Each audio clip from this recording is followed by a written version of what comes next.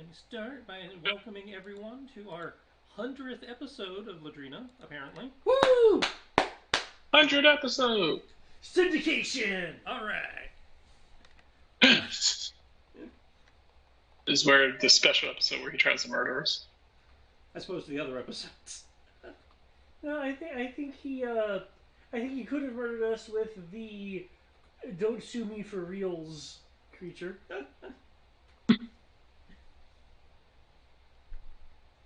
So next, we left off with you guys having just penetrated the mists. You are concluding your second day within the mists as you pull up to that heavily damaged wall and gate that's been eaten away by time and some form of struggle.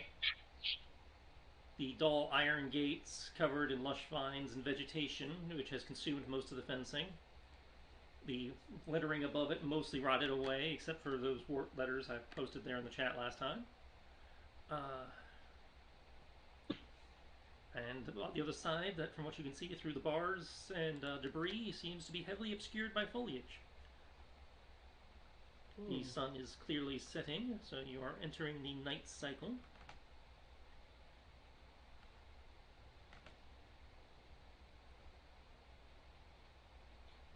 Okay. And I'm opening the wrong book.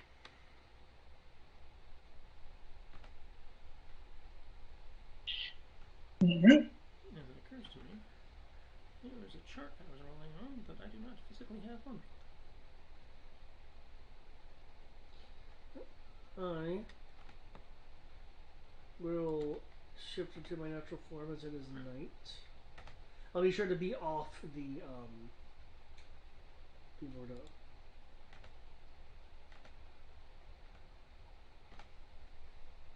Yeah, I presume you would not be. I mean, you could probably hang out on top of it, but.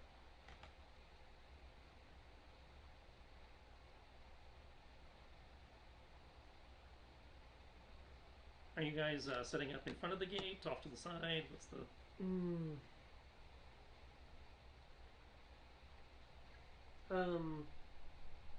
How intact is not just the gate, but the wall or fence it's attached to? It is, pretty crumbled. I'll say there are parts of it that, would offer decent cover, but there's also huge holes in it where things could come through. But, amongst the debris, you probably could find shelter to hide the camp if you were making one. That was my thought.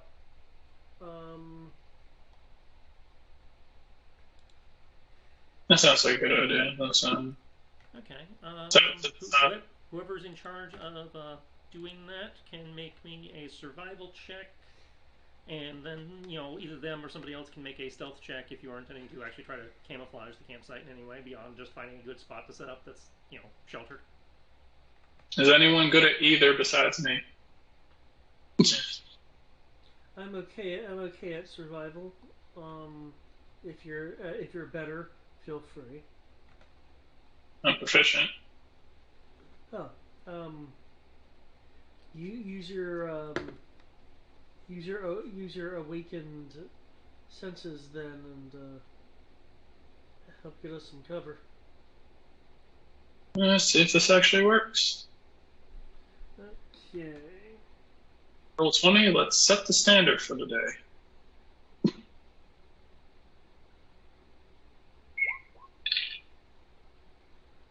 Okay. Because we have time, I'm going to use this.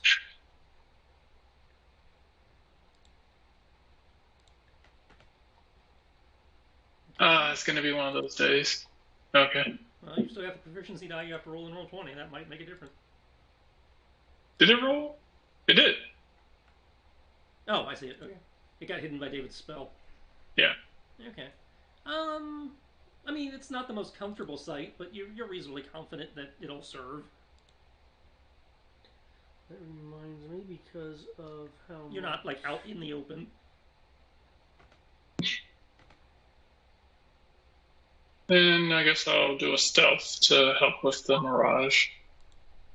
If you are doing a stealth with the mirage, you can roll at advantage. Okay, that's a caster check of 20 versus drain. That's a what level spell? Seventh. 7th level spells use how much mana?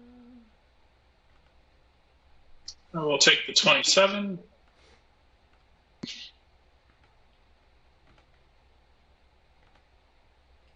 7th level is 10. Magic in this one says. Let's see. Okay. You said you rolled a 20, David? Yes. Okay, so you take 5 additional points of drain on top of whatever you took in the werewolf chase. Yep. Any drain over half your constitution score is taken as damage.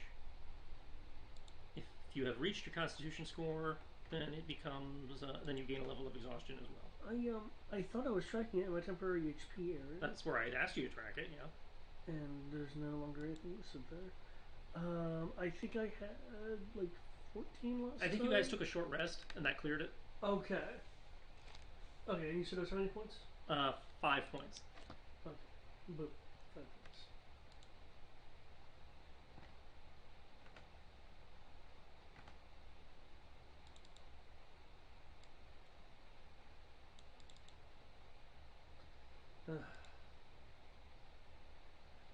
I keep forgetting about that.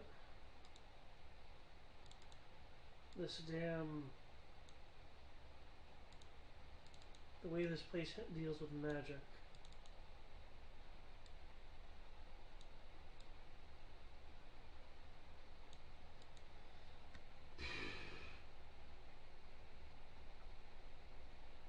Huh.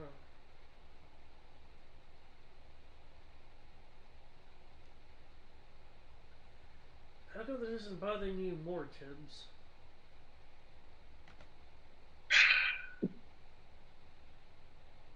I've possibly because I haven't been. Must say possibly because I haven't been casting like you have been.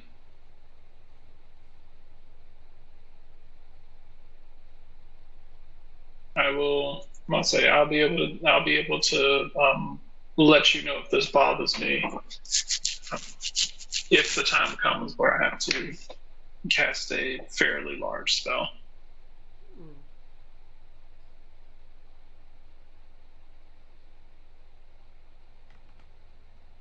Thankfully, everything here is evil and sacrilege. And I can just shoot it.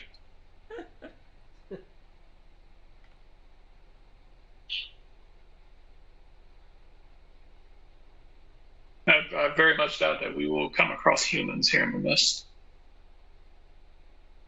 or those deserving of mercy.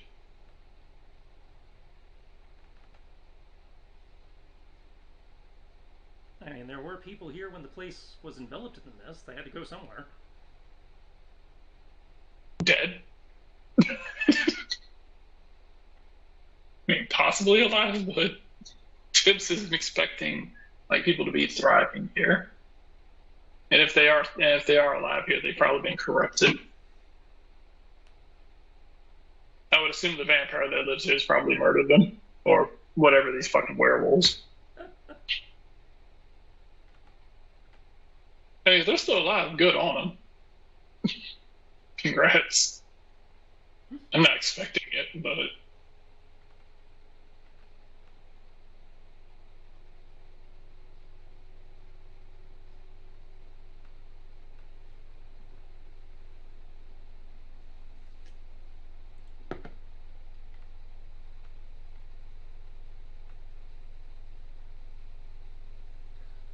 Mm-hmm.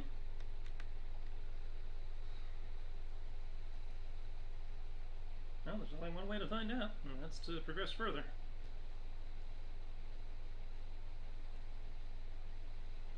I thought you said like nightfall was happening. No, it was. Oh, okay. Yes, you guys are on nightfall. Anything special I need to know about your watch rotations? I'm on a watch.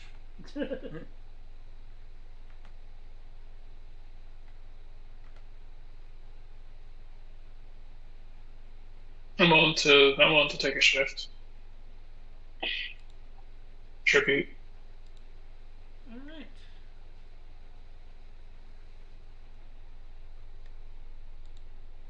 I am not offline, Google. What the fuck?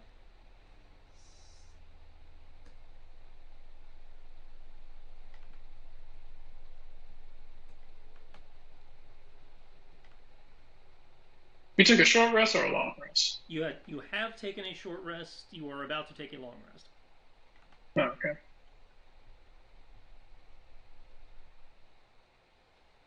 I don't know what it is. Something about my VPN does not like their internet.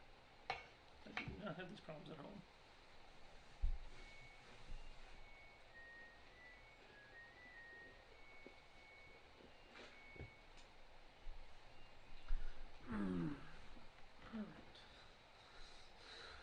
Connection to the server has been interrupted. What? I think there's been a couple of people that's been mentioning that kind of thing as well. So there's a suggestion about the idea of if private servers are going to be a possibility in the future. Well, I mean, it's back now. Again, it's only here. I don't have this problem at the house. Oh.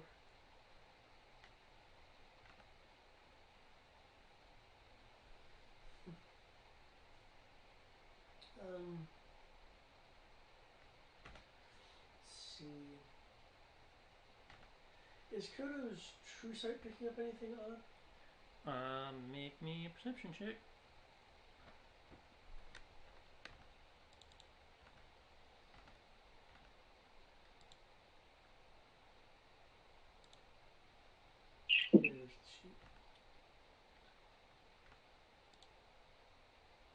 What?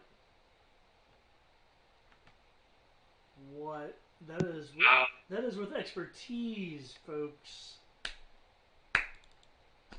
He's so distracted by this place. That's what's up. That's kind of special. Yeah, you're not getting much beyond what you're seeing in the mist. You do hear, well, this is just your general searching. This isn't your watch yet, is it? No, I'm just looking around. Okay, general looking around. Yeah, you're not seeing anything beyond the weirdness you have already noticed. Okay. As for watches, I know you said you were on all watch. Brian said he was taking one watch. Which watch would you like, Brian? Since the first does not have to sleep, and you do. Okay, you're taking first. Okay, in which case you both can roll perception for first watch, or somebody can roll at advantage. Y'all's choice. I'm okay rolling independently, especially with the roll that just happened. Okay. Much better.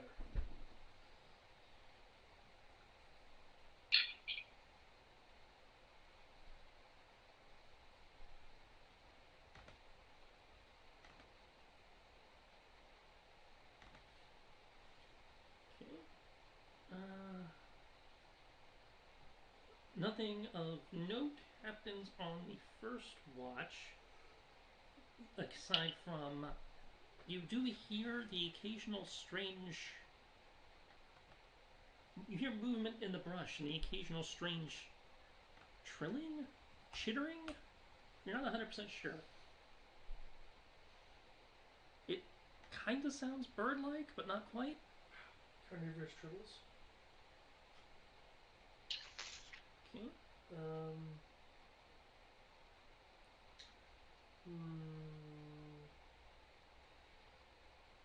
Being a fox, I'd like to search for a bird with advantage.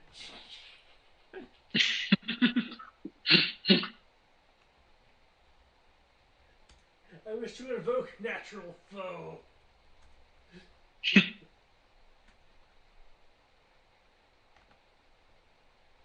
Okay.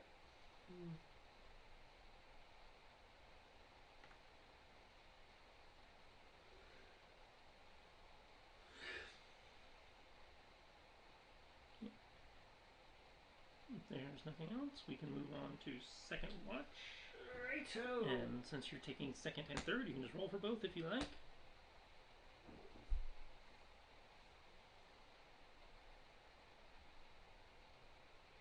Your D6s don't like you. Nope.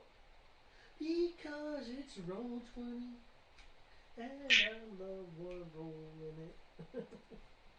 Fucking miss. Yep. No, I like that one better. Yep, but then missed roll. Well, it's certainly limiting your It's Stephen King's Mist. vision. Sorry, that wasn't Stephen King. That was Was that Midnight? Was it, no, that was Stephen King. Yeah. All I know is I despise the ending.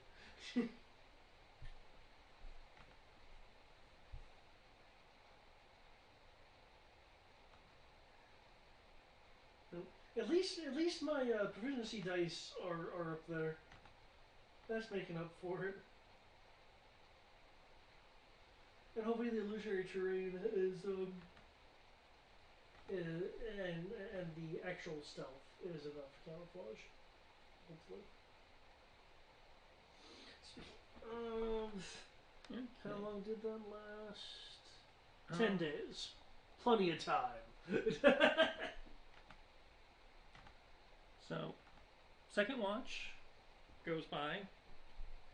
More of that strange chittering, occasional movement in the brush. Nothing too serious. Third watch comes along. Whatever it is seems to be more active. And there's more of it. And you see that out in the, just outside of clear visual range in the mist. Oh, shit. But it doesn't seem to be getting closer. Oh, I mean, not that Dakota knows what that is, but oh, shit. They God just seem to be there. Murderers. I would like to engage in a staring contest. Okay. Call that a wisdom save? David, you rolled a 13 on your dice. Woo! How much we owe you? We'll call it even because y'all are starting to take care of my situation. That's awesome, thank you. Were you grabbing my butt? No, I was poking the holes in your pants. I think we have spoons. Yes, thank you. Yeah, you'll blink. Did they disappear? No, but they don't seem to blink. Oh. Oh, here. Though, whether that's because there's multiples in the same spot and they're changing spaces and you haven't noticed and just lost them in the mist or not, you're not sure. No, my thing didn't break. Oh, okay. They just seem to be hanging out at the periphery. If you move to get closer, they seem to back off.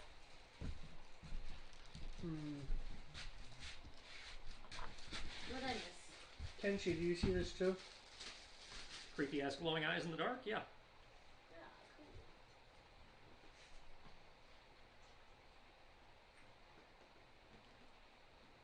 Did I turn it around? Can I make a I don't know, an Arcana roll, a bullshit roll? Under circumstances, I need to add that Arcana as a or stat nature. for games. Okay.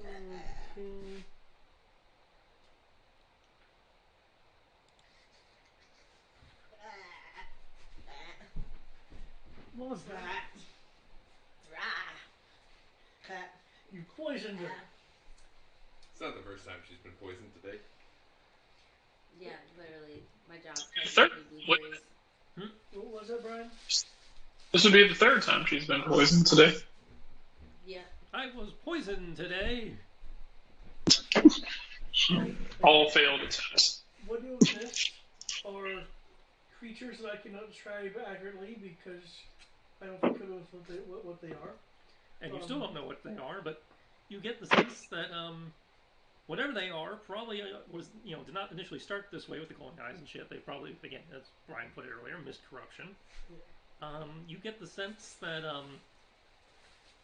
they're kind of sizing you guys up, trying to decide if you guys are worth the risk, What? which gives you the vibe. As a predatory type creature yourself with your yokindness, you get the feeling that these are probably more scavengery type Gotcha. creatures. So they are probably not thrilled with so many predators in one spot. But as long as you aren't fucking with them, they're not fucking with you. They're just waiting for you guys to fuck up. We're currently on watch.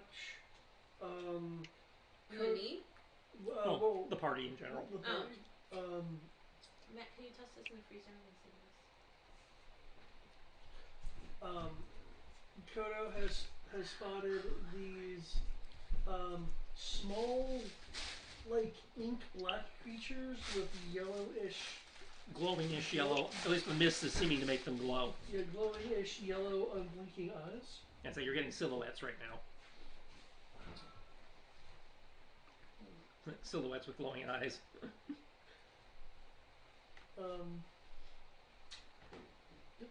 Yep. Kodo's taking all watch, so I'm sure at some point, if you take a watch, you'll be on watch with him. Yeah, I'll take the latter half. Oh, yes, it has been that type of day. Man, all you're really getting is like shadows and silhouettes in the mist. Thank you. Well, they're not bothering us, right? At the moment, there's more of them slowly gathering over the course of the night, but at the moment they're just kind of chittering and surrounding the camp and staring at you creepily. I'm not scared.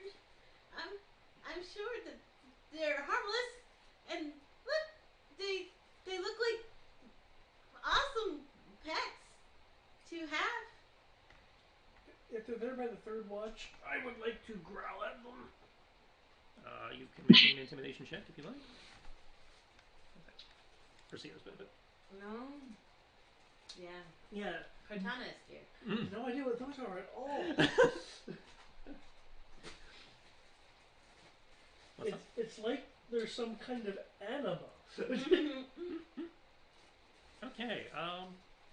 They seem to like screech and scatter for a bit, and then seem to slowly start repopulating out. After half an hour, 45 minutes. I don't think you were scared them away. The growl did scare them away, and the numbers are greatly reduced. Mm. But again, they're slowly repopulating over the course of the night. There's too many of them. I know. I will sing them a song Of your people? of my people.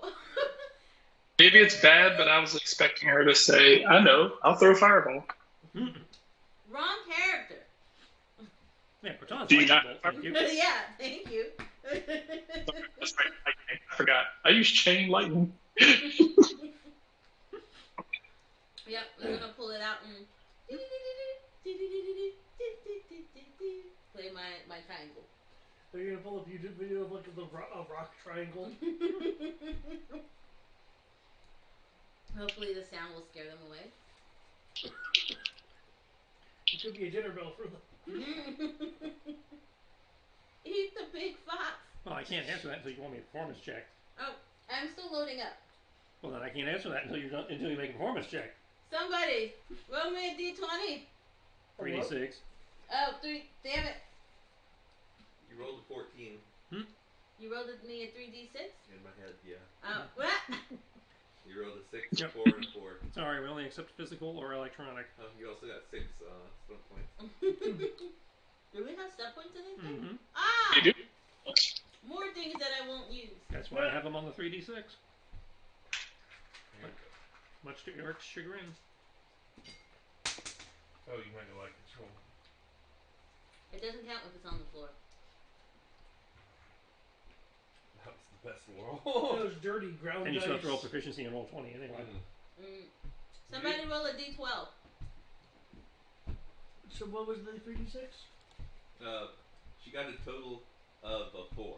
4 plus Damn. With 1 stunt point. d12. And then I don't know what my modifier is. Well, then I can't help you, can I? You have to wait. My charisma is high. It's maxed out last I checked.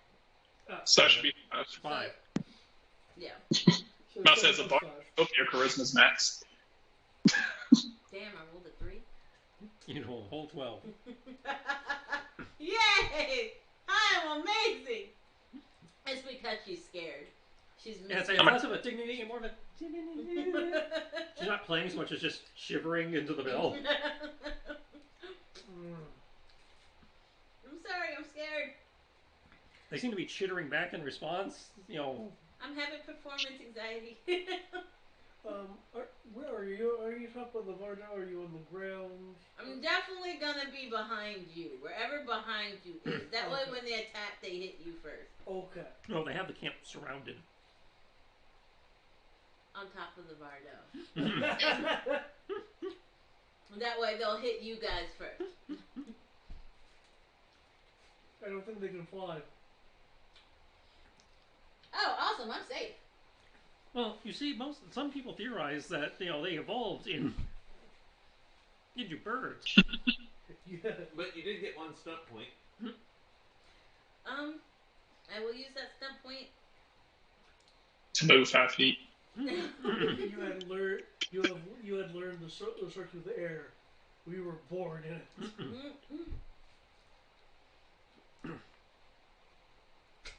These are frozen strawberries. Okay. I hate frozen strawberries. I Lunch. hate frozen strawberries. They don't taste like real strawberries. Do you absolutely hate frozen I strawberries? absolutely hate frozen strawberries. Only a Sith feels absolutes. I am a Sith. I thought we've established this.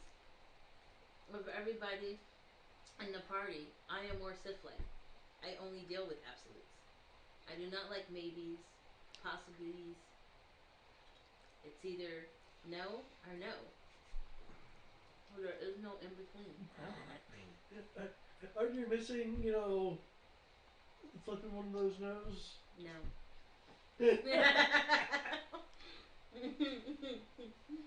And so unless anybody antagonizes them further, they seem to stay out of camp for the night. If they don't attack, I'm going to become less afraid of them. They seem to be growing in number, but they just seem to be creeping on you at the moment. Kodo, based on his role, theorizes that they're more of a scavenger type creature, so they're not likely to attack unless they think there's an opening. Karen, go get one of them and befriend. And again, between Karen, the giant fox, and the giant cat, and the normal cat, they're like, okay, this is way too many predators in one spot. It'll be like bristling a bit and just Like the normal cat, that's a problem. just like be lying down and have his head raised, just looking around. Are you in your big fox form? It's night, yeah. That's how they sleep. Oh, no worries. I'm totally up under you. So that way when they attack you and you collapse, I'm still safe. You're gonna have to eat through this big body before you get to me. Hey, to break it to you, Sarah, they hunt like graboids. They come up from below. Well, damn! I'm not safe either way! Are you gonna hop on Kodo's back? Run, Atreyu, run! Yes. Alright. So, who wants to roll the misland effect of the rest? What was the roll? What die was Yeah, it? It's a percentile. I've already rolled for which table you guys are on. Now we get to roll percentile to... I don't think I rolled this last time. I think it was primarily... Yeah, I believe I rolled it last time. So 63. I think I rolled average as fuck. I rolled an 80. Awesome. So if we die, the state is fault. If you die, then stay this one. I won't die. Well, I'm a cleric, I don't die. As the overcast darkness gives way to overcast morning light, you guys find that the ground itself seems to be shifting and squirming as if something was moving beneath it. Nope. I am up on your shoulders now. Okay. Nope. I'm higher than that. I'm on the Vardo. Actually, no, you're bigger than the Vardo. I'm up on your shoulders. You also can hear just outside of your visual range in the mist more kind of a panicked chittering this time as you hear like the sound of Okay. earth shifting and crashing as if something was coming up from the ground and lashing out. Okay. Get off the ground! Everybody get off the ground! Considering that I'm normally traveling on people, I'm normally sitting on Criv's shoulders, but Criv's in mark mode, so I can't do that. So, okay, fuck it. Gonna pull out my broom. Oh, I thought you were gonna hop on Kodo too. Get off. Yeah. I can carry someone else if you want. I mean, I realize I have wings now at this point. I was about to say, don't you have wings? Right? I'm reserving energy. It's like she forgot. That's like a lot Do you of have- muscle use. Slightly off in the distance, you can hear the sound of some of the remaining stone structure of the wall or the gate collapsing from the earth moving beneath it. Oh hell no! We are get off the ground. Okay. At this point, Cardano's like tugging on your fur. Like, Is there? Like, you know, I said there was. None of these structures are stable enough to really get on to. Some of the pieces of the collapsed wall, if you really wanted to, you probably could climb up and sit up. Sit on them if you want to. Do you want to get on the broom? I don't think you're. I'm not a tiny fox. I'm a Noke fox. No. Yeah. You can hold two people. I was like tugging on your fur, trying to get you off the ground. Yeah. As she is shouting, "Get off the ground!" Stop Must- that. Because if you don't want to, ask Kenshi if he wants to. You know what I'll actually do? Kenshi can fly. Fly. If you're offering, Kenshi will turn into his smaller cat form and hop on the broom with you. Oh, look at that! Two cats. I would like to cast fly and float. Okay. You are floating above the kind of squirming, pulsing. Looking at it, kind of looks like a sheet of cloth or something that has like something like a hand or something moving around under it. Okay. Let me. Yeah. Let's see. Yeah. Technically, it can carry up to 400 pounds, but my Wow. Wait a sec. Did they rewrite the broom? Where are you looking it up? D&D Beyond. Yeah, maybe they rewrote the broom then. Wow. The broom has a flying speed of 50 now. Nice. The broom has a flying speed of 50 and can carry up to 400 pounds, but Are it's you flying. looking at the official one, or is it some kind of weird homebrew one? No, it's the official one. Okay. I'm not doubting you, because if you're on D&D Beyond, it's possible to click on the wrong link, so I had to ask. Oh yeah, this is yeah. I must say, yeah, magic items, broom of flying, yeah. Flying speed of 50, it can carry up to 400 pounds, but its flying speed becomes 30 while carrying over 200. Weird. I mean, I'm not complaining. Extra 10 feet of movement is good. I'm gonna cast Foxfire just to have the foxes nearby. They're gonna be passengers on my back with Cortana. As before, they look more gaunt, ghost-like than they normally do. Okay.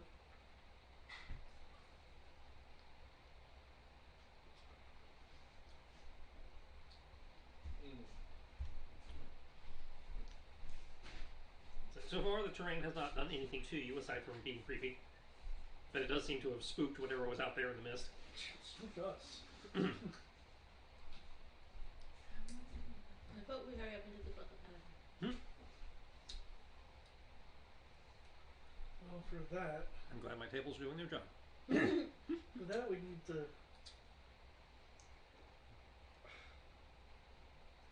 Wait, weren't you the one that had the sense of where we were going? What? Were you the one that had the sense of where we were going? What?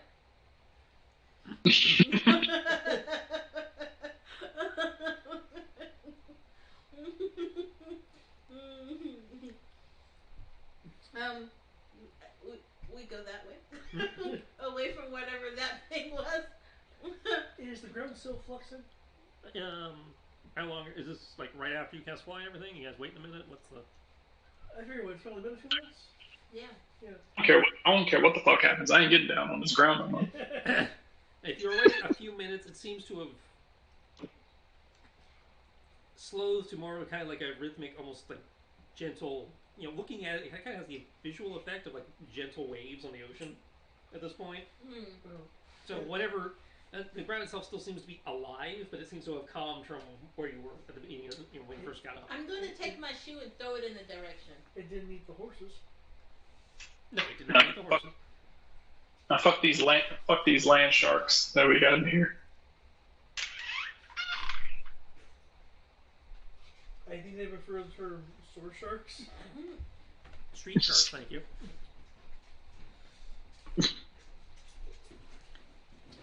And now it's like, why do you have a jar of peanut butter?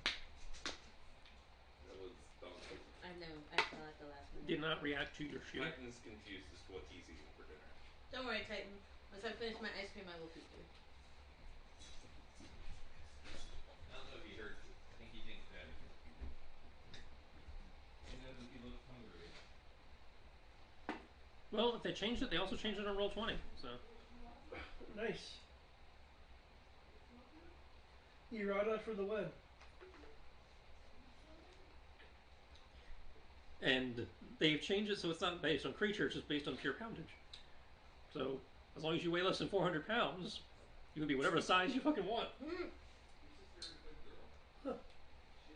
Sure, is that for D&D 1? Sorry, 1. I'm looking at the Roll20. Sweet. Roll20 doesn't have D&D 1. So what does that mean? I can technically carry 2 people and myself.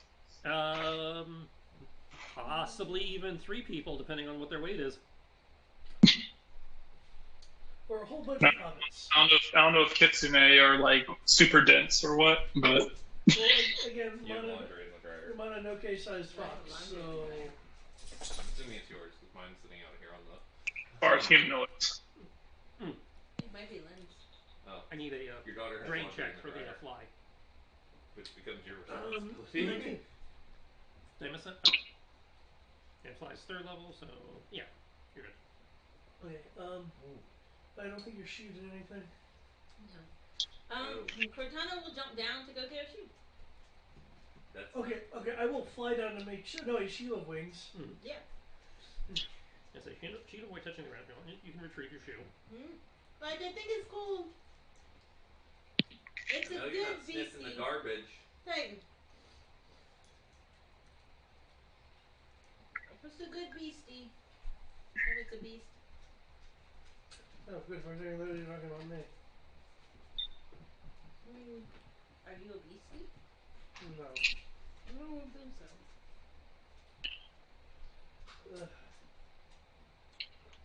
Okay, Tibbs, if you want to control the horses, we can continue moving through this.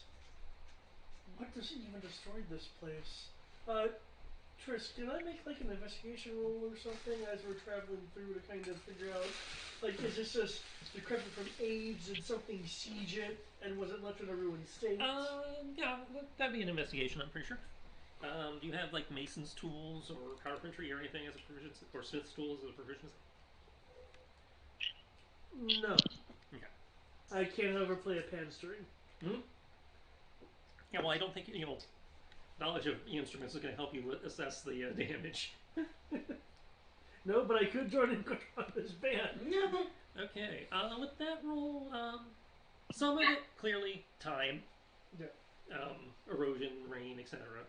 But there are very clearly spots where something very clearly probably burst out of whatever this area was. The damage seems to be coming outward from the walls as opposed to inward. Oh, like from an explosion versus that of, say, a graboid or a sinkhole or something? Okay. Based on what you can tell, again, it's definitely been a long time since whatever this was. But, yeah, it seems like something, whatever the settlement or whatever these walls were surrounding, the damage seems to indicate that something came out as opposed to going through into the walls.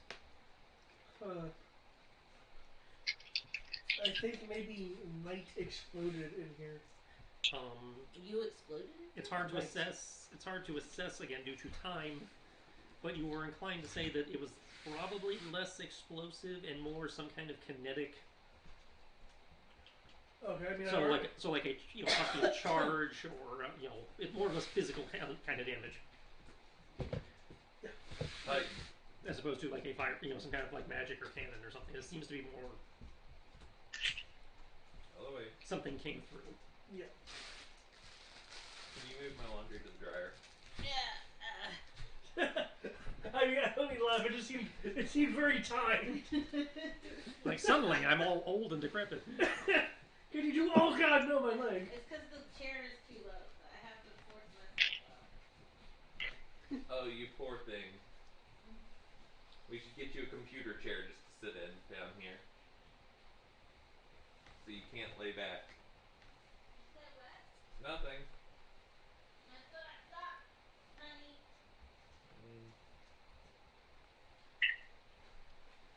Mm.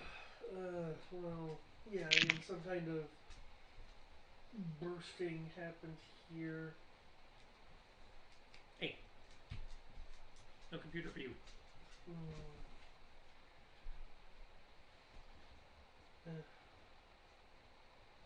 As you travel, you'll eventually Go have fun. settle on the ground to walk. Just kind of looking around, like no signs that this place has been lived in. Really, just With that investigation roll, no, you're not. See, if it has, if it had been lived in, it was not in a long time. okay. David, I'm proud of you. You brought your coat. Oh, thank you. I'm proud of me too.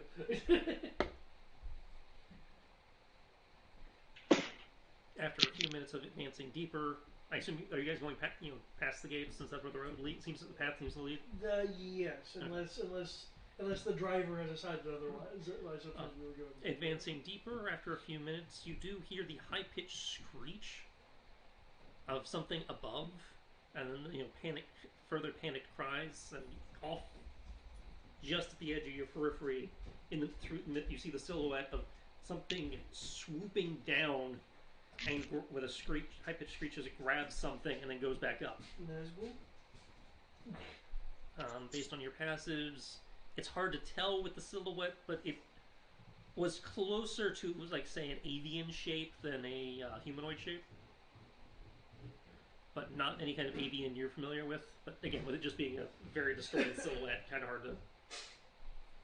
Cortana, I think the warriors of your people are here. Is that wet? I think the warriors of your people are here.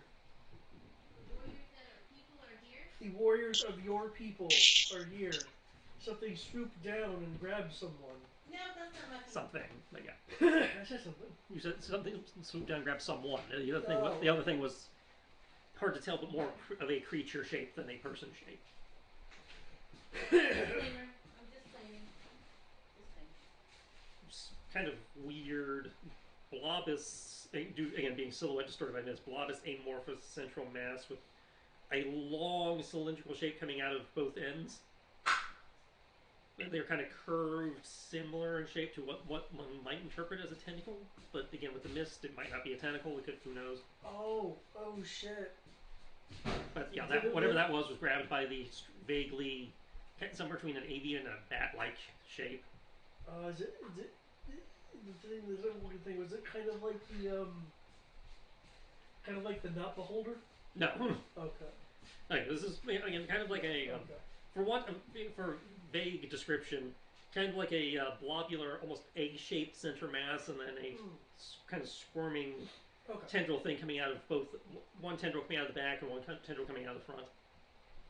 I'll keep my eyes to the skies, trying to look to see if it's going to target us.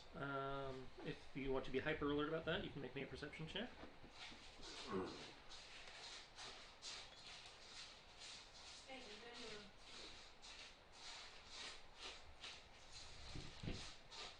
Okay, with that roll, you hear the screech much higher above you, and the occasional, for want of a better phrasing, thump of heavy wing beats.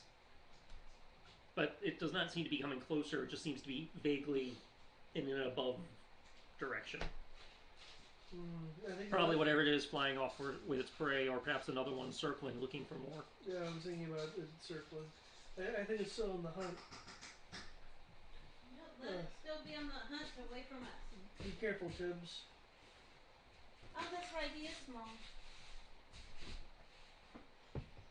So you be careful too. Who's careful? You, Cortana.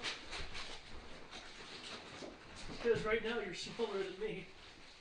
I'll do my Yes, best. but they're not going to attack me. Why? You know why? Because you have wings? No. Because I'm goddamn beautiful.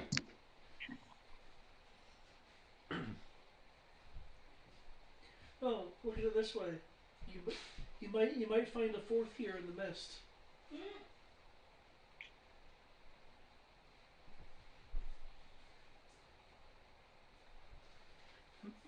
few more minutes of walking. Eventually, the forest and foliage gives way to what appears to be have once been a red brick plaza. Half destroyed and rotted benches and food stalls, painted in what might have once been a jolly green, stand abandoned around this perimeter. The path seems to branch into several directions into the trees from here, and across the way from you is a large building, which appears to have been hastily boarded up on the doors and windows. The building itself, in disrepair, but the fortifying seems newer than the rest. Are the boards?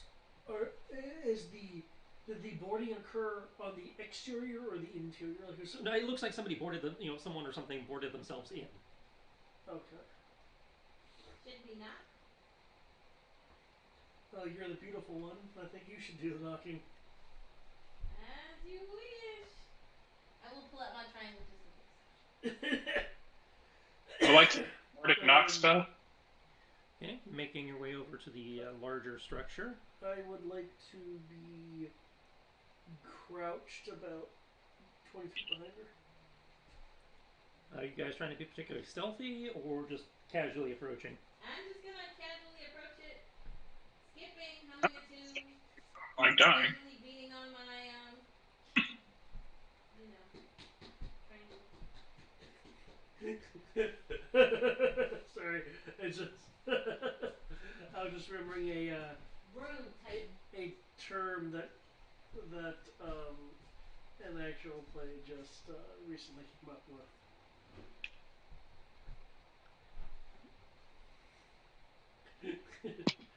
Hey, Brian. Yeah. Have you heard of a dildonic device?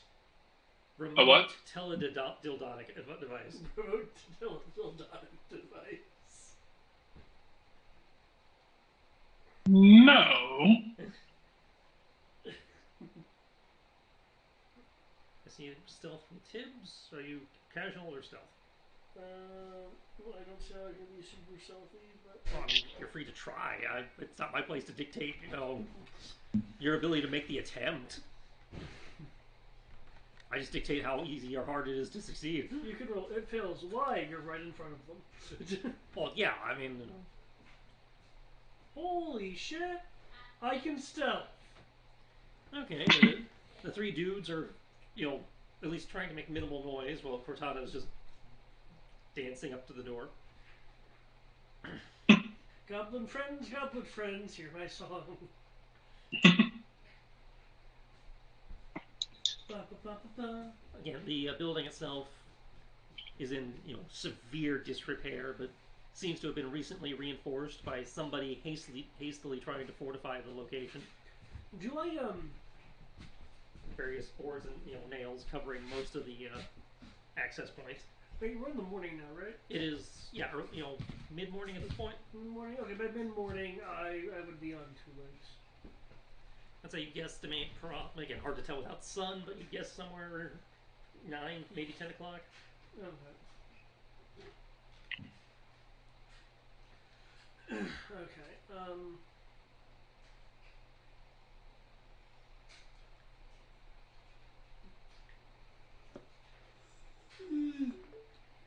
Okay, you know what? I would like to support Cortana by aiding her in her addressing of the potential occupants of this place.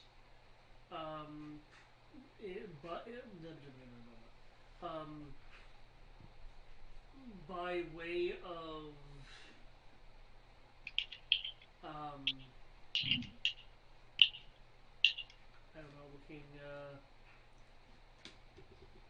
looking like her, I don't know, her assistant, her like musical assistant. Okay.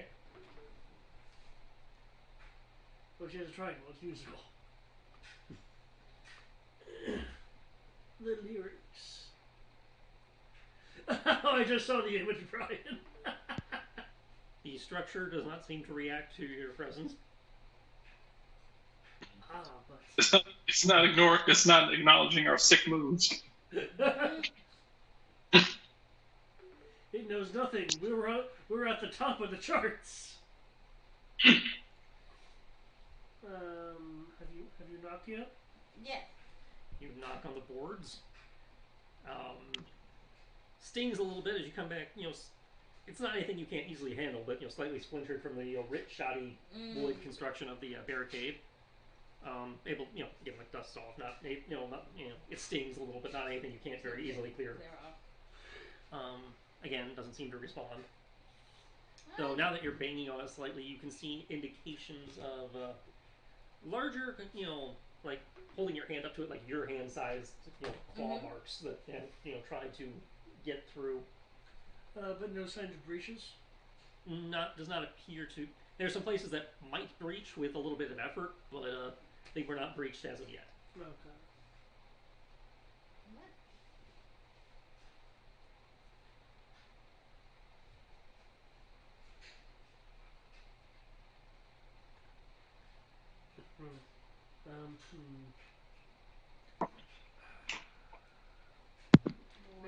Maybe we can fit Tibbs through one of these holes. They are not big enough for.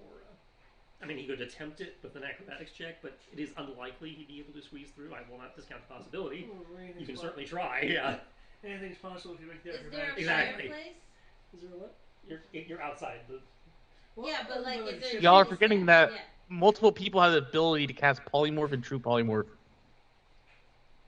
I don't know if I'm willing to spend that much magic to try to fit through. Is there a chimney? Welcome back. The roof looking up seems to be a semi-thatched structure. The spire at the kind of cylindrical bungalow type shape. The the peak of the structure, kind of hard to tell from here whether it's a spire or it might be a chimney. There's currently no smoke or anything coming out of it to give an indication. I'll fly up. Why don't you sing a song? I have a bunch of lovely coconuts. Flying up, the central spire probably could serve as a chimney, but instead of like a large pipe type chimney, it's like several smaller. Oh, I can't fit through those. Should we just break in and go in? Oh, I guess so. Ladrina, episode 100, breaking and entering. Kriv, how do you like to deal with a door? You're very CG, as I recall. Why are we trying to break into someone's house? We don't know. It doesn't look like someone's It's too big to be a house. You'd probably equate it closer to a town hall type structure that, again, looks heavily damaged and abandoned, but has been recently boarded up by from someone or something on the inside trying to keep something out. Could be trying to keep something in too. Well, the boarding was done from the inside, done from the inside as opposed to the outside. Which that could be as simple as something like, for instance, Walking Dead-esque. They are turning into a zombie. Before they do that, they lock themselves in the room. Zombie doesn't know how to break down the board. That is possible. Hey, Sierra. See, I can logic things when I want to. Yeah, you can. This place may not be logical, but you can apply logic to it. That's a fair point. This is Curse of Stradland. The ground What? is faintly pulsing. I just wanted him to say just my hand on the face. Fine. Y'all really want to go in here? Well, if there were any, if How there was anyone big that is- would be using this as refuge. How big is the hole? There is no hole, really. There's slight you've seen Black for Blood and these other games where you board up a structure. There's very small holes, but not. They are very clearly trying to keep including small things out. Which, considering what you saw last night were small things, makes a lot of sense. That you don't want to leave a hole big enough for whatever that was. Yeah. Fine. I guess I will break down the door for you guys. Thank you. That's team spirit. You using the knuckles? Yeah, I'm gonna do another attack using the knuckles. Okay, Kriv rears back, brings his fist forward, impacting the wood. What would have taken most of you probably about a minute or so to tear down the boards, Kriv is able to do in a very small series of attacks that only take a few seconds. As the wood cracks and shatters and shotgun blasts deeper into the structure in a hail of debris and splintering shrapnel. Yeah, because I technically have a strength of 24. And you also count as a siege weapon with those things. Yeah.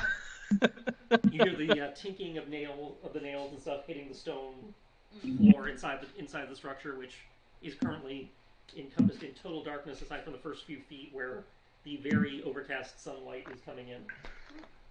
You can see slight holes in the thatching, very small holes in the thatching where little very small shafts of sunlight are coming through, but not enough to consider it even dim light.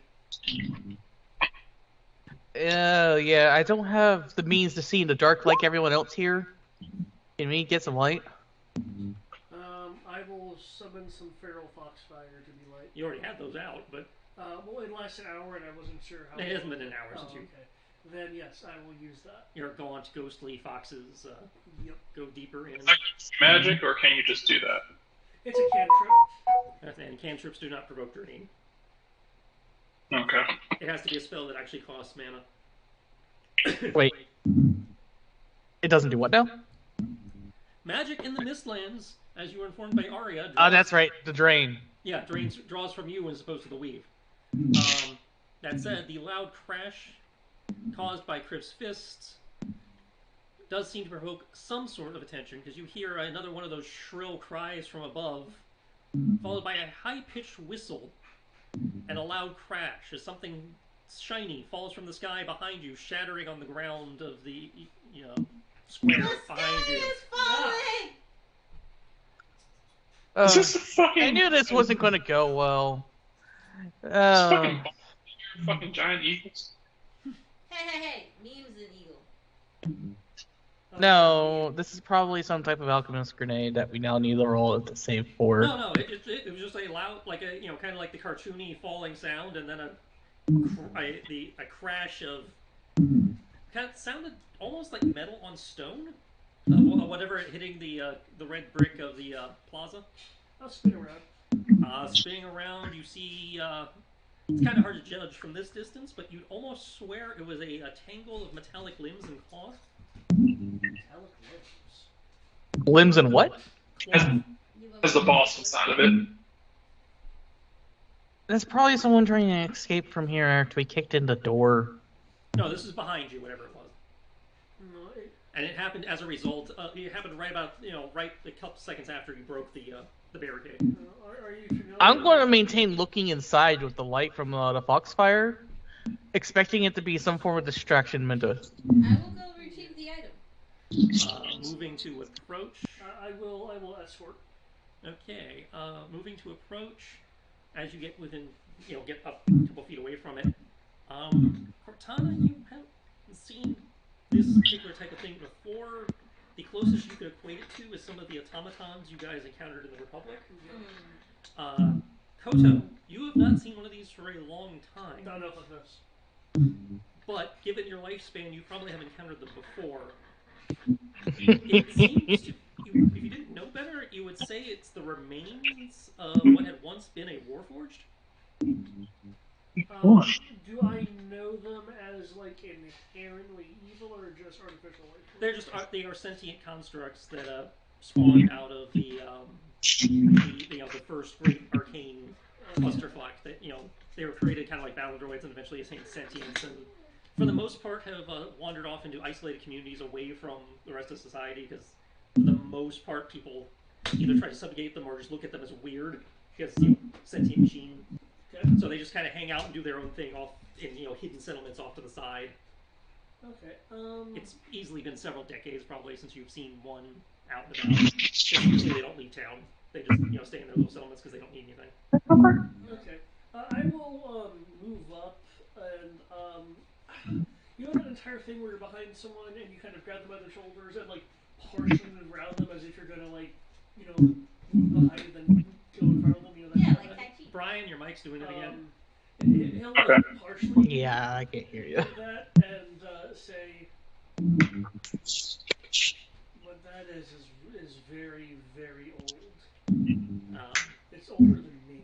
moving it around, the race is older than you. In this particular Brian. looking at it, you wouldn't guess Please it's older change than your you. mic. Is it still? It seems to be wearing the tattered vestments of some kind of uniform, but it's not anything you're familiar with. Okay. No, we should probably help it. It is, again, like missing, very like its entire lower half. It is very much pieces. I'm not a Republic Arcanist. I wouldn't know what I'd be doing. What about you, Tibbs?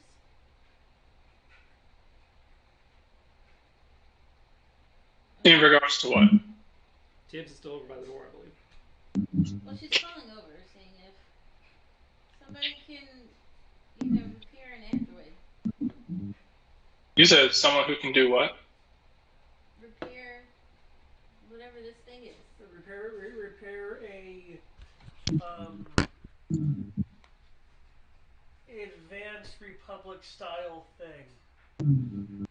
I mean, I am actively a blacksmith, guys, but a Warforged is technically a sentient creature. Wouldn't healing magic work on it? Healing magic? Would Kriv be aware of the Warforged? Given Krim's background, he has probably has a chance to have read about them. If he wants to actually know anything about them, he needs to make a roll. What kind of roll? Tell me. Do it. Under the circumstances, either Arcana or History at disadvantage. Okay. It's like Arcana would be normal, History would be disadvantage. My first result is 15. My second result...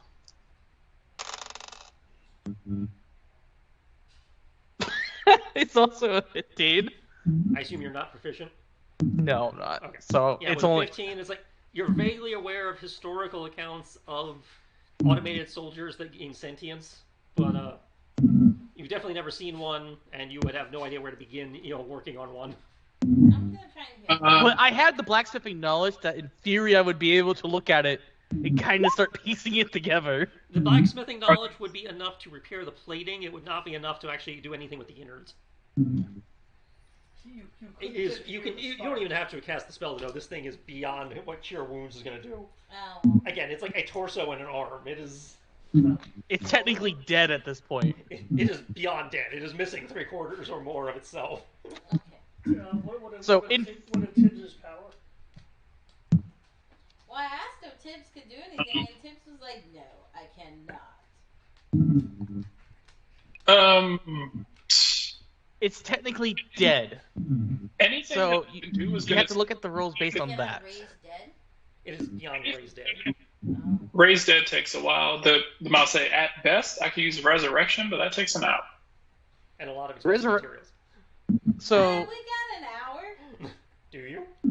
Well, he sits here with the thingy up on the porch and tries to do his thing, and we'll go explore the house. Just scream. I'm going to just point this out. We're not in a very nice area to be trying to separate. And besides, unless you know something we don't, Okay, I don't think that we're on a super tight clock. You Okay, so let's just you chill out said here and bring it back. And Does then it- over time, maybe,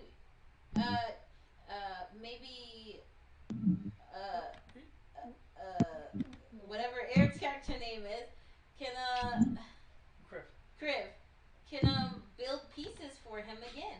Well, I was thinking this thing has been around more recently here than we have, so it probably knows things that. Which is what I was thinking. Yeah. Hang on, Brian. They won't shut up. I can't hear you.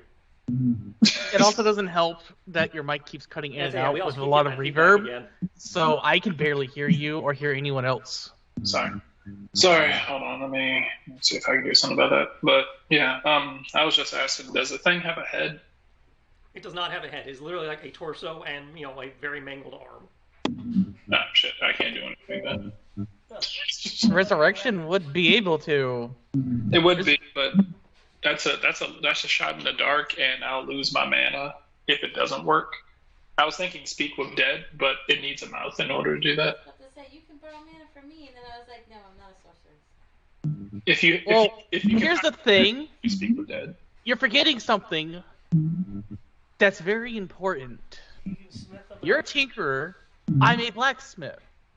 We could technically, if you make a knowledge check or two, combined with Kodo's knowledge, with our skills, rebuild the physical body. Because it's a Warforged sentient life form. Whether or not we can bring it back is a different story. Do we have the supplies for that? Well, we can get Probably it, not. and the first town we ever make it to. Specifically, We're you would be at able to that build- town, and it's a ruin. Specifically, you'd be able to build a new head. It would still not be the creature's head. So Speak with Dead still wouldn't work. That's a fair point, yeah.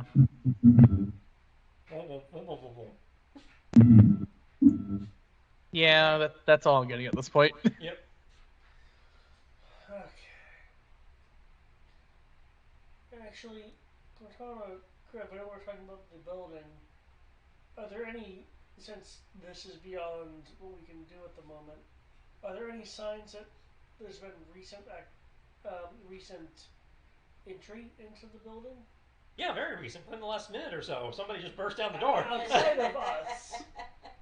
To be honest, I didn't look to see. It didn't look like anybody's made it in. It did look like somebody had attempted to get in. So it looked like someone or something had tried to get in, and again, with the way it was boarded, somebody or something was inside that had done the boarding. Yeah. Okay. So yeah, I guess at this point, just investigate the building. Yeah. Well, I'm gonna put the body piece in the wagon. Okay. Somebody can write down. Give it some decent burial instead of just tossing it in the wagon. We're gonna keep it and repair it. Somebody can That- put mangled Warforged in the loot crate, I guess. You're also forgetting how old this place is. I doubt even True Resurrection will work. Because True Resurrection has a time limit of 200 years, Sierra. Well, then if it doesn't work, we know it won't work. Then we can imbue it with our own magical spirit and bring it to life for our own selves. I am not freaking staining a Warforged into being a new person. We need a nanny. Why do we need a nanny? Why There's no don't kids we here. need a nanny? I already have a I'm headache. too old for a nanny for one. You're never too old. In fact, you need a nanny more than any of No, I us. don't. Yeah, you do. You get hurt quite a lot. I want to say no, but I can kind of agree with Sierra. Well, as we learned in Sunday, having a nanny doesn't prevent you from getting hurt. Nannies don't heal. That's also a fair point. I already have that solved. I have Nuzzles pointing over to All nannies know how to do is spawn clothes out of nowhere. pointing over the Tibbs.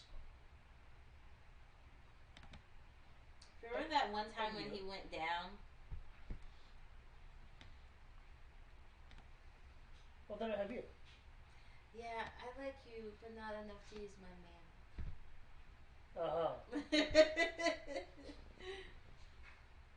Plus, you never know. We could find a use for it. Bait, set, trap. Well, I would say let's not hand it over to the Republic, but if we can ever break this mess down, the Republic will have access to this place anyway. The Republic is bad. No, the Republic's the good one. Oh, so why Kodo not? doesn't like the Republic. Oh. Remember JRPG rules. Republics are good, kingdoms are good, empires are bad.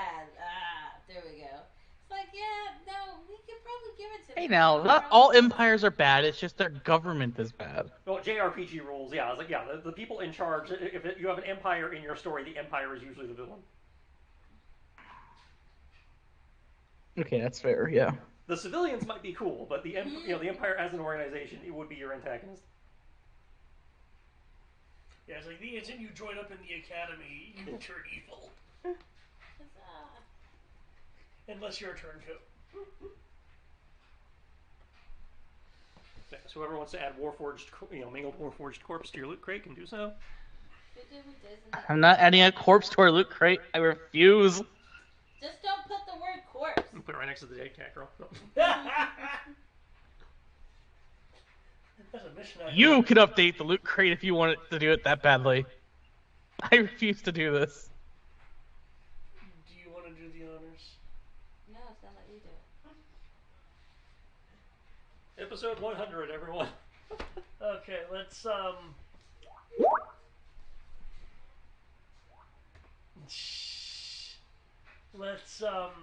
yeah, okay, let's, I guess, investigate the building then. Okay. Those who are entering into the building will need a moment for your eyes to adjust. Those with dark vision at this point can see reasonably well. I don't think I have dark vision. Those without dark vision I do have dark vision. I'm sorry. is closer There's to the dim light for you Foxfires. guys at this point. Once your eyes have adjusted. So There's you also can the see, but Foxfire it's in not here. great. Right? What was that, Eric? I thought he moved the Foxfire in. Yeah, he did. Okay. And if you are close to the Foxfires are putting out the equivalent light of what the Foxfire is supposed to do, which I think is close to torchlight. Yeah, each one can do, I believe it can do up to 20 bright, 20 dim. I'm setting ambiance before the foxes do their thing. As the foxes scatter about to enhance the light coming through the shafts in the ceiling, you are able to make out that this is a large hall, which is dominated at the center by what appears to be the reconstructed skeleton of a large bipedal predator type creature. Dragon-esque, but not any sort of dragon you guys are familiar with. Large head, long mouth, jagged teeth, long tail, probably stands 20, 30 feet high. Itty bitty little arms, though. Oh, I think we came into the wrong house. Sorry. But it's just a giant skeleton. Like, it's like a display in the center of the chamber. So scream, ah! And then hide behind Crib, because he's tall. So anything that hits him will go right over It's it. kind of hanging lopsided. As as the Foxfire illuminates the room, you can see like some of the wires that were hanging suspended have broken. Off to one side, you can see what appears to be a side room. The window for which has long since shattered. The odd, smashed and half rotted trinkets scattered about by where the glass window the glass display had been.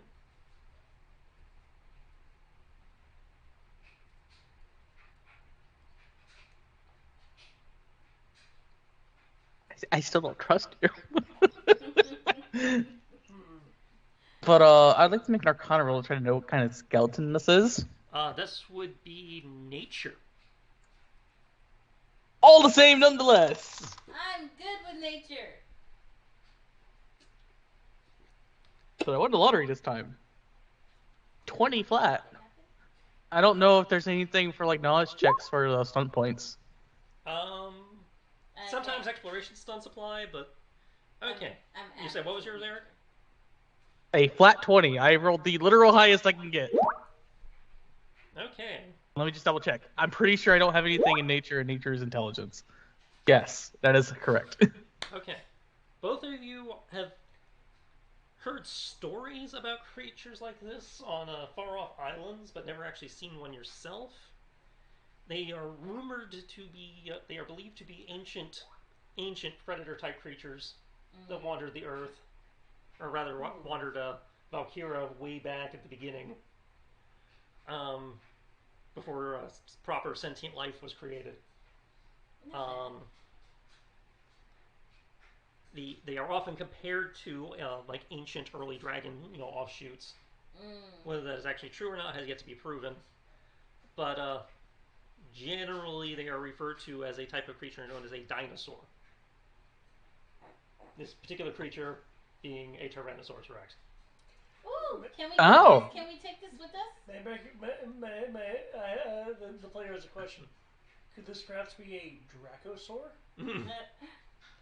So No, it's no, you have to put his skin back on to find out. Nobody's seen one alive ever. so it's a skeleton of a T-Rex. Got it. Yes, it is. For the player's clarification, it is a somewhat ill put together because nobody's ever seen one, so they're basing it off their knowledge of dragons. Ill put together T-Rex skeleton, where some of the wires keeping it suspended in the proper position have snapped, so it's kind of Right side of so it kind of looks like it's hanging, kind of like hanging with its head kind of down in like a predatory about to attack pose. Hold on a second. I need to check to see if our playlist has the Mitochondria Awakening theme. So, just because I did roll triple sixes, for probably the only time today, I would at least like to be able to use one part of the exploration stunt points. That is efficient search, just to make it easy. Not efficient, speedy search, to make searching this building take half the time. Fair enough. Feel free to make me an investigation or perception then to make a search. Because this is literally just what you see when you come in. Which is, I understand that. I just was like, I have to find an excuse to use this. It's the only time I'm getting this, probably. I don't think I can get anything else out of the exploration stuff, but at least there's that.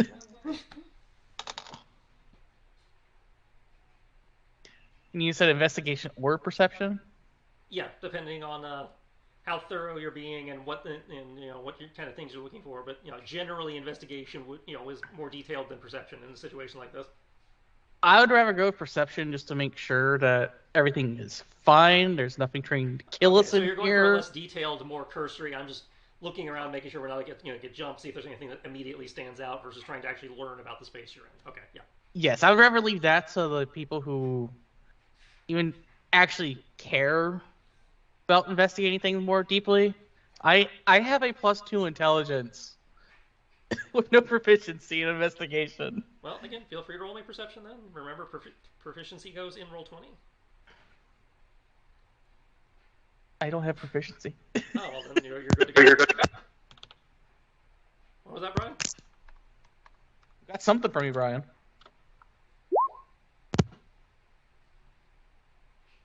Now clicking. Okay, 20. Just general looking around, you can see what looks to be more hastily erected barricades, blocking basically all first floor access. You can see the busted out side room. You can see what was once a staircase going up that seems to have collapsed with time. It was spiraled along the wall, going up the perimeter of the side of this building.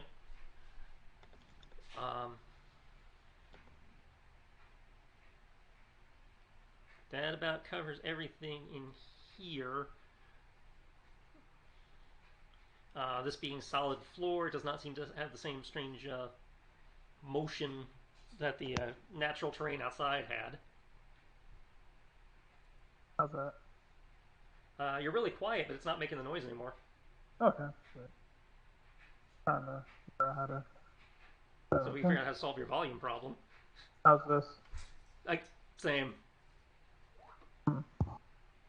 Okay, I'll That's figure better. this out. Okay.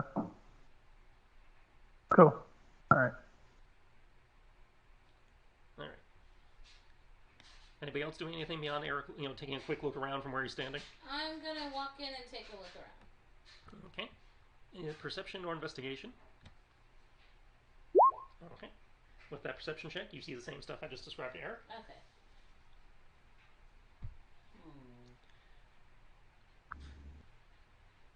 However, and moving deeper into the structure, you do hear a voice calling out from in the dark. Further into the room in the darkness. Down taking that step. Shoot! Tell me quick who you are and what you're doing here. Speak up. I am. Sir, we come in peace. And she will give her most disarming smile. Persuasion check? Or deception, depending whether you're lying about that. No. We definitely come in peace. Yeah. Remember, Cortana is peace first, fight later. I would like to aid her by saying that Tighten your balls or show. This is. He's just freaking laid out. Mm-hmm. I like to. Introduce Cortana as Cortana mistress. This is Cortana, mistress of the sacred triangle. Master. Excuse me. What's one of the other instruments she plays? What's one of the other instruments? Does she have a tambourine? No, she has a triangle. Yeah, but she has other instruments that she's good with too. Let's see. A tambourine is in my head. I just wanted to be sure. Harp and saxophone.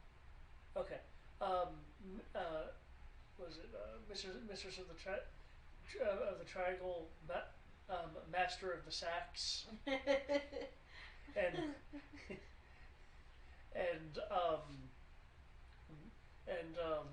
Lordship of the Harp. Now heard you. I am literally just rolling my eyes at this introduction. Cortana likes the introduction. I'm fairly surprised anyone's still alive here.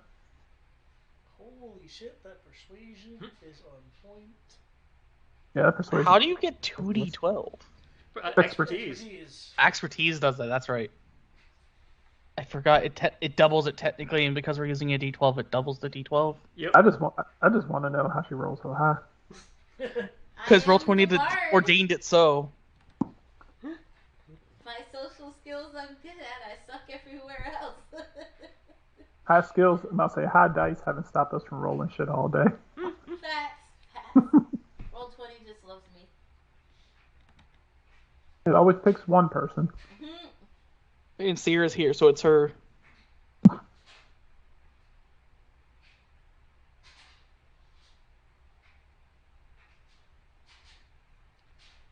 so those guys never heard of you? Yep. Huh. Well, then let's change that. Maestro!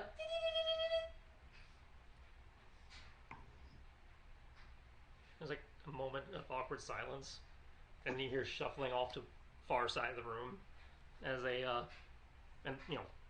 as something comes out from behind a collapsed bit of some kind of debris. It's kind of hard to tell from here whether it's was a table or a desk or a bookcase or what it used to be.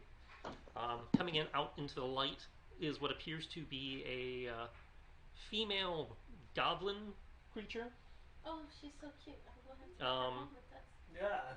Darker skin than most goblins you're familiar with.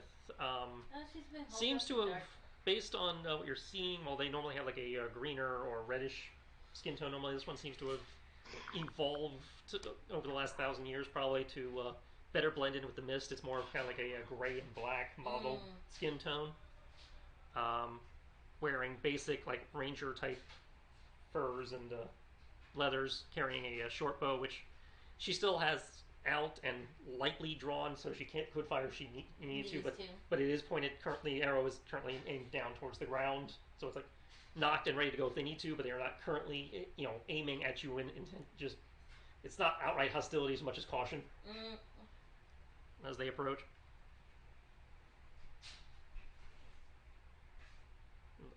I'm just casually leaning against the door. I must say, you are radiant even in this dim lighting. Quit blowing smoke at my ass. What? I mean every word. I kind of like this guy. I'm guy. not going to say that I would have sex with you. I do have my limits. Wait, what? Bobbit is about as small as I can go. But I'm pretty sure that the people of your kind might find you very attractive, and so I think you are very beautiful and radiant. And you were kind enough not to shoot us. Besides leaning on the door, Kriv is now face bombing.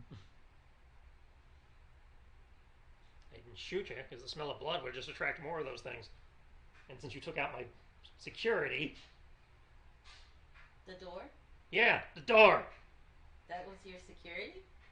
It worked. Well. I mean, okay. I mean, you got a point. Kriv, can you put the door back up for this charming young lady?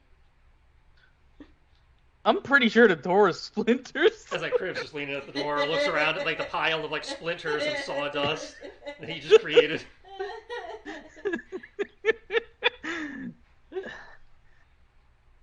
If someone wants to go fetch a new door, sure.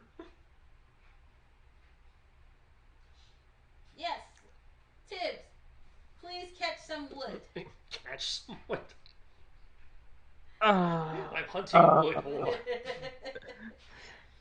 Let me see if I can't. Great skill is required to hunt and track wood. Oh,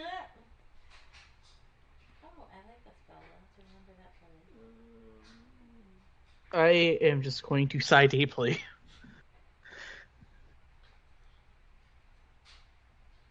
Okay, what's the duration on this? If you're an assist on making all that racket, can you at least come in deeper so they don't see you when they hear you? Yes, most definitely. Would you like to hear the triangle? Fuck no.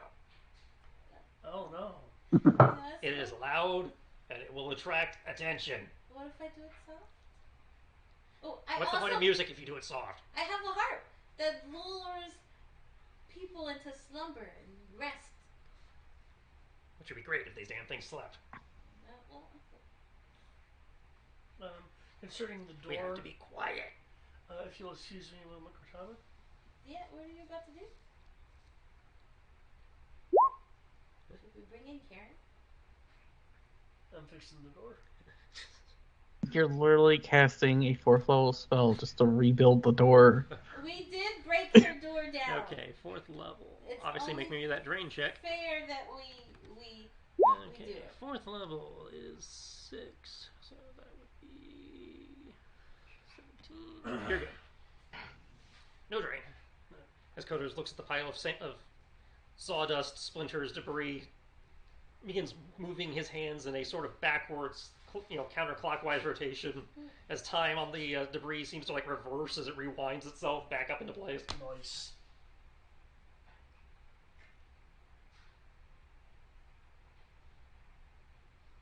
Kriv, I will need you to make a dex check or dex save to dive out of the way of the door trying to respawn where you said you were standing. Sure. It's a very low DC. This is more just Oh no, it's Spawn there's Spawn Gibbs.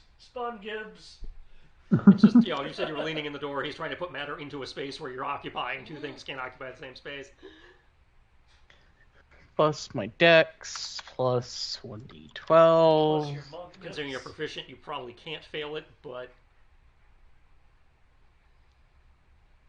I mean, the minimum result is 3 plus the d12 4 plus my dex stat of 5. So my minimum is an 8, so I technically could. if if it's 8 before the d12, you would have to roll a 1 on the d12. Is the only way you'd fuck that up. So yeah, you're able to, with the grace of a monk, roll out of the way as the stuff is forming up in the space you were occupying a second before. Instead of rolling, I would like it to be a lazy sidestep and just stare at Kodo. Because he got rid of my nice leaning spot. Well, No, ain't you fancy. your leading spot was a security risk.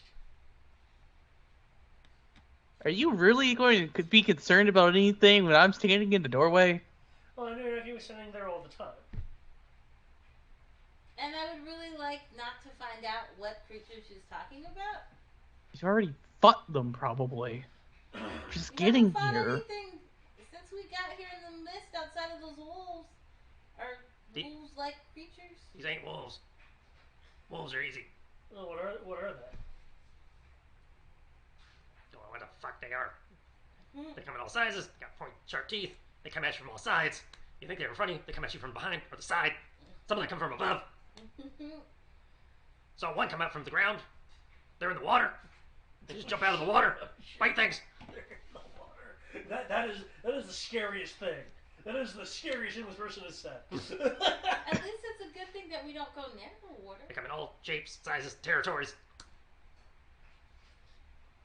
Pretty sure there's some in the ship. Okay, so what I'm hearing is we can never take baths over here, or the water will kill us. I mean, in theory, you could still open a door to your mansion, which would be a safe area. It would. Like, we're talking some apex predator shit. Hey. These things have specifically evolved to eat us. We have 2 apex predators.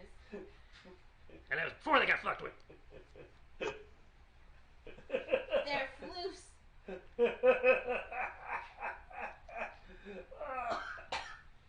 Trishana's like, I'm not so afraid anymore.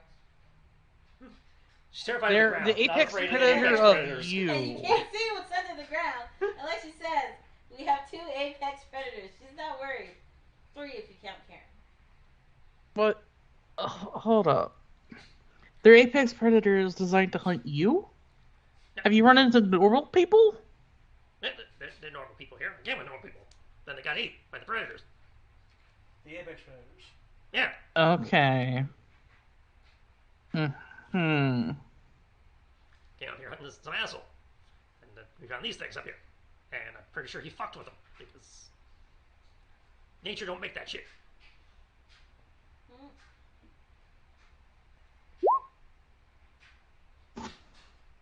It's starting to sound like that, yes. I know what it is, but I'm not going to say it. You know what? We're going to end up fighting the bear crocodile.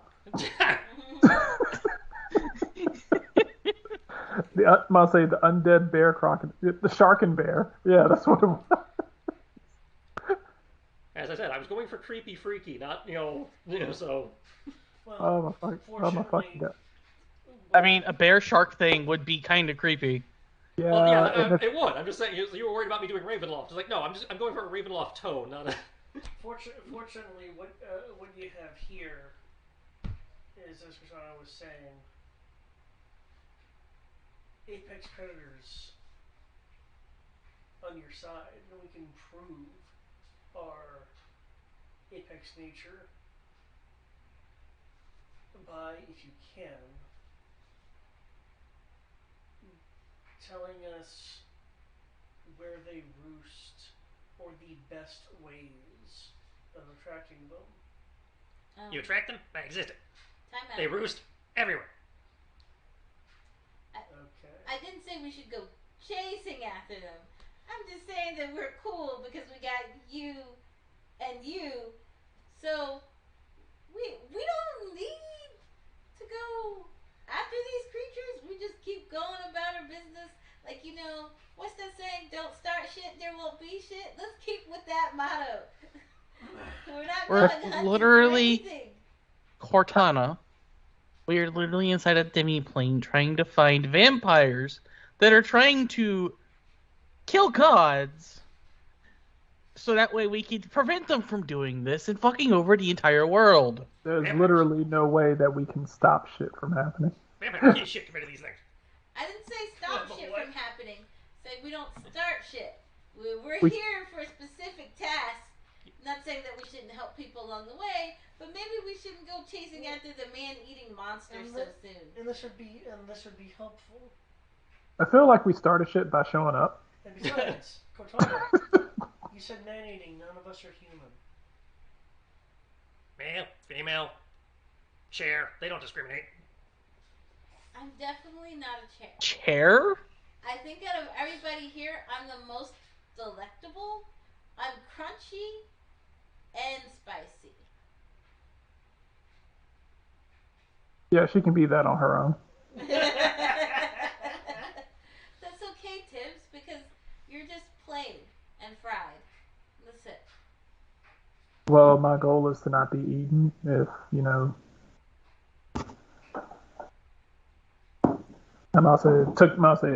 it took an entire campaign for me to convince, Kodo to not try to eat me. So. Well, I mean, it's not that bad. do you know?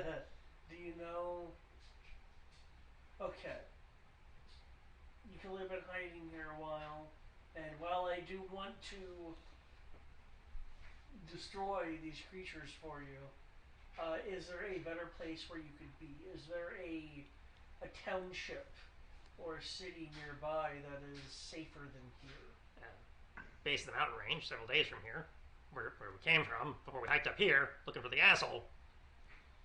I commend your bravery, young, great person. Wait, look, you were looking for an asshole? Yeah, exactly. He came up here looking for a guy, and this is where he was in theory held up. And then there was these creatures that attacked us, and they didn't look natural, so I'm presuming he fucked with them, because he's a mage, and they fuck with things. You hear that? Mages are bad, okay? They get fucked I from mean- using all that magic, and it twists them up on the inside, and then they go around twisting up other things. Can you describe this person? This asshole? I bet he's my crush.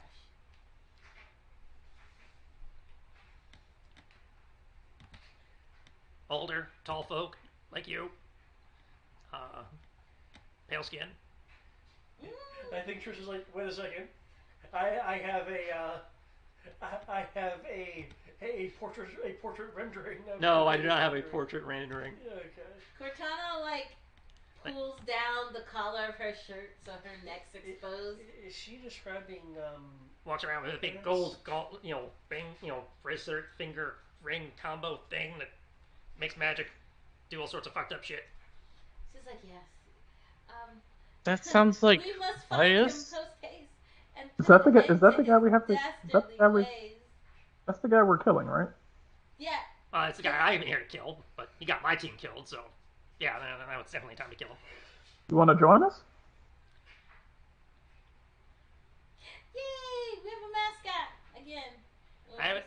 If you're intending to kill the fucker, I will join you to kill the fucker, but we can't get to the fucker because he's holed up in one of the buildings down the way. My team and I were trying to get a key card, get in there, but they all got killed. Now I'm holding up in here, trying to formulate a new plan, how to get the key card so we can get into the damn shack.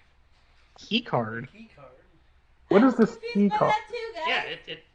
Yeah, it's a magic card thing that unlocks the buildings in this village, or what used to be a village. Where can one find those? That's a very good question. That's what we were looking for. Until we got whacked. Why isn't it called a key square? I don't fucking know. You should rename it. It's the name our cleric gave him before, they ate him. Mm-hmm. Oh, they ate the cleric. She's gonna look at Tibbs. Tibbs don't get eaten. I'm significantly better at not dying. I'm pretty sure that's what the cleric said.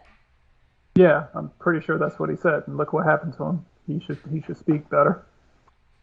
She'll reach into her belt, pull out a very hastily hand drawn map, pull it out on the fucked up, the dirt, dirty ass floor. It's like, we checked most of these places, but the two places that we did not, that we didn't hear back from the guys who went to check it, so I assume they're dead, is this central cavern mountain thing, and then off to the southwestern corner of the village, there's some kind of tower with a kind of gondola thingy, looks like it used to have been a gondola thingy on it, that also hadn't checked yet. The flying fuckers, whatever they are, seem to congregate over towards that area. Never actually got a good look at the things that hang out around the central area. They're, larger, swift creatures tend to move through, mostly hang out in the mist and use cover until right before they attack, so you never really get a good look at them until it's too late. I'd say they're probably large man, somewhere between large man and horse sized, whatever they are. Quick fuckers.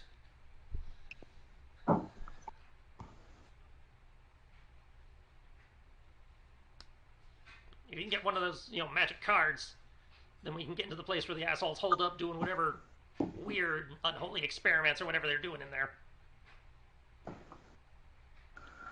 Asshole name's Nedry, some kind of artificer or something.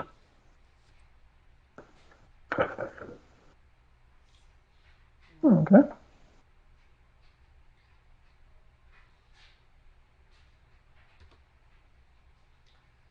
Okay, thank you for letting us know. Thank you for doing the legwork.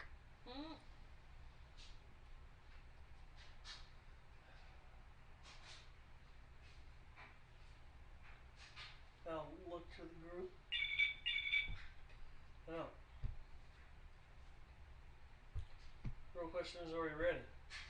Let's get this party started! So we can go meet, what's his face? And, put a stop to his evil, dastardly ways and hope that he doesn't take a delicious bite out of my neck in the process. Don't worry, we'll kill him before that happens. You don't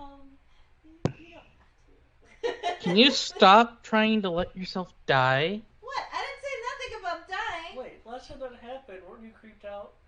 What? No, I was extremely turned on. I thought you were creeped out.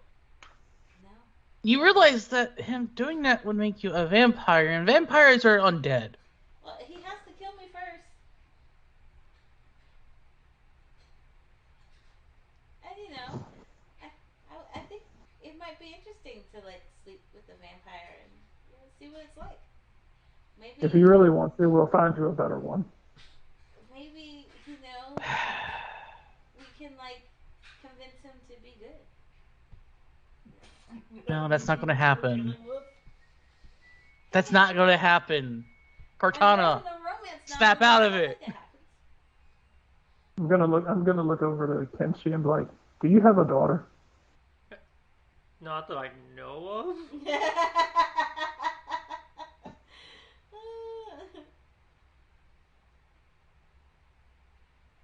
I do want to say, because that's funny, the way you said that. Well, I mean, I like how- Spring's a bitch. I like how Kenshi is not denying the idea that I've been to a couple of villages, fucked a couple of people I don't remember. Might have a kid. It's like I had sex. They never told me there was a kid afterwards. So Did you stay long enough to find out? Maybe. Did you stay long enough to find out? did I stick around? 9+ months? No. You're forgetting there's magical means of delivering messages, and it's not like he's not a known person.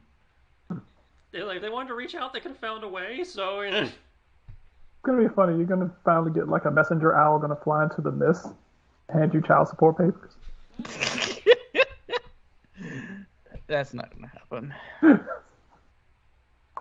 finds a way.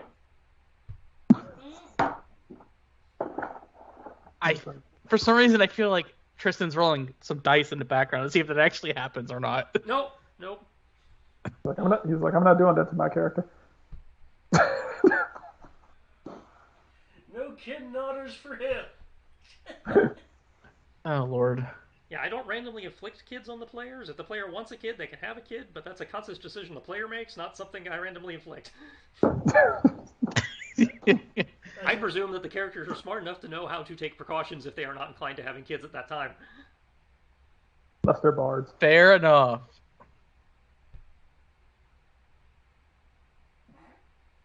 I feel that's a really good penalty for the horny bard. Hey, It is a hilarious penalty. If it's agreed upon as a potential to happen. For a second there, I forgot I was female. I'm just talking about you're a horny bard. Just so we're clear. Yes, I am a horny bard. I was like, wait, hey, and I was like, oh wait, never mind. I can't. I'm about to say, yeah, there's Glass house. I'm about to say there's no way to blank. I'm about to say there's no way to blank your brain out for. Well, I mean, you could probably become a futa. Are you a form of elf? Sierra, yeah. Yeah. Okay, so that means that you carry for even longer. So Why did we go to this conversation? Oh wait, no, that's right. She did. She's only slept with. Oh no. Yeah. No. You said Okay. 3 people? Huh? You said 3 people?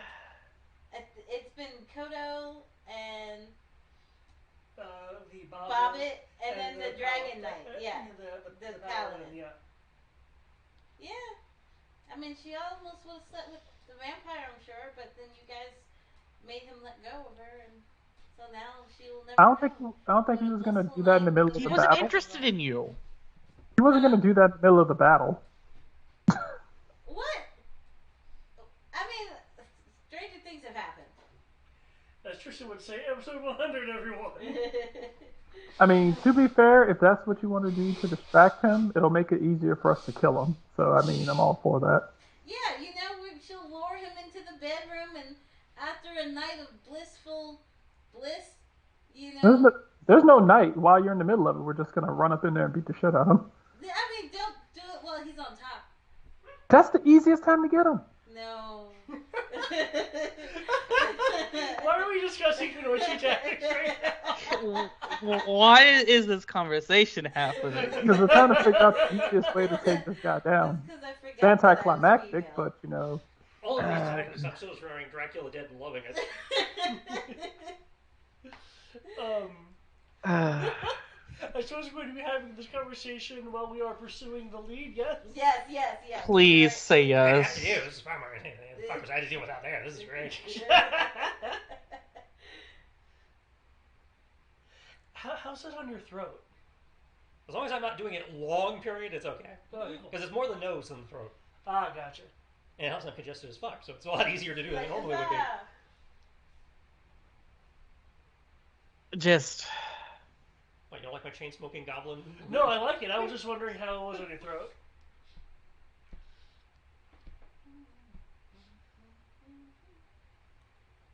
Okay. Well, given that we have had some directions, I take it we don't need a find our way roll, or is the miss still digging I will with still. our spatial perception? Well, first you need to pick a destination of the two. Let's go to the thing with the birds. And then I will need a basic survival roll just to follow the directions in the mist, because, again, your visibility is limited to about 40-50 feet. But I thought we were getting the key square.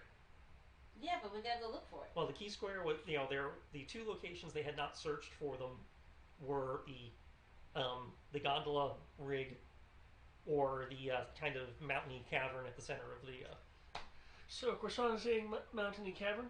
Yeah, with the birds. The birds would be the the gondola tower. Oh, well, then the gondola tower. Because I was thinking the gondola tower. Okay, that's where we go. Let's go. I mean, we asked some other people. Yeah, Kenshi's fine either way. I don't know what Crib and Tibbs have to say. I have no particular opinion. Whichever one's closest first. The gondola. From your current location of number 3 on the map, you are right smack between them. God damn it. Because, the town hall, or what I'm calling the town hall, the adventure doesn't call it that, but I've repurposed this adventure, is in the center of the map. Let's see. All right. How far? David, could you roll me a d6? Sure. Should I just say 4 or actually roll it? I can try. 6. I can try Alright, to link so, you guys a picture of the map. I make no promises on this actually working. Gondola. I wanted to go to the closest one first, since we're smack dab in the middle. Well, again, I'm going to put a map trying to put a map in chat. Keep in mind this map is not 100% accurate because the adventure has this place being one thing, and I'm very clearly not that one thing. But getting ganked. this should give you a rough idea of what I mean by equidistant. You can follow the link and figure it out. It is not a link, sadly. But should have been a link. Oh dear lord. You guys are currently at number 3. Is it in chat? It's in And the, we're in trying the to go to which ones? You are currently at number 3, and your options are your location 4 or location 5.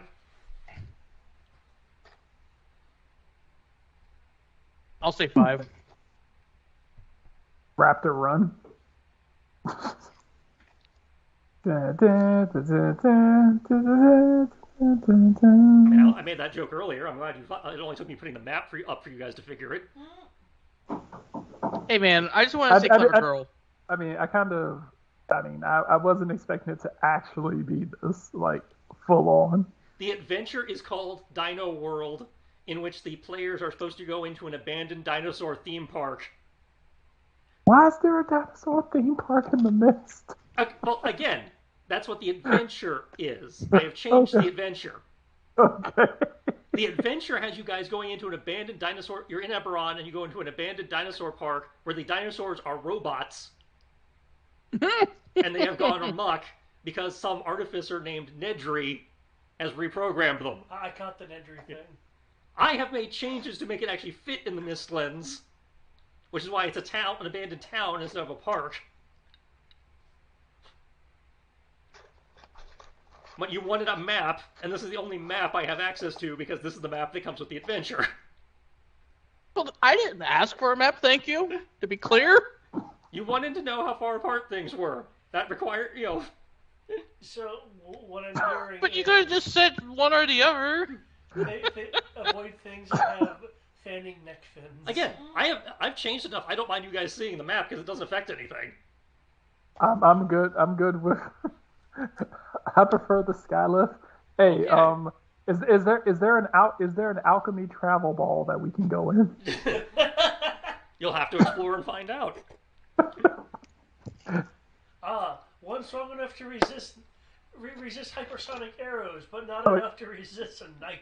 Yep. Wait a sec. Did anyone see the latest Jurassic World movie? Yep. Yes. Nope. Does anyone have enough midichlorians in their hand in order to be able to control the dinosaurs? I vote Cortana with her animal handling skill. She would totally be able to do That that. stops. That's right, because I've been running the adventure up to this point and actually spooked you guys by just making some minor changes. So I don't mind, you guys knowing what I based it on before I fucked with it. Now that I know those things in the woods were basically those stupid little spitting dinosaurs. That's not what those were, actually. Those are a different dinosaur. Okay, cool. I was about to say, I was like, I'm like, Oh, so long. shit. I got Come on, those from the Vanessa. Telltale game. They're much scarier.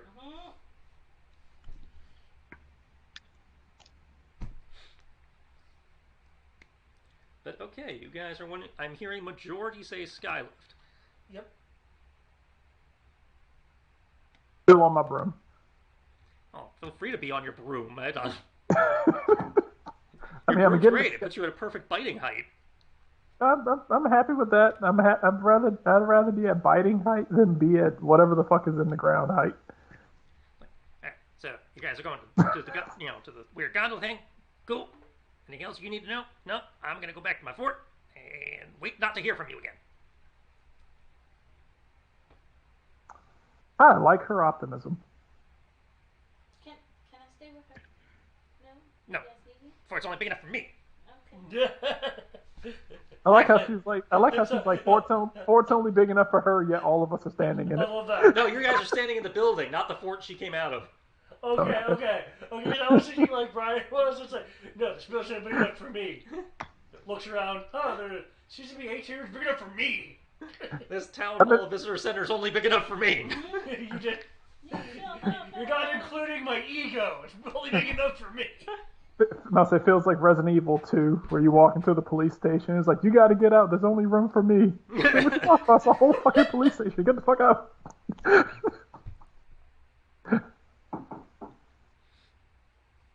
Good. Sounds like you have no questions. Get the fuck out.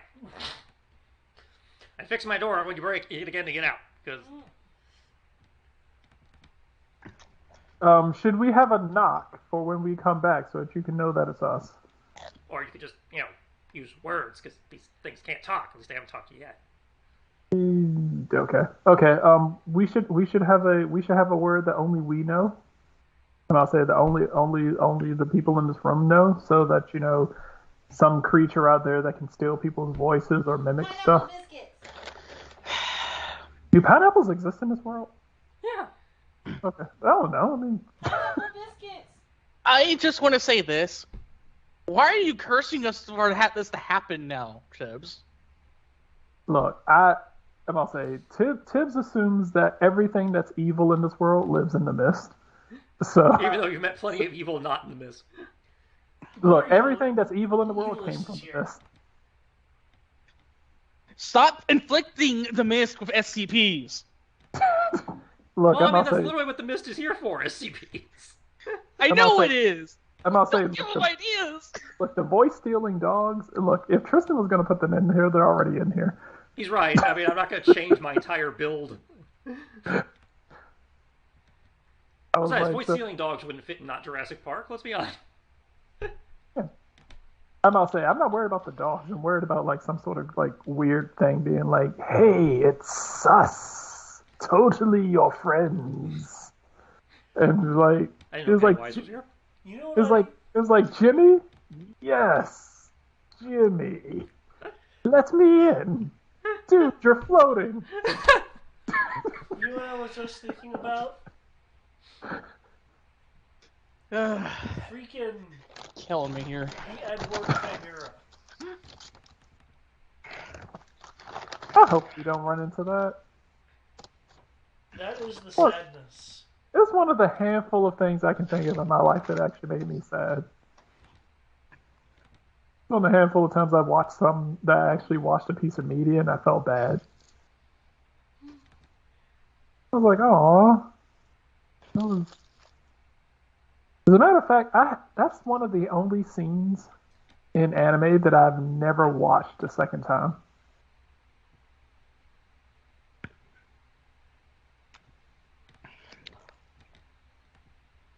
Like, I couldn't bring myself to watch that Heartache twice.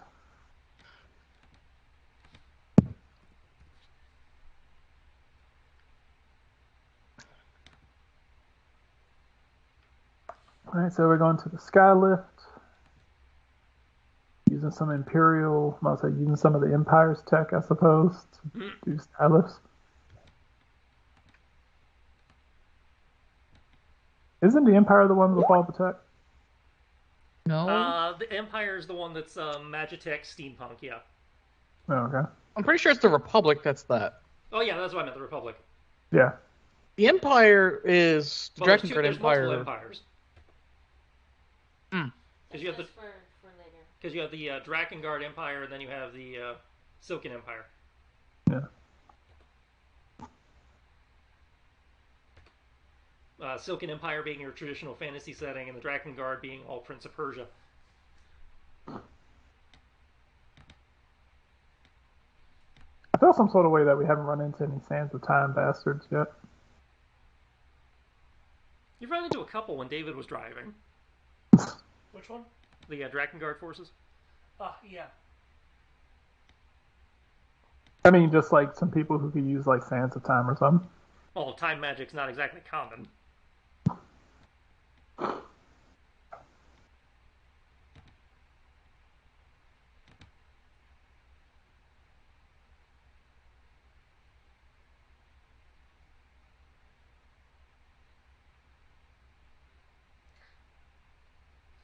And Sands of Time type shit would be a pretty high level caster at that. That's right. If I remember correctly, I think you did like ban time magic more or less in this game. I didn't ban it. It's just, again, most of it's high level magic, and you have to be the right. You have to be a time based subclass to use it. You can't just randomly pick up time spells. You have to actually be a time specialist wizard or something. Yeah. Well, I think outside of the regular old D&D spells. Yeah. Yeah. And even those are uncommon, but you can at least access those. But the actual time spells, you need to be a time mage or a time wizard, or there's 2 or 3 time based. Yeah. I'm gonna hit the bathroom. I think we pretty much have a destination in mind. Yes, you guys do. We've been moving there, I thought. Yeah. You guys are making your way over. Somebody needs to make me a survival check. I thought I made one. Could I make another one? Nobody's made me one to navigate over to the gondolas. I thought that's what the survival check was for. I don't see a survival check. Mine's is above the... Oh, it got caught somewhere between Annihilation and Brian's beatdown thing. Okay. Yeah. Alright. So we have a survival check. Okay, 18. It's a little rough going because you guys, hard to see where you're going, rough terrain, etc. Overgrown terrain, etc. Probably takes you hour, give or take. Again, hard to judge time here. Yeah.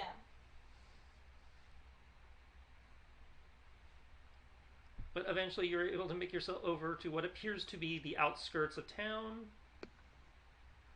A dilapidated tower standing on what appears to actually be the edge of a cliff with cables going off into the mist, which you would guess probably would be a sort of gondola taking riders down the mountain to whatever settlements may have been at the base of the mountain.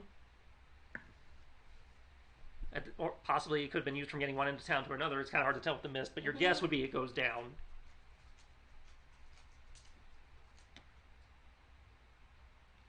And I will move move you guys over to the appropriate map. There you go.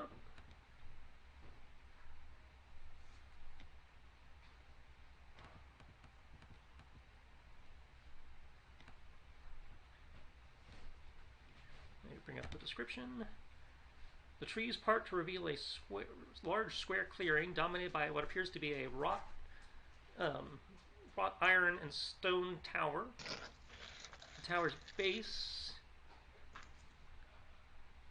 has long since worn away. Anything that might have given you an indication of signage affiliated with this building, so you're not entirely sure, like destinations, timetables, anything that one might see on a transport like this.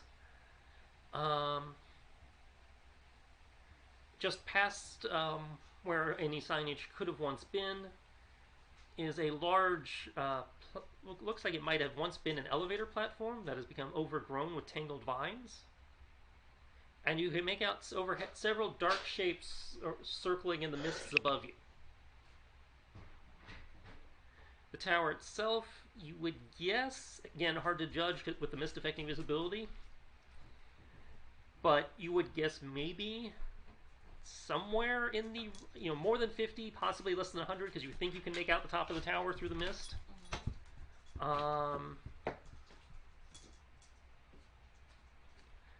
You can make out what appears to be places that could serve as handholds in the event you need to climb the tower.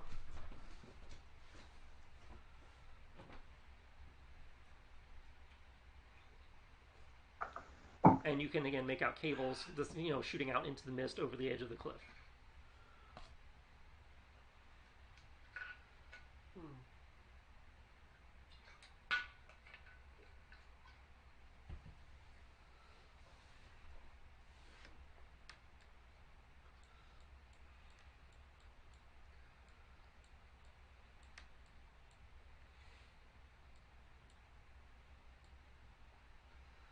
Okay. I'll just casually point out that we probably have company above us. Yeah.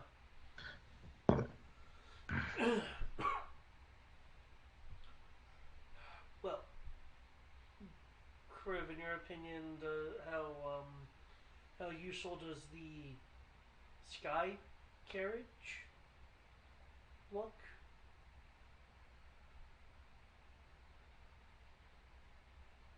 I mean,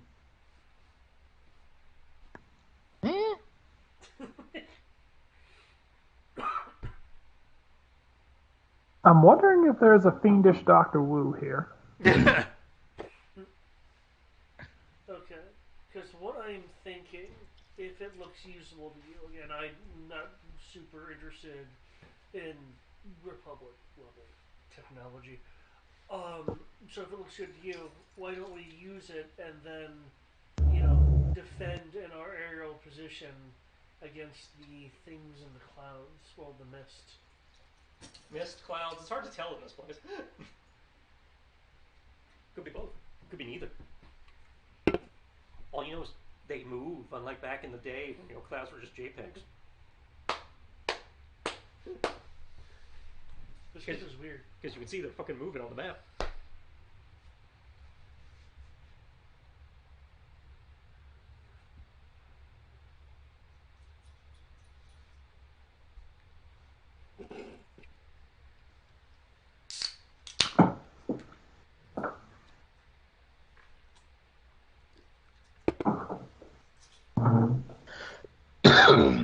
oh, excuse me. But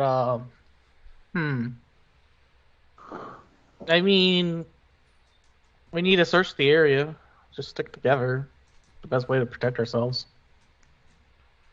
Don't have That's a nice much way more of opinion than that. Okay, I like to keep the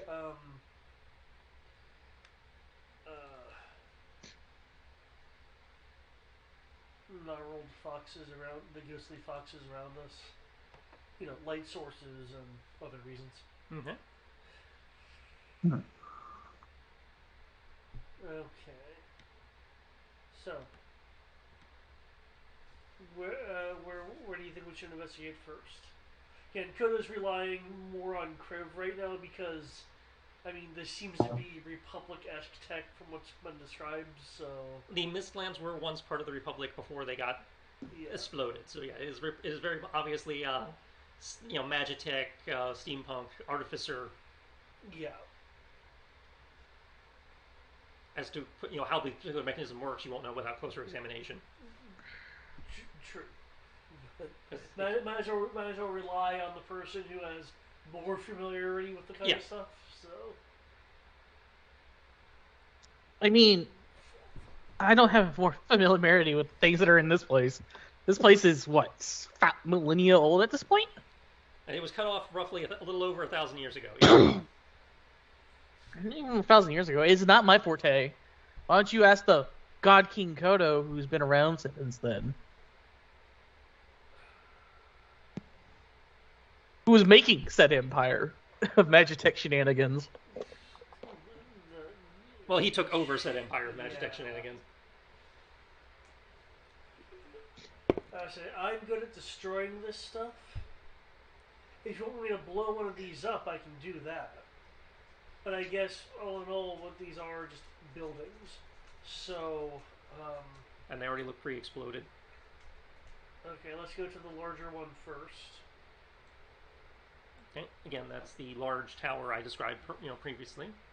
You can make out, various damage along the building that, allows you to form relatively easy handholds. You can also make out they're rusted, but they might still serve what appears to be steel maintenance rungs that would be used for climbing in a ladder fashion.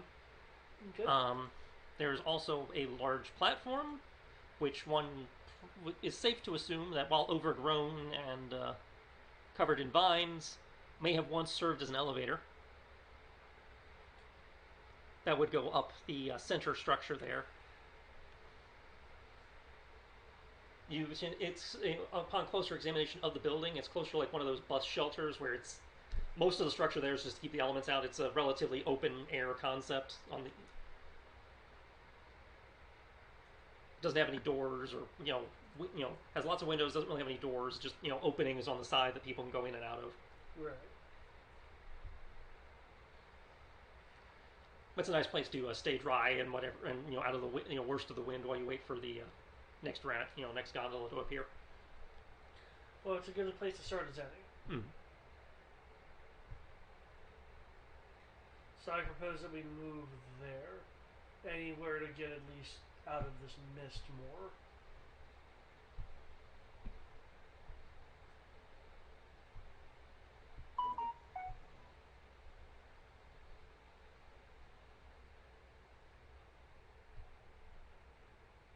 Well, I mean, take your movement if you guys want to move over there. No, we actually have a map now. Yeah, I put you guys on a map. You can move. Well, I will get to the bottom of the stairs, because that's my movement. We're not in combat move at the moment, so if you wish to be closer than that, you can.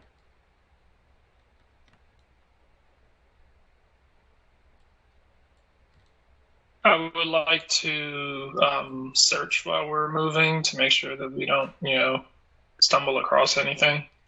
Okay, perception or investigation. And like I said, you're not in combat, so you can move relatively freely at the moment. Yeah. I went to go grab something to drink, so I'm not at my computer yet, but I will go ahead and roll my perception. If someone could roll me a D12.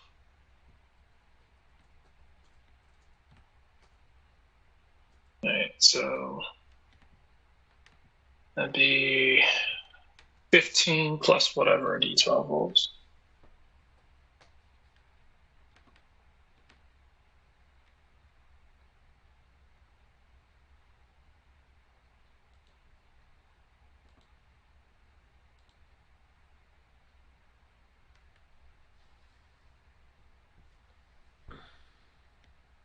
Mm. 1d12. Well, that's 12d12. I only need one. 6. So 15 plus 6, 21. Yeah, that's my search roll. Yeah, visibility is still limited. You can make out large shapes moving about in the sky above you. Hear more of those screeches that you guys heard when that one creature off to the side was attacked and when the Warforged fell from the sky. You can also make out the sound of what appears to be far more numerous but probably smaller wings flitting about somewhere in the neighborhood near the top of the tower, if you had to hazard a guess. So far, nothing seems to have noticed you, however.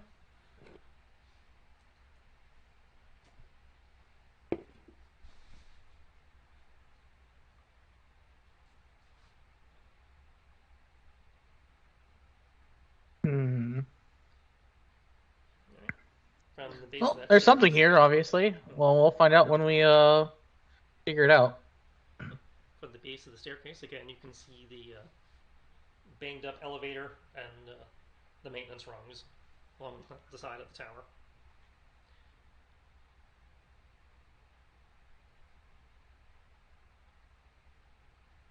You can also make out the sounds of what might be some sort of commotion occurring up near the top of the tower, possibly in the roof of the structure. Okay.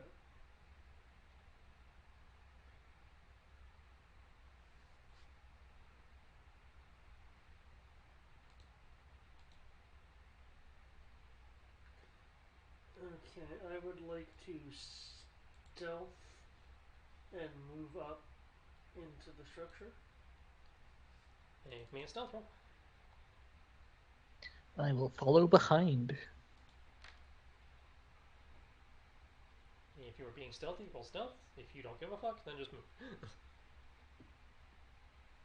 I want to say I don't give a fuck, but if Koda's going to try to be stealthy, I'm at least going to try as well. In the vain attempt that maybe it'll be him that gets hit instead. I rolled an 18. If someone could roll me a d12. D12 plus 3, so 21 for Tits.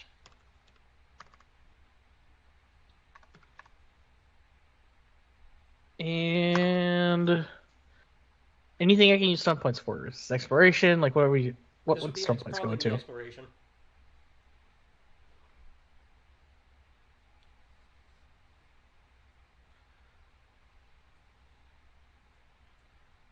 I would like to have the upper hand, so that if combat does happen within the next moments, I get a +3 on my initiative. Okay. As I also move to follow Kono. Alright. You are now inside the structure. The mist is not as bad in here because the walls are able to keep some of it from, causing it to break some of it around the tower, but as with everything in the Mistlands, it is still somewhat misty. Gotcha.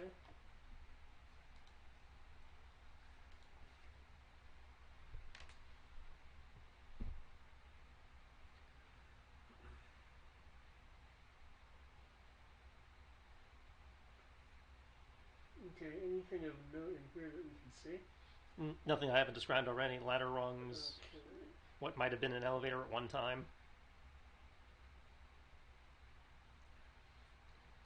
From here you can tell that to get to the where the cables for the gondola would lead, so probably where the gondolas themselves would rest, you'd have to ascend to the top of the tower by some method.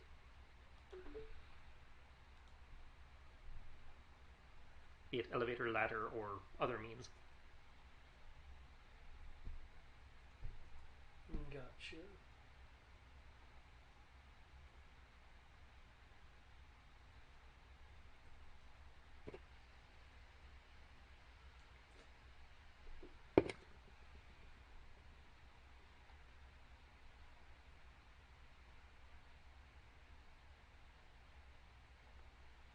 Okay,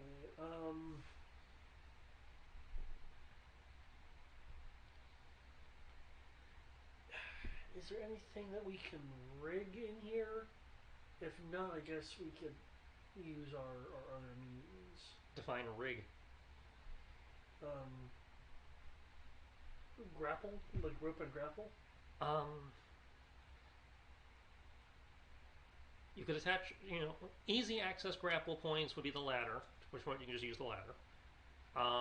If you had some means of projecting the grappling hook further than you can throw, you probably could hook it onto something, a component of the floor above you. But you would need like an arrow or a crossbow bolt or something to get it to go further than a normal throw. Because now that you're actually able to see it in here clearly, you're probably having to ascend about 80 feet or so. So you need a mean, which is further than most people can throw a grappling hook. It's not impossible, but Right. so easiest means of ascending, without the grappling hook would be, seeing if the elevator works or taking the ladder. Grappling hook possible, but would definitely require a more athletic individual to throw it that far.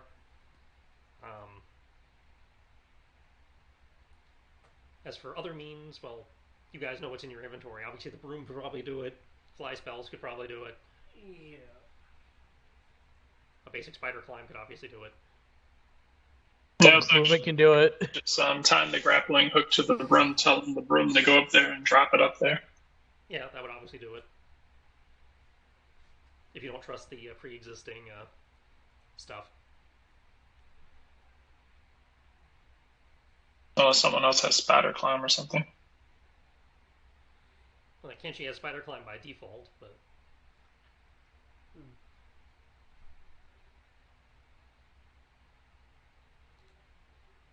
and obviously Kriv could. I think that's within. I don't. You'd have to. I have dash, 50 but, movement, but I can dash. yeah, if Kriv dashed, he could probably wall run it. I will. I'll cast fly again. I'd say that said, whatever commotion seems to be in the building seems to be coming from up there. So. Yeah, I'm gonna cast fly again. Okay, fly. Yeah, so you're good on the DC. You do not take drain. Nice. I'm just going to casually dash. I'm just gonna do a jump, but it's flight. Okay, so you're doing a manga jump. Kriv is doing a wall run. Tibbs is presumably using his broom to go up. Yeah. Could climb the wall as a cat, but it seems easier. I guess Kenshi will follow Kriv. Spider-Man, Spider-Man. Okay, making your way up.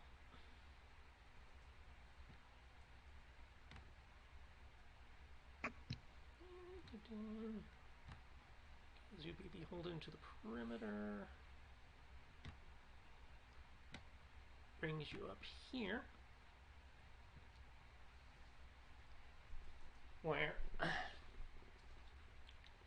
you see what appears to be a relatively open platform, similar to what some of you have experienced with like airship docks and train stations, where a docking loading platform where the gondola obviously comes in, people board, and then it resumes its journey. The place itself has been torn up. Bits of collapsed debris and thatching has been moved to form what appear to be several large nest-like structures, which are currently populated by these large, again, kind of draconic, judging from the wings and the claws, though the head is closer to what one would associate with a fish, long snout with a long cone-like structure coming out the back. Large claws on the tips of the wings and the feet, jagged, blade-like teeth. There appears to be two rather large nests with really, really big versions of these creatures. Oh. Like, again, easily draconic, like adult or possibly even ancient draconic-sized creatures curled up over in the nest over what appears to be broken eggs, very old broken eggs. And there are several smaller nests scattered around and among them, that seem to be similar creatures, but much smaller, probably closer to giant eagle or other large avian type creature, that is large enough to pick up and carry a man or a horse, but not these gigantic, draconian type creatures. Right. Their scales are very, despite what the images show as the green, they're again closer to, seem to have evolved to blend into the mist, so they're darker blues and grays and blacks types of colors. And there's a Kodo, with your senses, you're getting a very otherworldly, corruptive vibe from them that, while these creatures are certainly scary and impressive in their own right, it feels like they've been arcanely altered in some fashion, whether that was by the mist or what the goblin was talking about previously. You're not 100% sure without closer examination, but there has been some form of manipulation of their evolution or form that you just get a sense of. Currently, they have not noticed you as you come up through the hatch where the elevator would have, the hole where the elevator would have come up, as you guys, heard them enough and aware of them enough that I presume that when you guys popped up, you kind of, tried not to make too much noise to immediately draw attention to yourselves. Yeah. I was like, you're not particularly stealthy. You're not stealthed at this point, but you have not done anything to provoke their attention yet, as they are currently, from what you can gather by looking at them, either in the currently kind of hard to tell. They're either communicating. Some of them are like communicating. Then you're not sure if they're like fighting over food or just general communication. One of the larger ones is definitely tearing into something in its nest. You're hearing the sound of like crunching bone and flesh, but you're not sure what it's digging into. Okay. But they do not seem to have heard or seen you over the commotion of their own existence. And the sounds they're making are very similar to the sounds of that high-pitched screech you heard earlier when that previous silhouette was grabbed. So these are probably the, at least two of the avian predators you guys have heard since entering the village. Right. You can also see right about in the central portion of the upper level that there is a large lever that you can surmise based on past experiences with transit systems that you probably need to pull that lever to bring forth the gondola. As it'll start the pulley, in theory, start the pulley system that moves the cart back and forth. Right. Okay. And now that you can actually see it because it's in the ceiling, it is very clearly a mechanical type, not a magical or anything. It's very clearly a mechanical basic pulley system. Gotcha.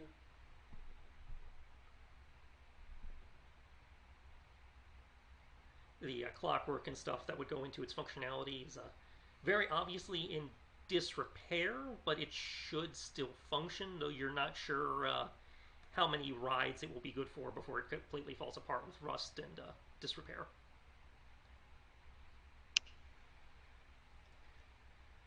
The cables themselves appear to be some form of metallic cable as opposed to wood. There is clearly coated in rust, and there's some sign of the cable fraying in places, but it seems to be in better condition than the actual pulley system. Okay. Though obviously it's still in disrepair itself as well.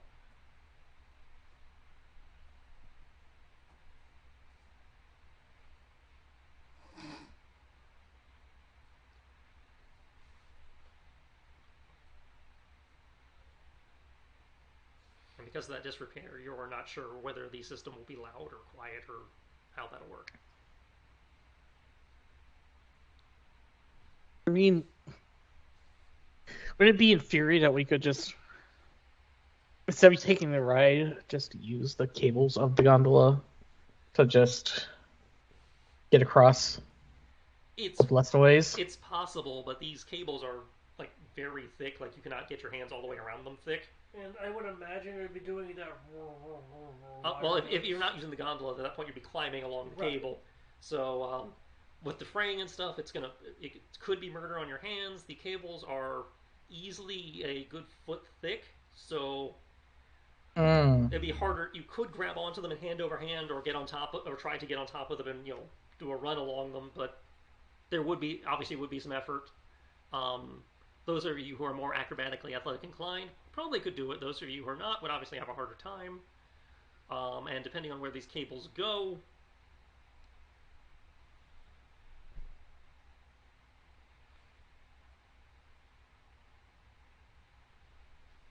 Yeah.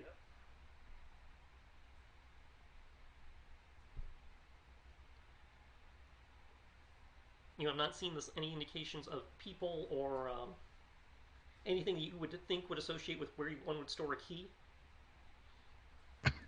But given that these creatures have been nesting here for a while, they may have already found it.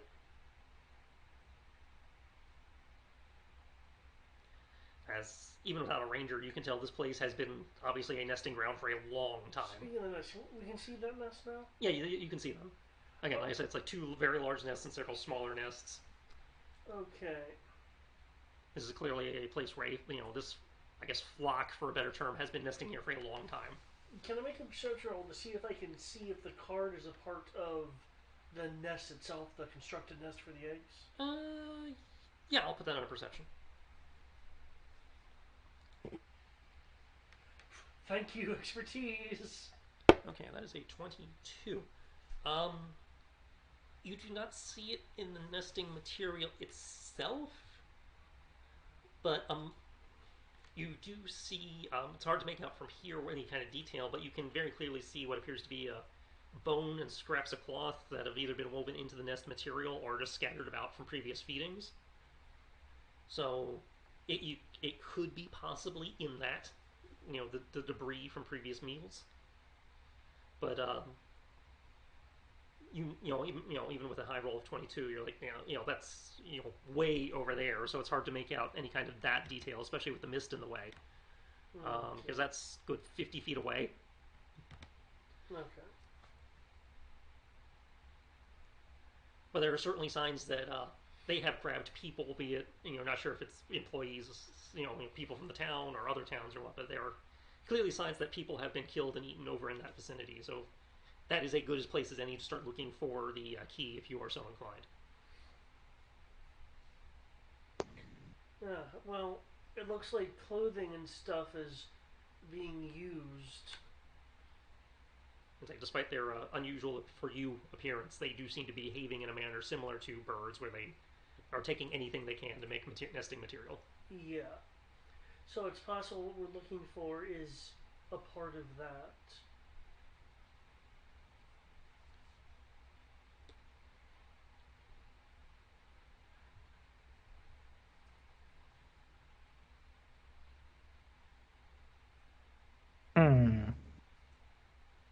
I mean, they're all clustered there if you really want to.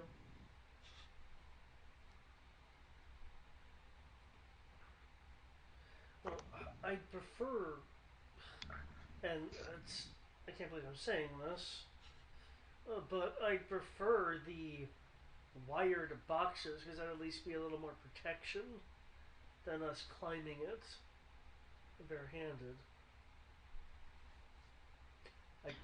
If you want to trust that they will not fall apart while having to sit in those boxes and fight all that stuff over there,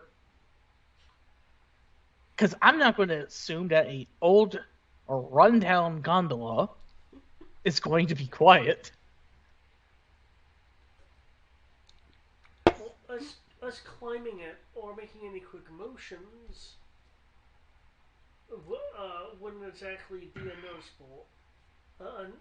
It'd be less noticeable than a giant grinding of metal. They were born to this place. They clearly have sharper perceptions than we do in here, and clearly they're predatory.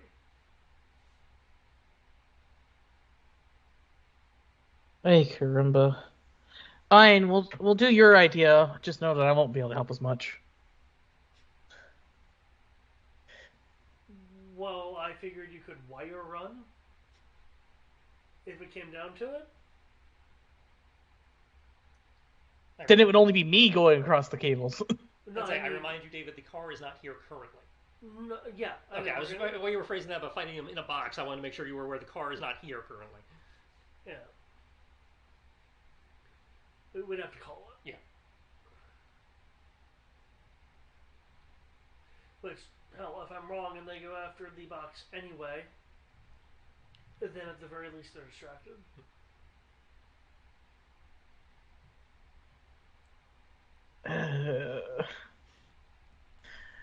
Sure. I will go and see if I can find what we need. Let me help you. You're looking for what?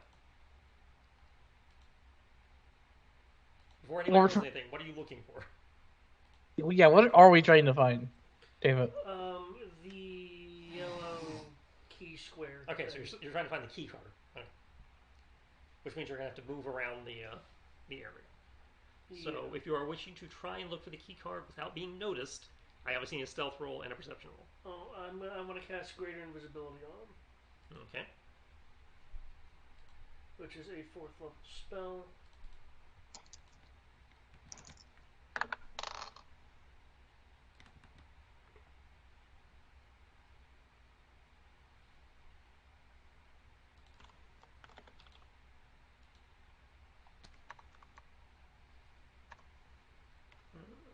Greater Invisibility is 5th level? The 5th? I thought it was 4th. Is it? I don't know, that's what I was asking. 4th.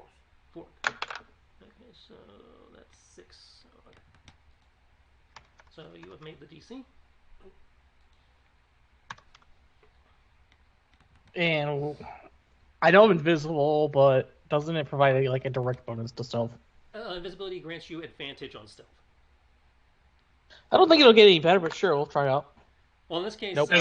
Invisibility, well, obviously they can't see you, but you're more making a stealth check in this instance to not make noise on the old, rotting floor. No, I understand that part. But I get 6 stun points. Those could be handy, yeah. No, ignore this. Okay, so we can't use stun points for this. Okay. This would be, if he's sneaking around, it's an exploration stunt. Okay. So I got 6. I like to spend 2 of them to cut the time in half. Okay. And I would like to do it with the upper hand for the remaining 4 because I expect combat to happen. So if combat does happen, I can get a +3 on initiative. Okay. I need 2 seconds to generate some stuff for the nest. Because, once again, GM did not expect you guys to take the stealthy approach. This is something you guys have adopted since getting high enough level that you can handle any fight.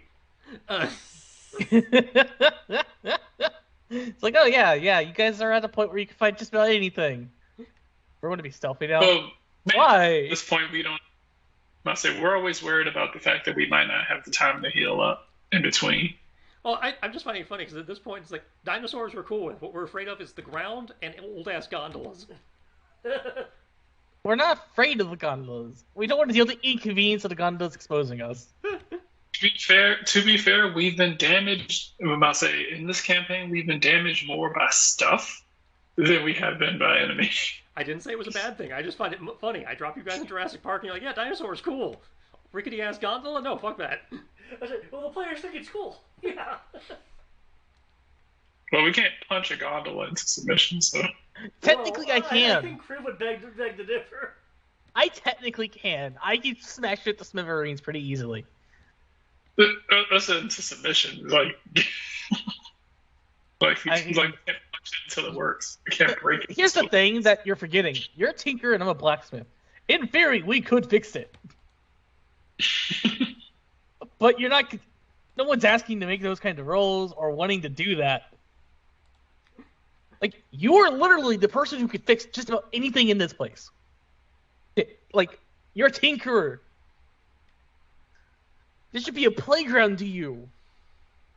It would be if there weren't, giant, long-beaked flying lizards. They don't matter. You guys are doing nothing wrong. I'm just finding it amusing what you guys are like. Yeah, we got that, and then the other times they're like, oh, now we're gonna be stealthy. I will use I'll say similar to him, half the time upper hand. Actually, let's see. Resources, age, focus, choose.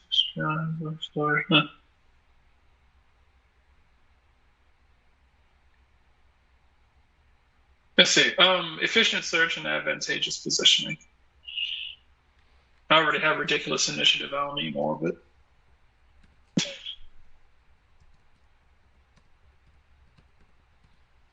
How did you roll a 0 on animal handling? Special. Yeah, I don't understand that one.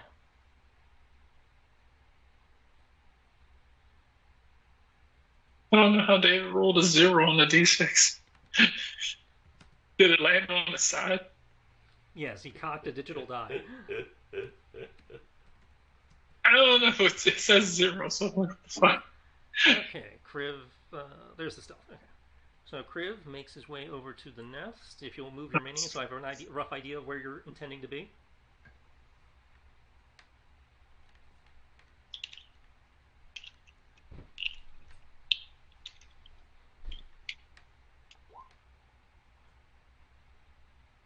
Unreasonable.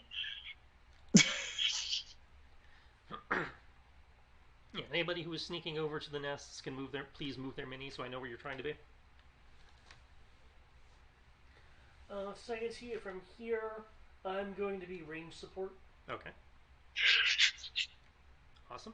Okay, you guys make your way over, doing your best in either floating or stealthing or what have you. Tibbs, are you still in the room? Yes. Okay, so how are you hiding then? That's a fantastic question. Because if you're flying, it's a lot harder to hide. Is there a lot of light in here? Is there? You guys, the place is pretty exposed, so yeah, you're in the equivalent of open daylight. Oh, okay, cool. Or what passes for open daylight in this place. All right. Well, if we're in the building, then there's no reason to. I was on the brim because I was scared of the outside. If we're in the building, then technically I can be on my feet. Then is that you're in the equivalent of a loft.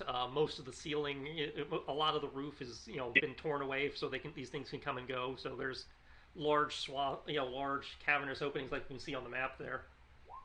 Okay, I will do like the cat did to my dog a little earlier, and I'm just gonna kind of stay low to the ground. Okay, so you're moving through the nest debris and eggshells and bones and scraps of. Okay. Yeah. All right, the two of you making your approach, you are able to make out roughly that this is definitely where they've been in addition to feeding, that like birds, they seem to be collecting shiny objects.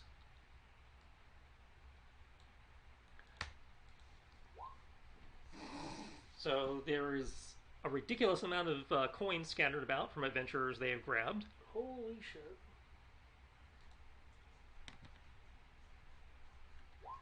There's my art objects table.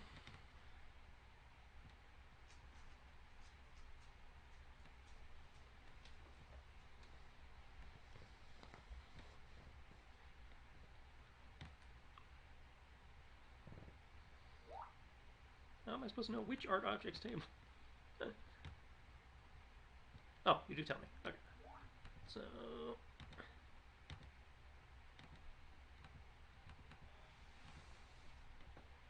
16, the art objects. 7,500 GP range. So 7,500 GP. I'm more terrified by the fact that this is just a horde of gold and platinum just chilling here. Well, it's not chilling. It's scattered about, definitely scattered about from things they've grabbed.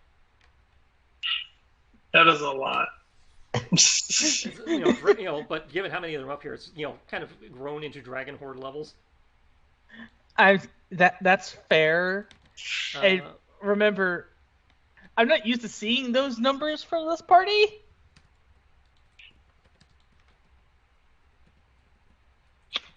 Though to be fair, we kind of turned the concept of money into non-existence with a entire 30-foot by 30-foot by 30-foot cube of solid gold.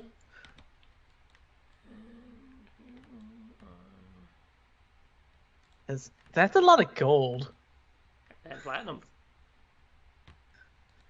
No, I mean, like, we turned money into not really an object for us. Oh, yeah, that, yeah. 34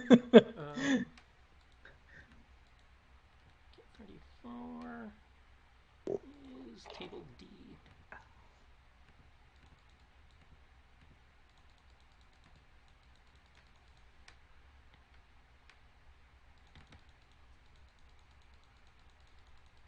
The first thing we need to worry about is those 6 items. I'm not even certain if we can even, like, I don't even know if we're even capable of figuring out a way of, I don't even know if we have enough weight capacity to carry all that gold. I'm pretty sure we could cram it into a bag holding or two.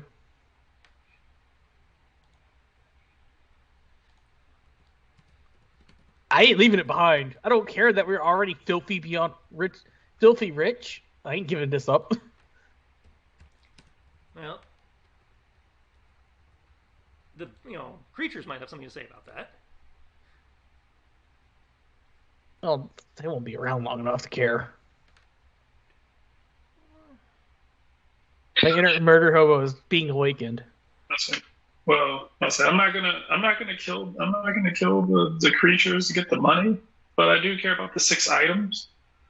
So I'm gonna try to figure out a way to get those 6 items. Well, we don't even know what they are yet. Yeah, no, but we don't know what they are. We probably won't. It's probably going to be one of those things that we're not going to know what they are until we get them. So they are. And, there's the answer. It's 6 mystery potions. And it's like a small gold statuette is your eye object, and then there's 6 potions that you can't tell just by eyeballing them from here. You'd have to actually take a minute to look at them properly. I was hoping one of the 6 mystery items was the card, but okay. He said they like shiny objects, so I didn't know if the shiny object was a. And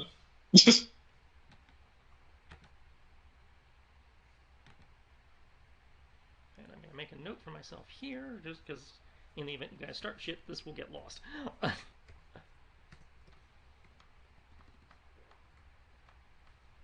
not against getting the potions and the statue. We could always use more potions. If you want to try to sneakily grab them, I will not stop you from doing that because you're the person who can actually be stealthy. But I'm saying we should just get rid of the threat while we can. But my inner murder hobo is being activated by all the gold. Platinum. I'm gonna say, if you want to start murdering them, I'm not gonna stop you. I just don't want to kill the adults because the babies will be stuck here by themselves. Well, they don't appear to be babies. They just appear to be smaller creatures of a similar but different breed. I like how his draconic instincts have been triggered. I want this horde, damn it. They don't appear to be babies. They just seem to be something that's in the same family but smaller. Okay. Do I sleight of hand to try to grab those? You know what? The inner dragon in me wants to do this. If you want to start fighting them, I'm not gonna stop you. But my main goal is to get the potions and the statue. This would definitely be sleight of hand. It would be 1 sleight of hand per potion. That's good. I get advantage. You definitely would be at disadvantage because it's effectively in the open. Okay, so alright, so I'm back to flat. I'm good. Alright. Because you definitely would be having to give up any terrain cover you have to get to this shit. Kodo. Kodo. I want the money. I'm sorry. Are you about to start shit? I will wait for you to do what you're going to do first. I mean, honestly, you fighting them will probably make my sleight of hand easier. Because I'll probably be more focused on the giant dragon. I can't fight literally all this by myself. I mean, if you're fighting them, you probably don't need sleight of hand at all. Well, if he's fighting them and I'm just kind of like, yoink, yoink, yoink. That's my point. You don't have to roll sleight of hand if you're fighting them, because at that point there's no point in being stealthy. No, that's it. If he's fighting them and I'm just kind of sitting there staying hidden, Wait, I have a solution. All right, let's see. I'm gonna try. Look, I'm gonna do my sleight of hand. If they notice me, then we gotta fight them anyway. So gives you an excuse that way. I found this I want to Jurassic Park. Just need to put money under the dinosaurs, and suddenly people care. Yeah. So I want to just double check something because it's been a while since I've actually decided to use this. Wait, what the? What is the? I know we changed the rules for the Dragonboard Breath. Be like a certain amount of D6 that I can just use per long rest. Yeah, it's you double the. It was twice proficiency dice. It does the same damage die code. It does the same size of die as before, but you have a number of dice equal to twice your proficiency. So you would have, in your case, 12D whatevers that you can break up into however many you want to use per blast. Okay. If there's That'd one be 12d6 worth of acid that I can do. That would be your full, your full usage for the increment for whatever. I don't know if that recharges on a short or a long, but yeah, that would be your full use. So if there's one thing I hate is when I roll these dice on here, and I'm like, oh sweet, I'm looking at the D12 and it says I rolled an 8, and then I look over here and it says you rolled a 2. Yeah. Getting my hopes up. I was like, yeah, I rolled pretty well on that. And it's like, no, you didn't. Fuck you.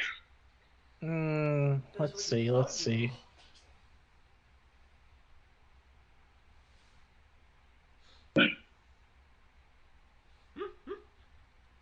Yes, I am doing the map to see if it's worth it.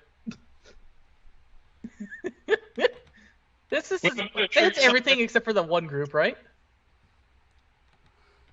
Because unless their perception is shit, they probably saw me. I was totally prepared to do this before then. Yeah, that does look like it at least clips everybody except that one. And I'd like to remind you, you do have greater invisibility, so you'd still be invisible. Yes, I would. That means I would have what advantage? They would have disadvantage to try to attack me. Even assuming they don't have alternative means of perception, yes, they would be at disadvantage. So as soon as they start to be aware of Tibbs, I'm just gonna blast them with a full force acid breath. I know I don't get it very often, but I just have to do it. Okay, Tibbs rolls a 15 on sleight of hand. That does seem to attract their attention as the smaller ones kind of pop up, look at you, and start screeching. That's when As they do that, Kriv fires off his acid. And that is a what save? I assume Dex, but I could be wrong. Yeah, it's versus Dex. Okay. And it'd be Ace. Oh my god, did they crit fail it? I mean, it doesn't do anything, but Oh. And that is based on... I actually don't... I don't know what the DC would be, but I know it's higher than 10. It should be minimum, I believe, 12. It's minimum 12. It's more than likely higher than that. it's 8 plus proficiency, so 14 plus something. I just don't know what stat you base it on. Probably con. Yep, based on con, so it'd be so 14 plus your con modifier. So con modifier is a 3, so it would be a 17. Okay.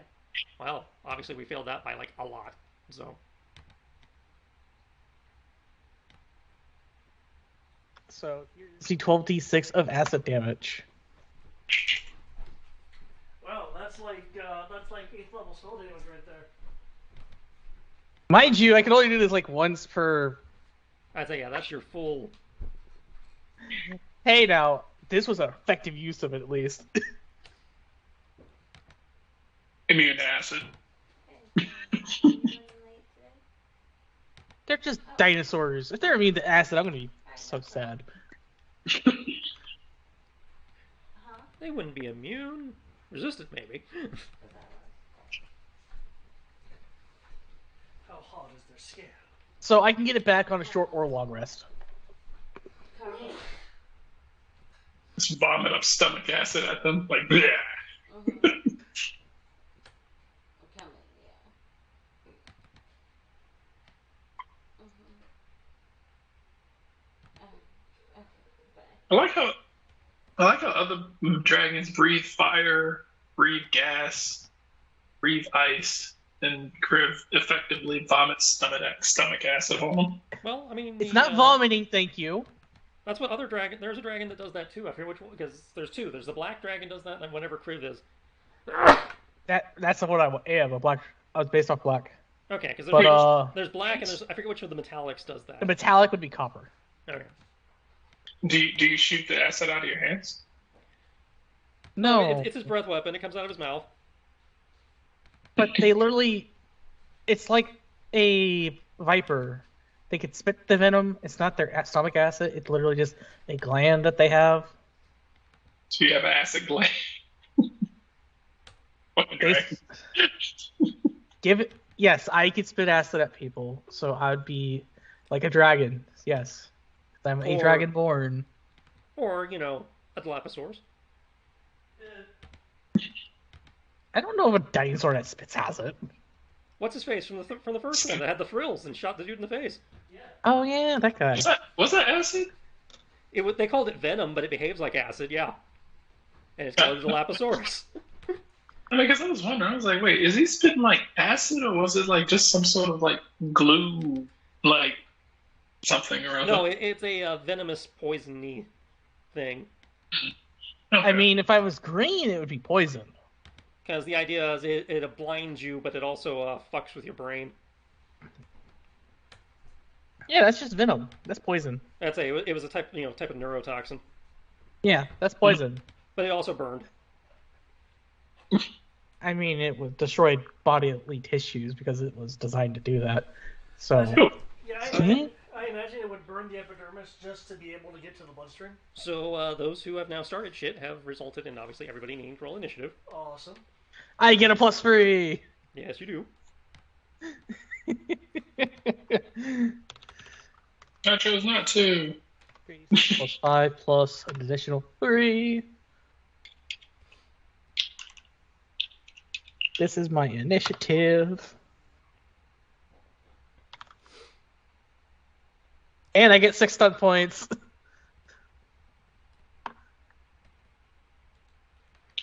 For initiative, what do I get to take?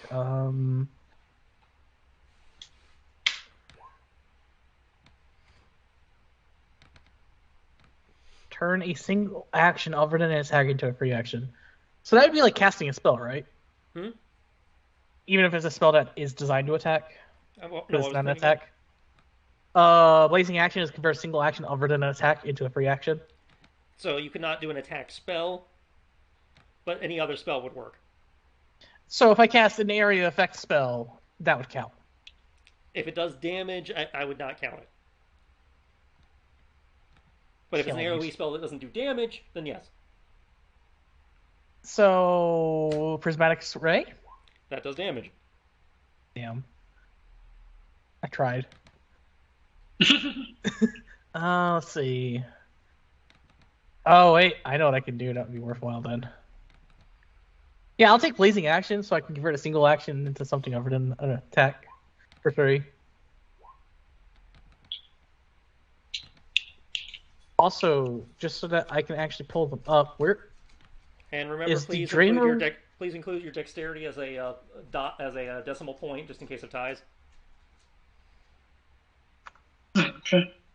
I'd be surprised someone tied me, but Oh, it's possible. Like you and Kenshi have tied occasionally. let's see. where are the drain rules? I just want to make sure. It's It's called under Magic special. in the Mist Lens. It's in the, I think it's in the house rules section. Yep, there it is. And so I usually end up calculating it for you guys, but if you want to look at it yourself, that's fine.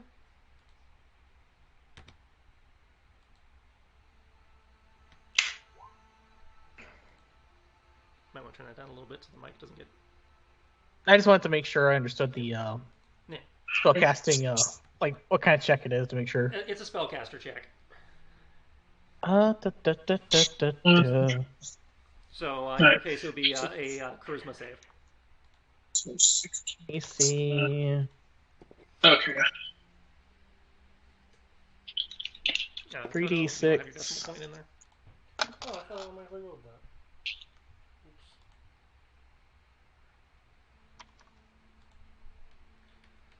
And because I have not attacked yet with a melee attack using a monk weapon, I am only at a plus 10. So there we go.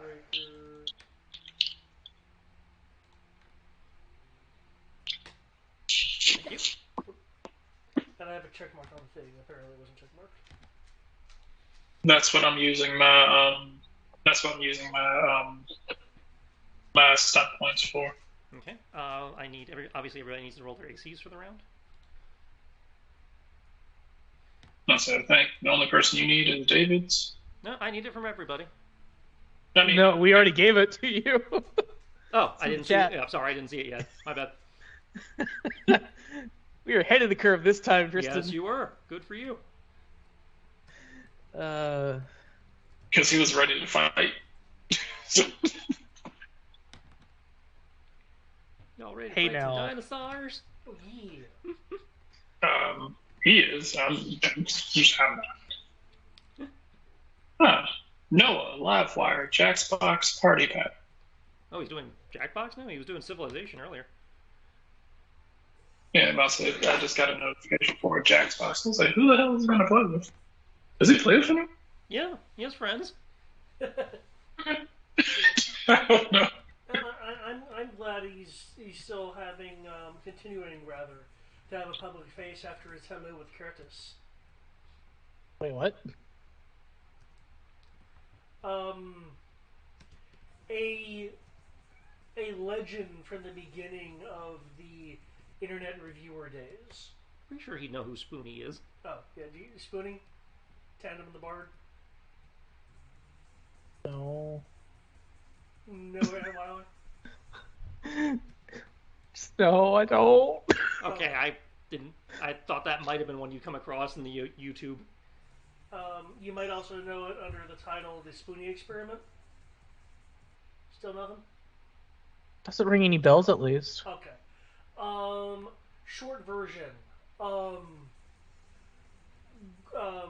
Entertaining, great guy, though had some psychological issues, and due to personal life stuff and his own issues, had a downfall, of which that people have done essays on, YouTube essays on, and had been fallen out of the public eye for a while, save for the Twitter sphere. Damn near 5 years, I believe. What? I said damn near 5 years, I believe, until anyone heard from him. Yep. And then he spontaneously popped up doing the occasional live stream, at first with no chat interaction, and then eventually re-adding chat interaction. And he has been getting the help that he needs again. As I understand it, in part due to years of his fans' encouragement, because again he still was active on the Twitter sphere. And more recently, he has had 2 interviews with a guy named whose handle is Curtis, which is the voice actor of the character of the same name of a thing he reviewed. And that was the first time in an insane amount of time that he had done an interview, and had mentioned where he's doing better. He's considering to get back into reviewing, but not doing the skit, but not necessarily doing the skits. As fun as that was, it was also a source of pressure. So he's slowly considering and working on getting back into the reviewer sphere and becoming more public and interactive. My understanding is that he is Possible heart attack or something. that he is also on some kind of antidepressants or some mental health drugs, which falls under the getting the help he needs. Which honestly I'm proud of him for, because for a while he was refusing everything and such.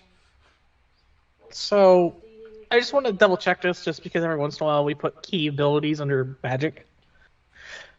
Because I'm a 6th level sorcerer, I have an elemental affinity, which means if I cast a spell that deals a damage type associated with my draconic history, I can add my charisma modifier to that roll and make it where you cannot have resistance. Hmm. Can I apply that to my monk abilities that do cold damage? It's just Carla, It says when you cast a spell, your fist is not a spell. Well, I'm using an ability that will give me that. That's why I'm asking, does monk abilities count? Your unarmed strikes are not counted as spells. They are counted as magical for the purposes of overcoming resistance, and your key is affected by anti-magic, but your fist is not magic. Now, I know there is a monk feat that allows you to give your fists elemental affinity. I don't know if you have That's it. what I'm doing.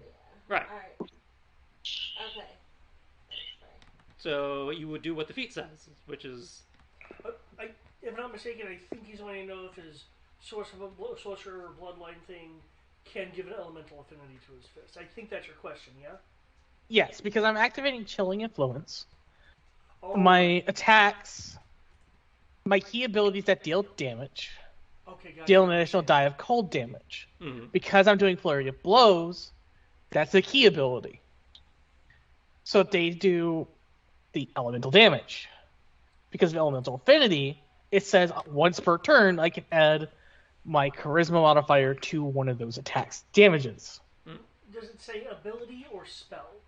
It specifically says cast a spell. Right. That's why I'm asking if the Chilling Influence, because we've made key be magic. Feat, not a spell. Okay. Just wanted to clarify that to make sure. That's kind of sad because I was going to try to avoid using sorcerer stuff for a while.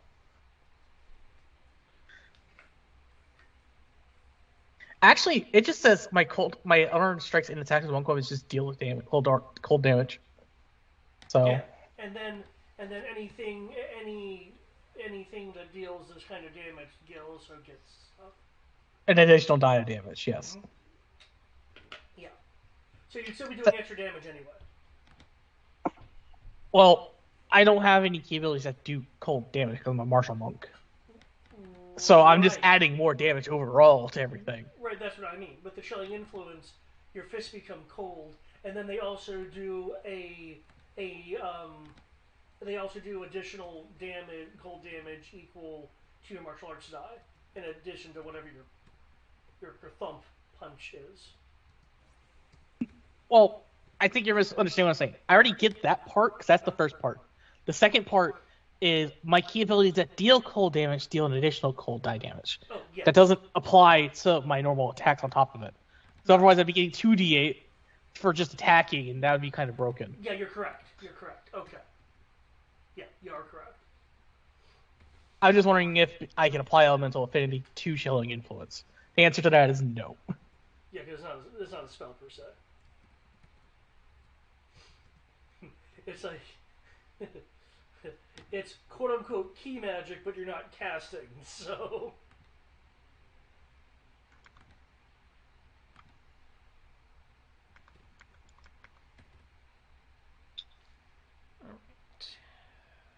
That is everything that I have that I need pre-typed.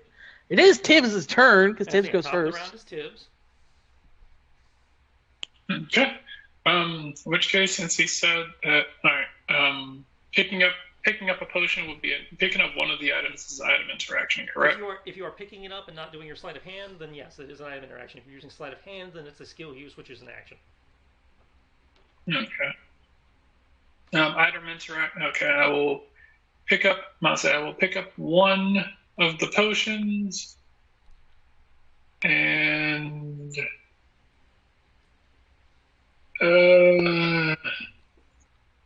picking it up, it But- appears to be a gray mutant. Well, normally you're used to potions being bright and colorful, but these potions seem to be kind of closer to like a gray, liquid, muted color palette.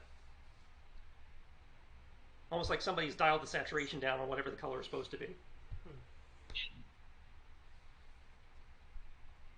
Yes, Christ. Okay.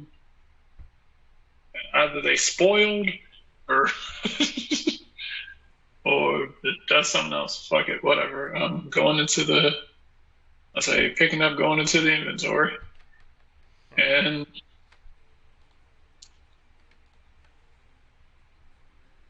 Okay, I am going. Given a moment in proficiency in either herbalism or alchemy or an identify spell, you can figure out what it is. But just picking up at a glance, it looks like it's been hit with a grayscale.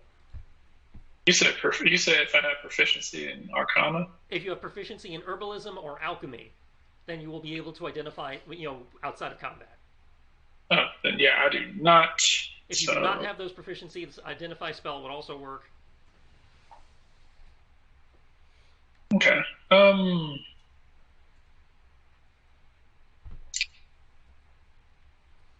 One, two. Let me zoom in on these things. Jesus Christ, there's a lot of them. Fucking hell. Yep. Okay. He took down a bunch, but there's still a bunch more. Yeah, I technically killed one entire group's worth of those small ones. And then More some. than a group. You killed 12 of them. Yeah.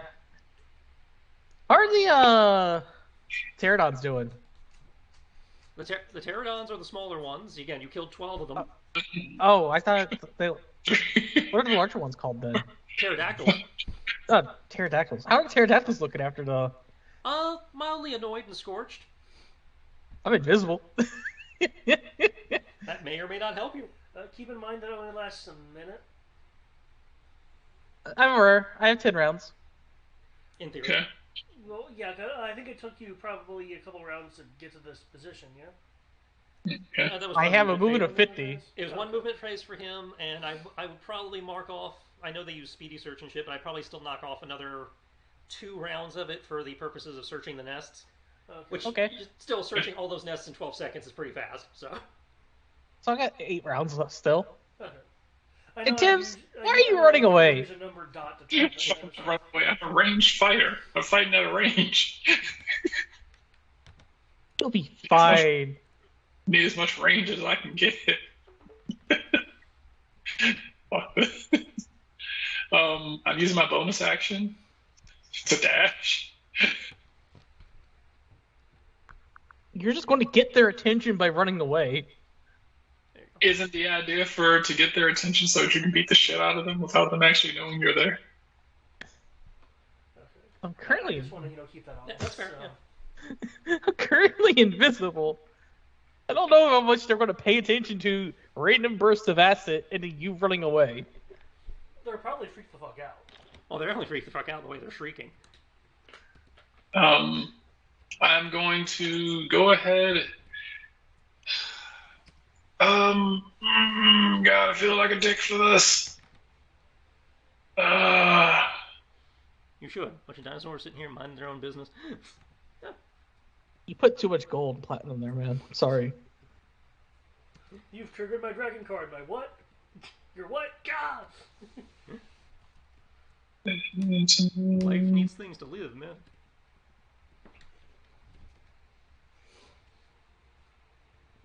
Oh, God. Okay. Can I use I know I have bullets, and technically I can't do this, but can I use kind of rework pinning shot? I might say like rework pinning shot in order to. I'm trying to think of a way to pretty much reduce this thing's movement to 0 for the time being. What does pinning shot do? Pinning shot basically says that I use a melee or ranged weapon attack with a piercing weapon You may attempt to pin a large or small creature to a wall or surface by catching their clothing with the point. I'm assuming you not take bullets into account for that. It's not designed to take bullets, but it's still a ranged attack. So yeah, you could like shoot it so like the wing gets caught in the nest or something. To you're like tearing the membrane of the wing and it's getting caught in the nest fibers. Yeah, that's what I was trying to figure out. I was like, I know it's yeah, that'll work. I'll allow that. All right. They don't take damage, but they have to make a strength save. Make an attack roll. If the attack hits, the target must make a strength saving throw. On a failure, it doesn't say what the hell the strength saving throw is supposed to be. Gunslinger? No, it says expanded combat maneuvers. Oh, 8 plus Dex plus proficiency, so 14 plus your Dex modifier. 14 plus. I must say, you said 14 plus Dex modifier. 20. Okay, so DC 20. Go ahead and shoot. Let's see. Here we go. And which one are you shooting? Shoot this group. Okay. It's effectively kind of like shoot. I'll say shoot. Attempt to shoot in front of them, kick up a whole bunch of dust and debris, so that they're too distracted, like freaked out. If they are a group, I'm having them roll at advantage. Oh, okay, works for me. That is definitely not a 20 though, so that group is for the moment pinned. Can they even make? Nope. Let's say the max. That's restrained for how long? I mean, well, they must say they're not restrained; they just lose all movement. That's the restrained condition. Oh, okay. Pinning reduces 0 until the weapon is removed. Okay, so they'll take they'll have to take their action to remove it. Yeah. Okay. So I guess I just shoot a whole bunch of hay in their face. So I guess they gotta get the whatever shit I kicked up in front of them. Yep. Right. Action, bonus action. That's it. Okay. Brings us to Kenshi. There, I did the nice thing.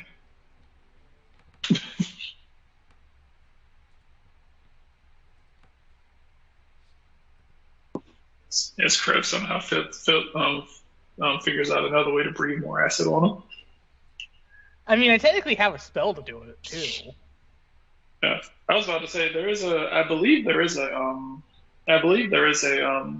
hit die thing that you can do. If you spend a hit die, you can recover a feature that normally takes a short rest to recover.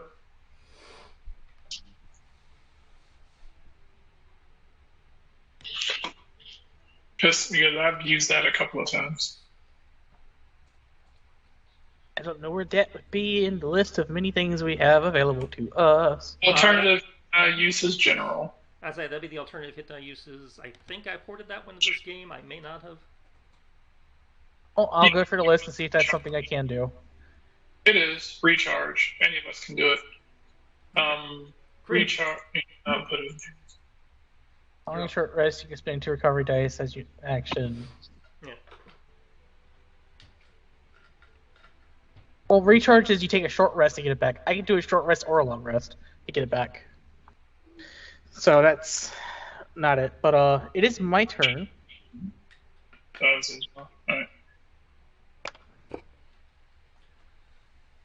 I am the slowest. I am so sad by the cold damage. Did it just roll a 1 for all 3 of those, or is it just being broken? 1d8 cold. Yeah, it rolled a 1. 3 times in a row. Ah! Okay, it's bloody. There's this black viscous ichor coming out of its, out of the wounds. Oh shit, that's right. These things are, augments. It is shrieking in a ear-splitting manner.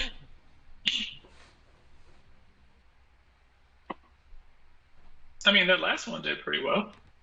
That last 1d8. I'd say it is definitely not happy. I am still invisible. hey, this is nice. Everyone in the group has a card. Has at least one card. This is That's good. because you gave you one, viewers. Well, yeah. I figured you could use it more than I could. I appreciate You that. actually. Oh, I didn't read it. I read it, and then I forgot I could have technically used it and would have done so much better. And I would have done an extra 3 damage this turn on top of everything else. I figured you made better use of bonus actions than I did. Okay. Yeah. It's going after you, Tibbs. Do I have any cover for the area of it? Give me a second. I will go over that. I need to deal with positioning first. Yeah, I understand. And I fucked that one up. Okay. Oh, by the way, Should I move that laptop? there are some start points I get for my attacks. In fact, 2 of them. Okay, so Probably should that's have 20. mentioned that a minute ago. I mean, all I'm gonna do is take. Oh wait, I got 6 of them in one of them. Let me scroll up. I'll keep it simple. You should know what I'm gonna do. Does it start with the word seize? Yes. And in and is? Well, before I even looked at before I even mark your initiative to see if you seized it, I'll need to see if I can seize it right back. So give me a minute. Technically, you can because you hit me, so technically you can. Yeah, I can do to Ken. If nothing else, do to Kenshi. I can do it. So yeah, I'm not even going to change your initiative. I'm just going to change my own. Dang it. Yeah. No, that's not.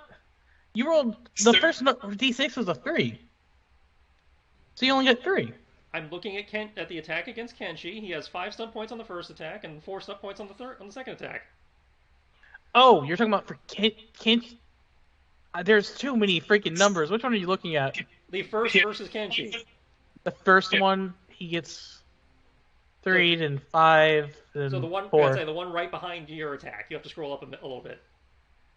Yeah, because it I only had to hit takes enter 4. again because one of the attacks against you, the macro, got fucked up.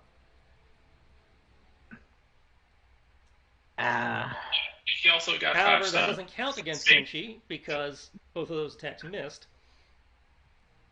But he does hit me, and that 32 does give him 5 stun points. Yep. Dang it. Okay, The other 24 attack, Mrs. which had 2 stun Criv, points, 23 I would Mrs. just Criv, take a +2 to my defense. Not that it matters, because I don't think anything hits me. and 18 Mrs. Criv. Yeah, so all that misses. So I hit Kodo, and I definitely hit Tibbs. Okay. Um, How much damage given all these numbers? and I have 4 stunt points from Tibbs, and then 5 stunt points for Tibbs. Okay. What's my damage? Give me a second. Okay. They have 3 stunt points, so let me see if I can do anything with those. I think your damage Kodo is 19. 19 unless I do something to it. Again, I have 3 stunt points, so. Oh, that's right. I'm multi-classed. I have alternative hit die uses for so many things right now. Alright, so let's see. The damage I take is 24 minus 8, 21 minus 8, 20 minus 8. Okay. Given what these things are, they're going to go for knock prone. So Koto, you are now prone and take 19 damage. Let's see, so that's Tibbs, let's see, we got 16. 16 plus 13 is 29, then plus 12, so that is a total of 29 plus 12. That's a total of 41 damage. Where are you getting 41? I get 24 plus 21 is 45. I took, I'm going to say, my And then stun. another 20 is 65. He spends his initiative to reduce his damage by 8. Yeah, last second roll, minus 8 damage reduction to all damage until my turn until the next round. Okay, so the second attack on Tibbs allows me to see the initiative, which leaves me 5 stunt points. Glad I took that. That would have hurt like a And motherfucker. they will go for lethal blow with those 5. So we're adding an extra 9 damage to that pool. Alright, so it knocks me down to 115. And Tibbs, you are now grabbed. I am not. Change Changebringer. I cannot be grappled or restrained. Okay. So it goes to close its claw sounds around you, and you're able to zip out of the way.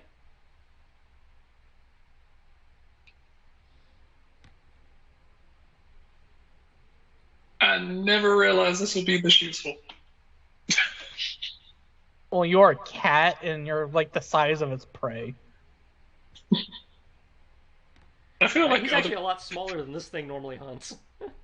Oh, was that the pterodactyl going after him? Yep. Yeah. Oh, you'd just be a snack to it then. The pterodon that was going to go after him, he's stuck to the nest.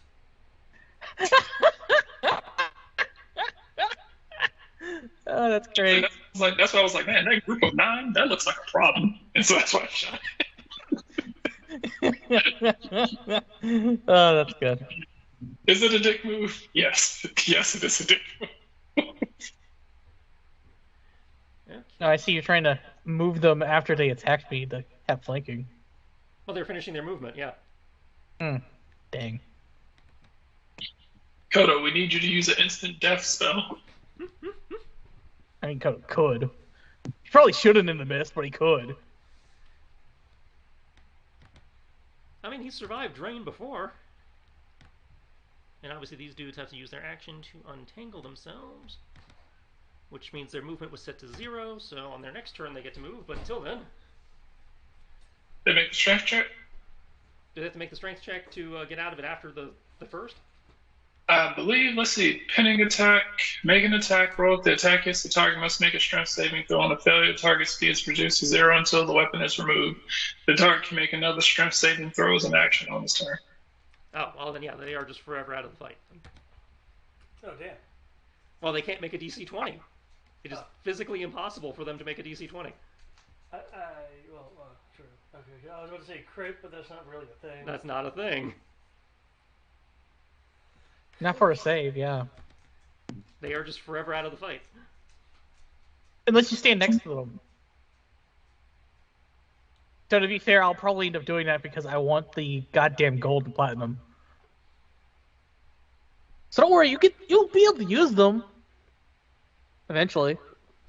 As bad as that is, that does actually fit Tibbs's mentality of I don't want to harm these things. Hey, I'm a good guy.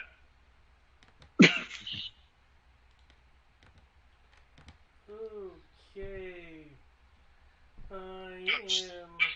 I saved their lives. Explosion! Like I did. As I'm like, ah, shit. You know. I am calling safeties on that. Okay. 5. Every time I try to save people, they Explosion. So what's the spell save DC that I have to meet? I call safe. So you don't have to roll. Oh, I don't have to roll it?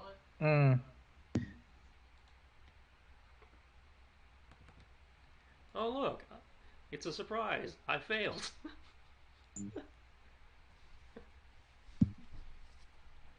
What's the DC? 21. Well, technically the the rocks can make it. The pteranodons can't. Well, they're not actually rocks. That's just the stat block they use. Oh, okay.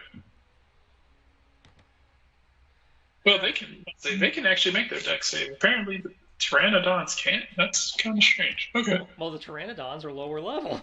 They're lower CR. That's why there's a lot more of them. Okay. And the pterodactyl that is that attacked me and shoved me to the ground. Is it landed or is it like flapping, being aerial? 1 second. He's doing all the math for all the killing you just did. Yeah. Oh, that's right, and they're pushed.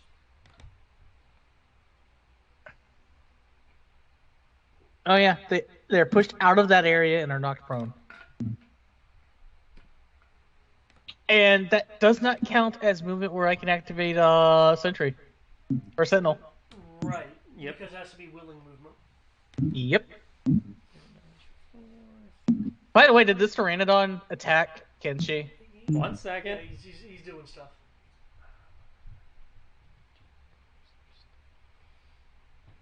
Actually, it doesn't even matter. I wouldn't have done it anyways.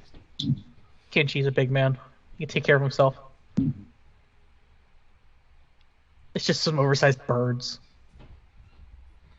I don't know. If they swarm, it can be pretty frightening. Well, upside, David solved my pin problem. Though there is something I am comforted about.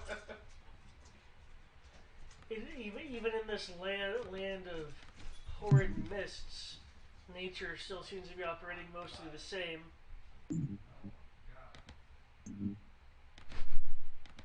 Yeah. You haven't seen the blood yet.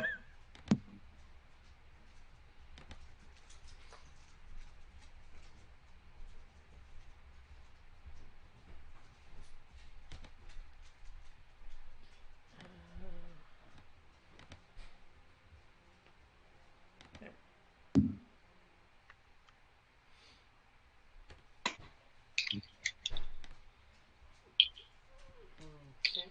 Let me know when I'm done. you're through. Okay. First, I believe Eric, you had a question. No, because I realized it technically takes a reaction. It's no longer a turn, so it doesn't matter. Now for my question. Ryan, your mic's doing it again. The pterodactyl that is supposed to think it is prone now. Yeah. Okay. It is prone, kind of half on Tibbs, not enough to slow him down. Just kind of that's where it landed. Okay. With the mangled structure of the roof, is there a rafter above it, like a support beam above it? There is where it is no, because as you can see, it's in the hole, in one of the holes. Okay, I wasn't sure because of like this right here. I wasn't sure if this right here was a support beam that went along. Yeah, that's not actually there. Oh, okay. That's just limited to the art. Okay. I'm about to head to bed. Okay. In case y'all are still sleeping when I leave at 11. When Anna comes, if she's asking about the laundry, tell her don't do any laundry. No laundry? Got it. Yep. I think she'll be here before I leave, but if not. Okay. Night. Alright. Okay. Asuka, come on, it's bedtime. Crack. Okay, in that case. Oh, there's one of those things right in front of me now. I know I'm probably gonna proc. I will scooch backwards. I won't stand. Okay. And that would proc from both of them, yeah. And I am going to throw. For simplicity's sake, I'm just gonna up here, so just ignore me, guys. You're throwing something? Yep. I am going to. Okay, 18 does hit you. And that. Yeah, that's the correct creature, so I'll go with the 28 on Krug there, which also hits you. No, because I have defensive stance. No, I wasn't aiming at you. I was using that for Kodo. Oh. Because he procced 2 opportunity attacks. Okay. One from the big boy and one from the little boy. So 18 and 28 both hit you, so that's 19 and 27 for a total of 46. Okay, I would like to. I don't know if you're maintaining concentration or anything. I'm definitely going to need 2 concentration checks. Yeah, I would like to shield if I could, because my reaction hasn't been used yet. Okay, that'll protect you against the first one. Okay, which will then leave me with a total of. That'll be 27 at that point. Wait, so go! So that hurts. 13 DC on your concentration. Which you're good. Okay. I will throw a split pack of firefoxes at this group and this group. The damage I'm going to roll, I'm just going to equally split between them. Okay.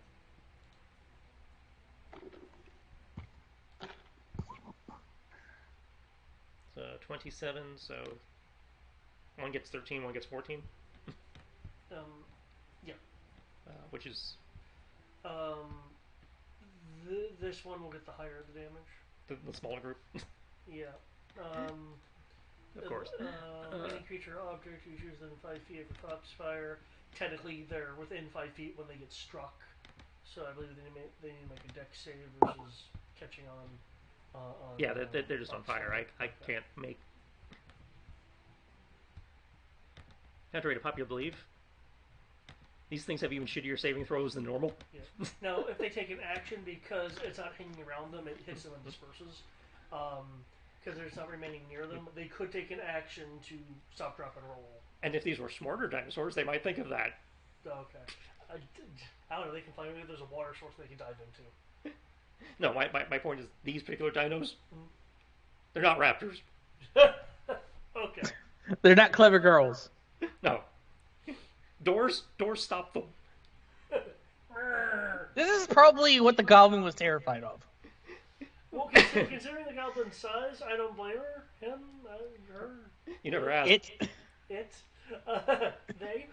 Could identify as a chair. You don't know. Sure.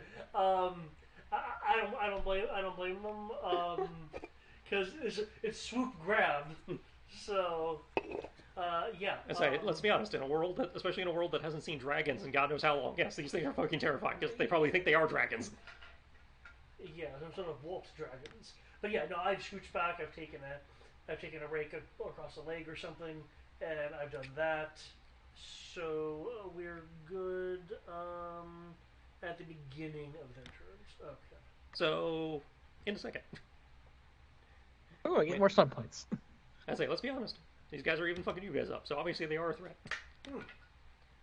Yeah, no, yeah. And you can roll that fire damage now.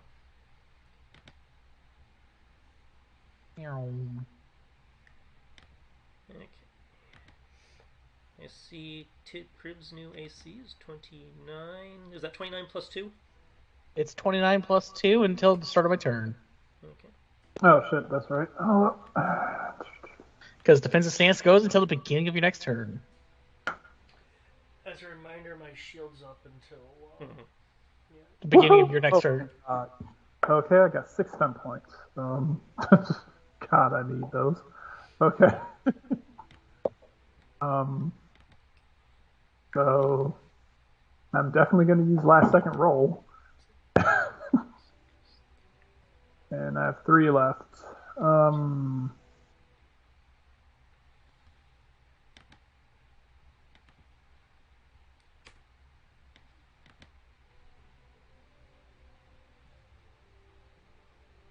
So,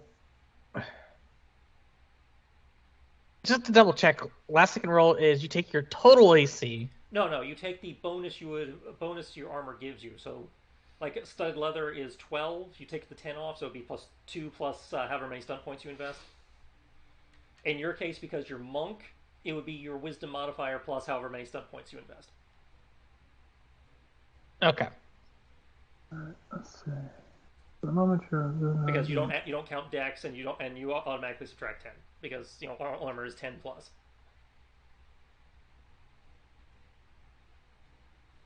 Alright, let's see. So I think I'm going to use evasive action and lightning speed.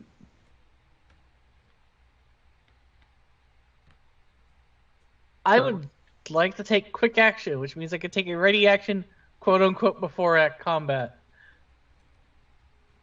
I'm not sure what that technically implies. What I can do right now with that. That would be like preparing drawing a weapon, preparing a setup for if so and so comes around the corner, I shoot them.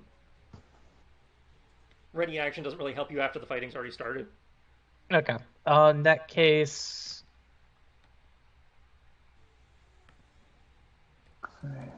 I have 4. I don't think I need this, but I'm going to take Vanish. Because I don't know how long Kodo can keep his concentration. Kodo's very concentrative, but he can get unlucky. Okay. It's minus 20. I'm about to say AC of 24 for the first attack. All right. Okay, so Tibbs has AC of 24. 4 plus AC 22 plus 2. Kriv has Well- disadvantage on the first attack made against him, I believe is what that one does. Yes, but I'm already invisible, so they have disadvantage anyways. In theory. Unless they have like blind sight, I believe that counteracts it. That's a blind sight, tremor sense. There's a few true sight. There's any number of ways they could be counteracting it. If they're counteracting it. Yeah. I neither confirm nor deny. I just, leave it. I phrase it in a vague way so you guys don't get cocky and just assume it's automatically working. But also, I think you've also established some sort of enchantment or transmogrification. Yes, it has been established that while dinosaurs are not normal to begin with, these are not normal. These are abnormal dinosaurs. It's that frog DNA. Yep, it's that goddamn frog DNA. I was going to say something else to be funny, but nah. Okay, Tibbs is minus 12 damage. So Tibbs, I'm just going to note minus 12 on the damage, so the damage is just correct. Okay. And I know you can't be grabbed, but I'm leaving that in my notes anyway, just so I remember. Of course. Okay, so here we go. Yeah, let's go.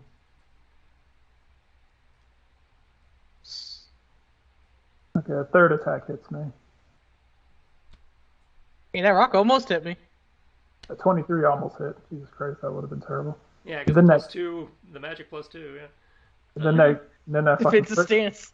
then that crit fail on the 16 was hilarious. Okay, going from the top. Kenshi double miss. Kodo hit.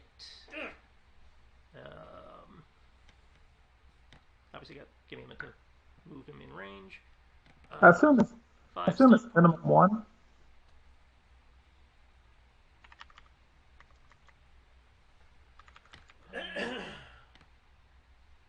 This is a minimum 1 system, correct? Uh, For what? For damage. yeah, minimum 1. Okay.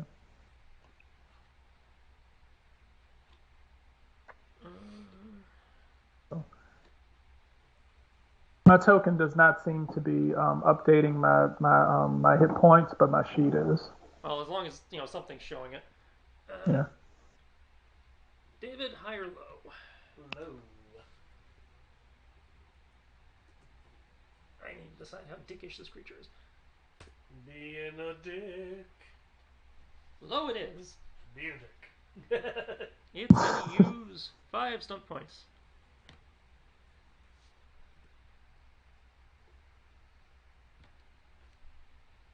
They just throw you out. Did it throw me out? Threw you off the roof. Asshole. Yo, they be Am I about to disrespectful. take full damage? You will be taking fall damage, yes. Okay. Maybe- If you don't I mind- wasn't sure if you were going to react Featherfall or something, so, but uh, if you don't no, do 'cause something, I- if you don't do 'cause something, you will. I used shield last time. And you haven't got your Okay. turn back, yeah. Yep. If you don't mind, I want to resolve the initial hit damage. That's fine, so that's, That was 15, was it? yeah, 15. Okay. It's like, God, no, my fur. Wow. Save versus that. Okay, yup. Min 10. Yeah. 90 feet. Wow. Oh, shit. These This is birds one of are those sick. things where I get that slow-mo music because it's a high fall. Oh my I probably god. get hurt more because it's rocky terrain. That's 55 fall damage. I have to heal that. Okay. Near miss on Kriv, but otherwise lots of biting and pecking and clawing that doesn't do shit. As you're bobbing and weaving and parrying and doing all that dope bunk shit.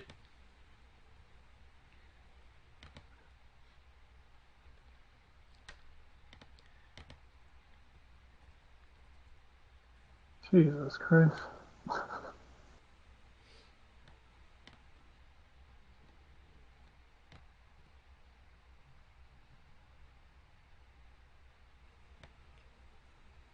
Alright. Tibbs. Claw attack, bite attack misses. Claw attack misses. The little ones fly up and start swarming around you, and they connect with a 23. Okay. So after your minus 12, that's a big 4. Okay. Ah. 4 whole damage.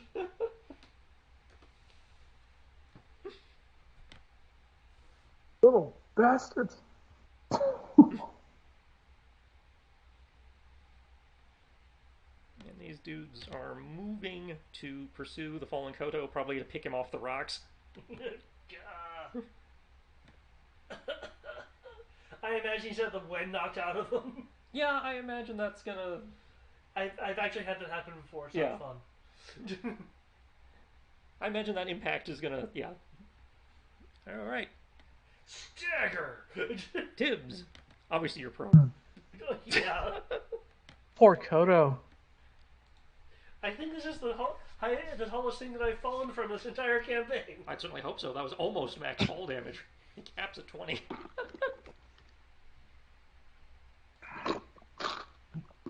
I take it the Cortana has disappeared into Slumberland. Yep, she's asleep next to us here. Okay. Hey, Tibbs. Kodo took a very, very long fall there. You might want to at least look down there. Fall down and go boom.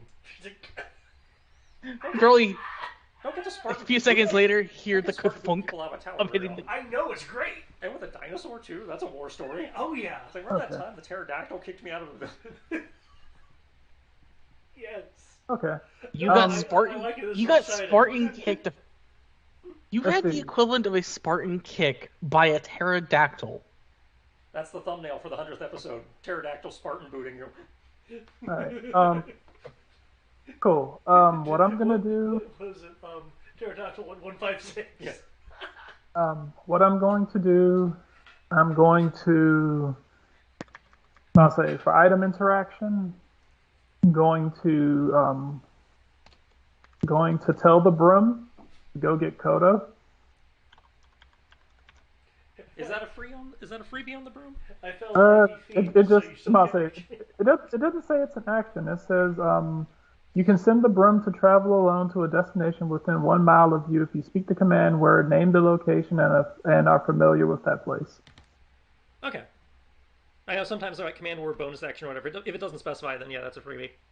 Okay. I'm like, go bring back the God King. Yep, yep. So the broom can travel at 50 feet around. So The broom, the broom is halfway down. okay. Kodo, you should see the broom come flying over the side of the thing, Quidditch style. Well, given that it's coming through the mist and it's distorted, Kodo, given how far you fell, what you see is a long thin missile-like object like a spear coming hurtling down towards you. Okay. On my turn, may I get a perception roll to see if I can properly ID it? Yeah. Okay. I just I want won't count you- that as an action. That's a freebie. Okay. I want you to know you probably just triggered his fear of magical items again, and arrows all at the same time. I'm just saying, given that how the broom would probably travel straight down and the mist, so you can't see clearly, it looks like again like a projectile is hurtling down towards you. No, I completely get that. Okay. You're giving Kodo PTSD, man. Of its multi-millennia long life of being tormented by projectiles.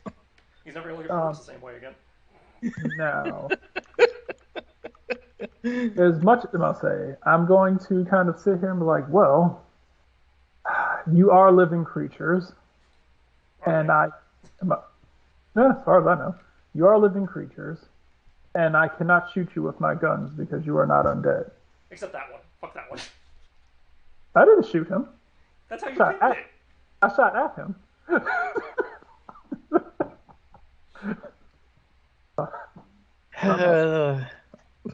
So, I'll say I cannot use the bullets of God on you. However, I can rain down the flames of God on you. I just want to say that is a very nuanced, nonsensical thing to say. From a talking cat cleric. Yeah, that's a very nonsensical thing. I'm going to use Firestorm. Okay. As you grab your holy symbol and reach within, channeling your inner faith, because you know your God cannot hear you here. Whereas normally it is white hot bolts of pure silver flame that comes from the sky. This is more black, purple, sinister, crackling, closer to lightning or a ceroblast than fire that comes down from the sky, raining into the points of your choosing. He's literally trying to sit here and make Snake from the phone Yep. to hit everything except for the last pterodactyl. 1, 2, 3, 4, 5, 6, 7, 8. Let's see. 1, 2, 3, 4, 5, 6, 7, 8. Here we go. See? 9. Don't you get 10? I get 10, but I don't have anyone else to hit. Because you can only hit each guy once. Up to 10 10-foot cubes, yeah. Yeah. Fucker's sitting here making Snake to hit everything. There's like this line of black, black crackling flame-like energy comes down and just kind of makes a little glassing beam, line across the tower. I mean, it's only there instantaneously, at least. Yeah. Yeah. Okay, so what save am I automatically failing? Dex, Yeah, Dex. which is my spell save DC is actually beatable. It's 13 plus 6. 8 plus 6 is 14 plus your wisdom modifier. You said 8 plus what? 8 plus 6, because 6 is your proficiency, so 14 plus your wisdom modifier. Oh, so 19. I'll say, okay, I need to update my spell save DC then. It should have updated it automatically. It still says 13 plus D12. Oh no, that's because because we're using the proficiency die. That's how the computer calculates it. You can't fix that. Okay. That's why I had to walk the math in my head. Well, coincidentally, they all rolled the same thing. It's still a failure. So yeah, it's 8 plus proficiency Oh, right, plus David? casting stat. Yes. Can I get concentration for that fall damage? Oh yeah, I might be no longer invisible. That'd be DC 27, 28, 28. Yeah. I could fail this. I do fail Good. this. Cool. Oh, wait, hold on. No, I have advantage. Still 21. I fail. Yeah. So Crib is now visible. See? And I think your fires go away, don't they? Your foxfires, is that concentration? My foxfires themselves are not a concentration. Ryan, I need your fire damage. That's what I'm doing. Whee!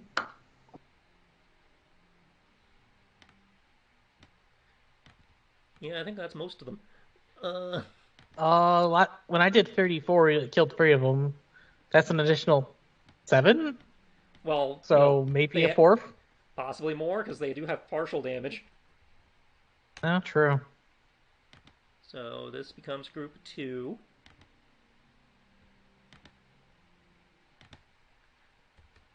This becomes group 3. Though coincidentally, he rounded out their hit points to a group of 3 exactly. I'm glad she's asleep. I'm glad she's asleep. She's still upset about it. This is a group of dead. This is a group of dead. Oh shit. And Well, this is a these group are the of ones dead I mostly fucked up. because they all, after the acid blast and after Kenshi, they all had 41 hit points exactly. Oh, man. And this one just looked really fucking miserable.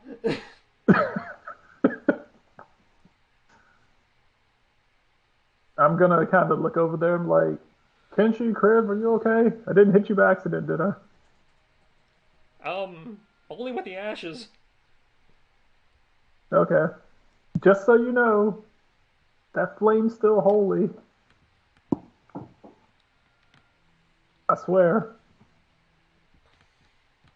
Nothing about that looked holy, but okay. It's the mist.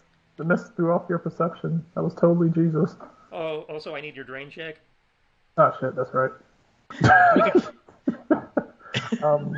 Kenshi is dashing down the side of the building towards Kodo. That is That is, from Kodo's perspective, that is a vaguely humanoid silhouette running down the side of the building. What am I? What Though am it I? does look Rolling? kind of demonic with the way a cloak flares out for the silhouette. That is a caster check. So basically a wisdom save with proficiency. Okay, this will be fun. Bye, Kenshi. Go save Kodo. He probably needs help. That was the idea. At least this time, anyone would have felt that hit. Yeah, that anybody except Kriv. No, because that would be he hadn't used his reaction. But I say because the stupid monk shit's still a reaction. Is slow fall a reaction? I'm pretty sure it's not. Yeah. The monk slow fall is a reaction. Yeah. Oh yeah, as a reaction, reducing falling damage by 5 times monk level. Okay, what level was your flame? It's a 7th level spell. 7th level spell. I mean, that's what I closed by accident. Okay, I was about to say. Oh yeah, something. That amount of damage would have been exactly enough for me to. I would have been fine. Why couldn't that have been me? Because then I could have done the hero landing. Okay. Just looked up. Okay, Brian, you take 2 whole points of drain. Yeah. Okay. But your drain is at 0 because you had a long rest. So. Okay. What do I? Well, I mean, I haven't telling taken you guys to track it in temporary hit points. Okay. Cool. So I'll just put -2. Yep. All right. Cool. All right. Yeah, 2 points of drain doesn't do anything. You're good. Oh, I have to. What do I have to reach in order for it to be a problem? You take damage after it reaches equivalent to half your con, and you take exhaustion when it equals your con. Oh yeah. shit! When your cumulative drain reaches your Constitution score, you gain an immediate level of exhaustion. When you reduce drain by resting, you lose drain equal to your con modifier after a short rest, minimum of 1. And you lose all after a long rest. Yeah. Well, considering that my Constitution's 11, that means if I hit 5 points of drain. Then you start taking damage equal to 1 point of HP damage per point you exceed that number. Yeah. Yeah, so, drain is cumulative. Any drain you accumulate in excess of half your con. Yep. Is subtracted from your hit points as damage. Yeah, That's what happens when you're having to basically burn your life energy to cast magic here. Yeah, do not expect me to be casting. Just make caster checks. That's how you can cast. You just have to be careful with the high level spells. The low level spells you guys can cast no problem, probably. Oh yeah, I mean, well, most of my shit's cantrips anyway. It's normally what I do. Because even your healing spells, you're rarely throwing the big ones. All right, Kriv. I have one opponent left. Gonna box the shit out of him. Yep, Tibbs has all the opponents left. I get 4 stun points. I'm going to re-seize the initiative.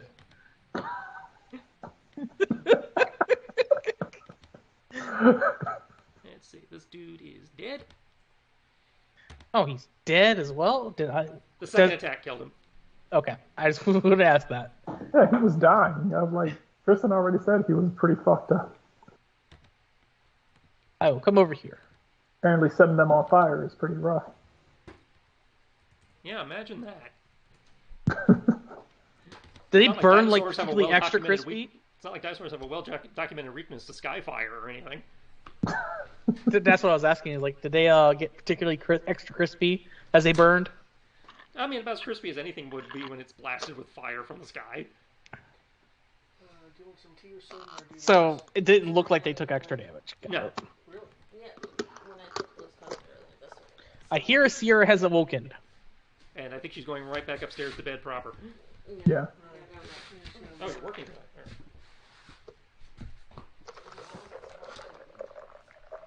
I'd say, yeah, because I assume you weren't going to invite us over if you were working.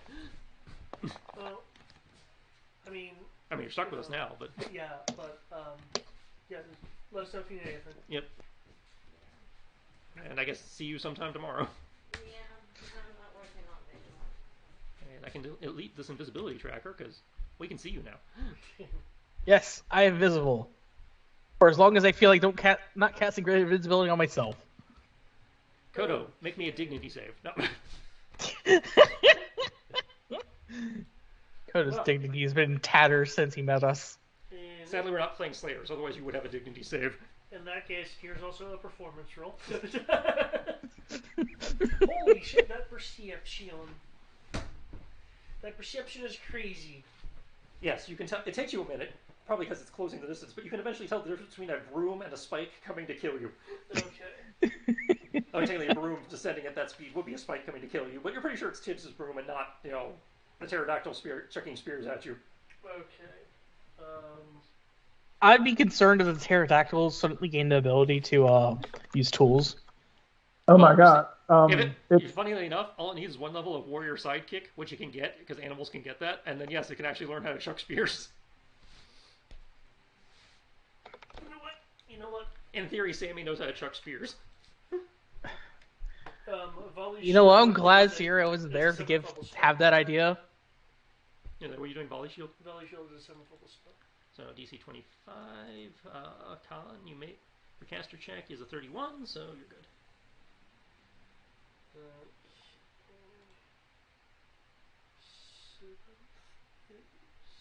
And I was going to call it at the end of the round, but I don't think I'm going to make it to round. I don't think I'm going to be able to finish round 3, so I'm fine with going until a little bit longer. I'm cool with that too. I'm fine. End this real quick. Okay. Especially because y'all see the initiative back. I take it I can't see any enemies at the moment. You can see silhouettes of one flapping up somewhere near the top of the tower, but again, with the mist distorting your sense of distance. But you could target it. You're pretty sure that with the way it's moving, it's not a friendly. But if you are using an attack roll, you are at disadvantage. Huh. A magic casting pterodactyl. Glad that thing doesn't exist in comics. He's not magic, he's psychic. So as I recall, isn't he a were-pterodactyl? It depends on the version. I was going to say, because the version I'm familiar with is from the cartoon where he turned into a person occasionally. Yeah, he turns into a person, and the other one, he's actually, and I'll say, depending on the one, it's like, oh, hey, he's a mutant. And the other one, he's like, oh, he has a magic amulet. And then it depends on who's writing how the Savage Lands work. Kriv, the one on the edge, randomly gets hit by a fox and explodes. That's the one I was trying to kill. I wanted to finish it off with a Spartan kick, so it fell on him. Punching like a man. I'm just going to say, God damn it, Conan! I was going to Spartan kick it so I can land on you. What? I will yell that loud enough to make you hear it. There's no getting away from my anger. Given the altitude and the wind, if you want to try and hear him, you can make me a perception at disadvantage. Otherwise, you just choose to ignore him.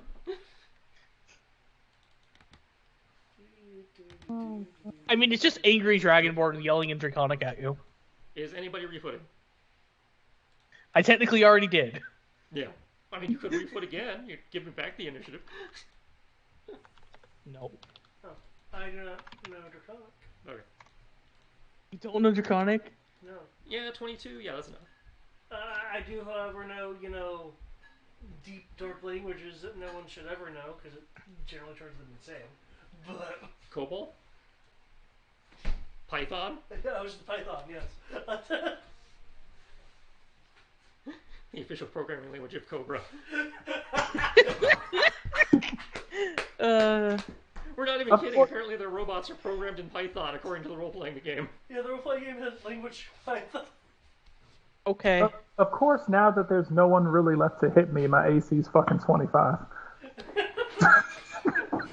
I know it didn't reorganize and reshuffle, but I'm just going to put myself here. That's because I was waiting for everybody to finish refooting.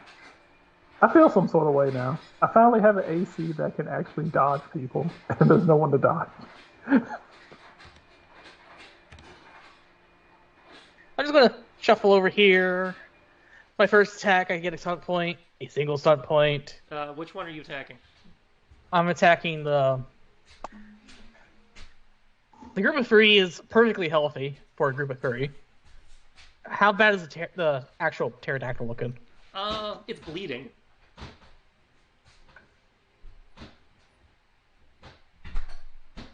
But it still seems to be in fighting shape despite being bloodied. I elect not to spend a stunt point for the 1, but I'll just target the group of 3 for now. Okay, you're going for the group of 3? Alright, so... And... 18. Next attack I don't get any, and then I get 6 stunt points again. 18. Minus 18. Okay, the third attack kills them. Oh. What in that case, I'd like to spend those 6 stunt points to do a dual strike, so that way, I'll do dual strike, so that way the target next to it Yeah. can also be hit. And that leaves you 2 stunt points on that one, I believe. Yes, and I already have the initiative. I'll increase the damage by 1d6. Okay. And then another 8. And then obviously the fourth attack will go to the pterodactyl as well. I'll increase it by 1. Big one. Oh yeah, that. I would have laughed if that was the game breaker. It would have been funny. Okay. I mean, it boosted my damage from 18 to 19 to the pterodactyl. Yep. Dibs. Okay. You still have a By the big way, giant lizard in your face. Scratch him. I did get 1 stunt point for that final attack. Was that the? No, that was your flurry attack. The 20. Actually, yeah, the 33 and 27 were. I can't shoot him, so.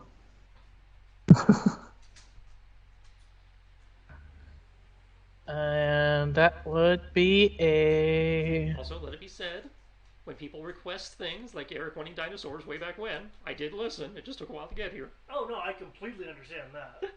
You are right. I did ask for us to fight dinosaurs at one point. I almost forgot about that. Thank you. Episode 100, I gave you dinosaurs. I'm going to hit him with Sacred Flame. So what I'm hearing is every 100 episodes you will get something knocked off the wish list. I like to think I could do it sooner than that. Just this was the earliest I could work in fucking dinosaurs. I mean, 100th episode, you might as well throw some dinos. We got dinos. So, when can I have a dragon as a companion? When you take a class that does that. The answer's episode 200. In episode 200, the episode we're not going to have. Hey now, I technically Also, have 2 we had levels. I Dragon haven't. as a companion for like the first 30 episodes. Then she quit. Well, that's why I'm saying we need a replacement. Man, that would have been a neat storyline. It would have been. It would have been so cool. And it would have been more hilarious because of my character's background. Well, it just means maybe it'll show up in Second Wind if somebody has to play a dragon over there. I don't know why it says 20. I shouldn't be doing 5d8 radiant. On a Sacred Flame? That shouldn't be it. Am I saying? Well, Sacred Flame's a cantrip, isn't it? Yeah, it's a It's a- cantrip. Yeah, am I saying? Yeah, I'm you supposed do to that much damage at our level. No, at 17th level I do 48. Sacred Flame. That's what it says. It was like it says at higher levels it's supposed to max out at 48. This thing just rolled 5d8. But yes, I was going to use Divine Strike to add an extra 2d8 to it. I think that's what it did. It added your Divine Strike. But it only added one of them. But no, Sacred Flame's a cantrip that does 1d8 damage on a dex saving throw. And if It scales up when you level. And then And it it scales also up added level. in the cleric free 1d8 damage when you attack things. So yeah, it would be 5d8. 27. Okay, so that's what the whole. Right, it did the right damage. Well, it's my thing. What is it? The divine thing is up to 2d8 now. I'll say Divine Strike. When you reach 14th level, the extra damage increases to 2d8, so it's supposed to be a total of 6d8. Okay, so you might need to fix that on your sheet, because it sounds like your sheet's not calculating that. Yeah. Alright, so total is 27 radiant damage. Okay. He is definitely Mind you, Divine Strike can only happen once per turn, so... Yeah. Yeah. He's definitely not a happy camper. Alright.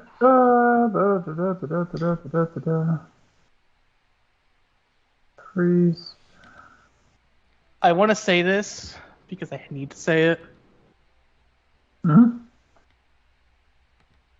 I would totally ask Kodo, if it wasn't for the fact that he's currently injured, to cast his dimensional box, so I can have my own horde in the dimensional box. I haven't healed yet. Yeah. Okay, David, I need my fire damage.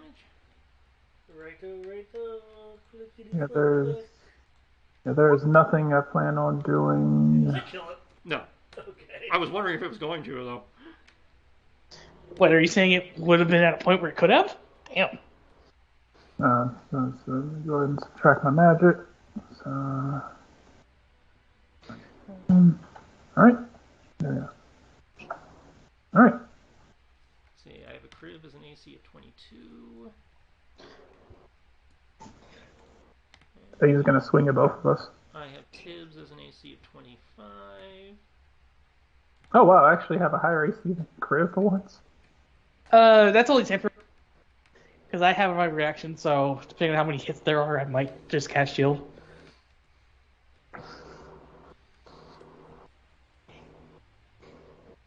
Let's see, Tibbs does not have his damage reduction this time. Nope.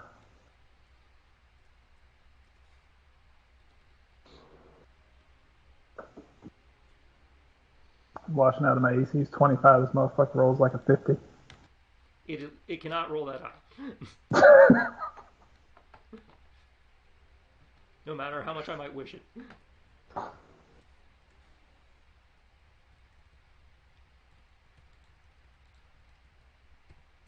I'm not too worried because I still have to heal. Kodo at the end of this anyway. Okay, as it's flailing around, back swinging on its wings, it brings its beak down to peck at Tibbs as its claws slice out at Kriv.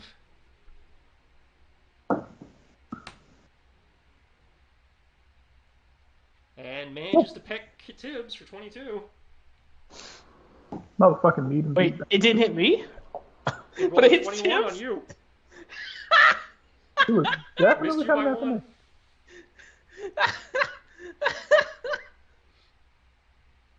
However, that's great. Nope, no stop points. I was about to say. And I'll say he is upset that I roasted his children, and So, I just can't get over the fact that you rolled your AC and you still get hit. so yeah, He's 22 to determined. Tibbs, which I assume you have marked off since you said the Yes. token's not tracking properly. yeah, I'm down to 89. Oh, well, then so it's tracking properly for me. It's just not tracking for you. Cool.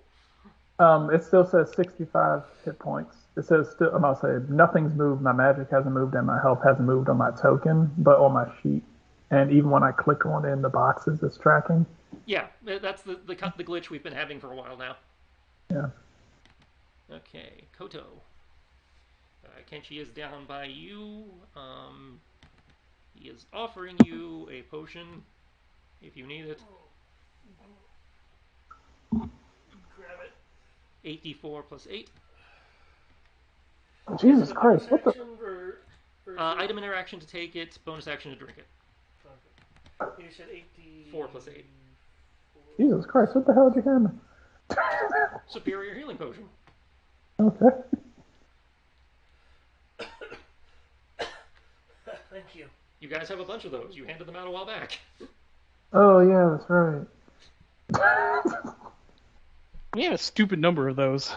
Can I see the thing where it is? You mean the dead thing that you blew No, up? Yeah.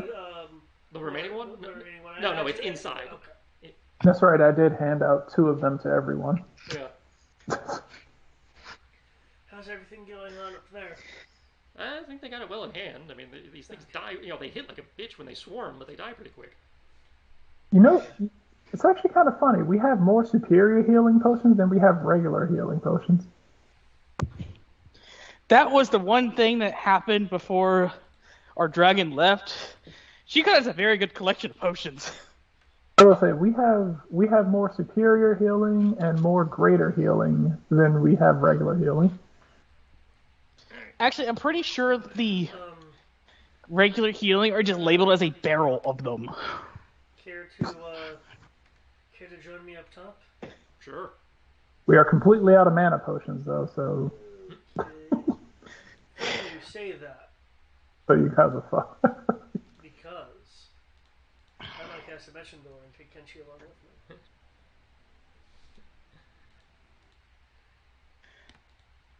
Unfortunately, we landed in London because he tried. Are you sure you didn't go to Hogwarts? No, because that's not the joke. Ow. It's like it's okay that we missed. It's important that we tried. Yo, Joe. Okay.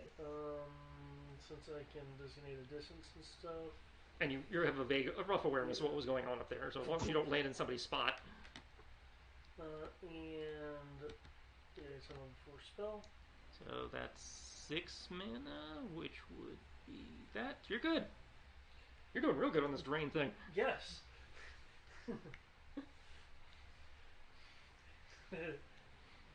I assume I can just take the last turn to kill this thing.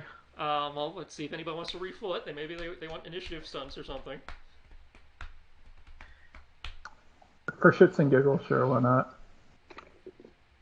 You'll never beat my seizing the initiative. No.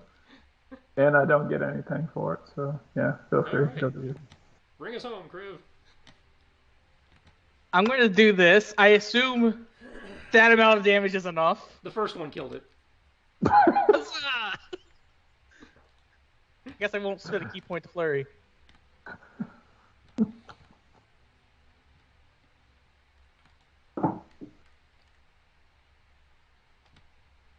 Oh yeah, that just happened. It's now dead.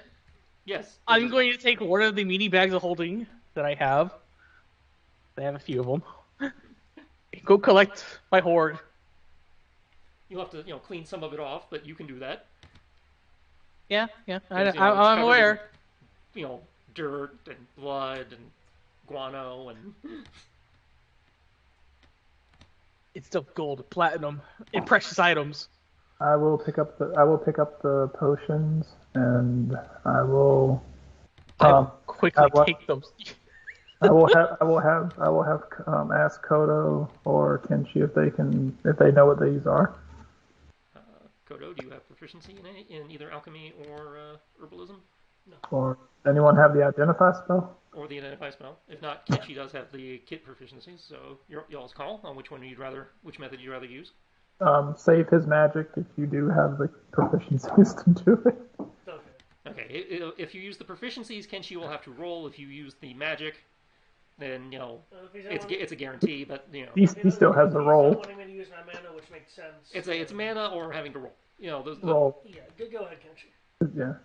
Okay. I just want to say that even though you're trying to have them identified, Crave is going to try to take them. They are part of his hoard that he wanted. I already picked up one before you even did this. There's still 9 left. There's still 5. I have 6. Sorry, 5. Yeah, still 5 left. And I'm still going to look at you for that 6th one.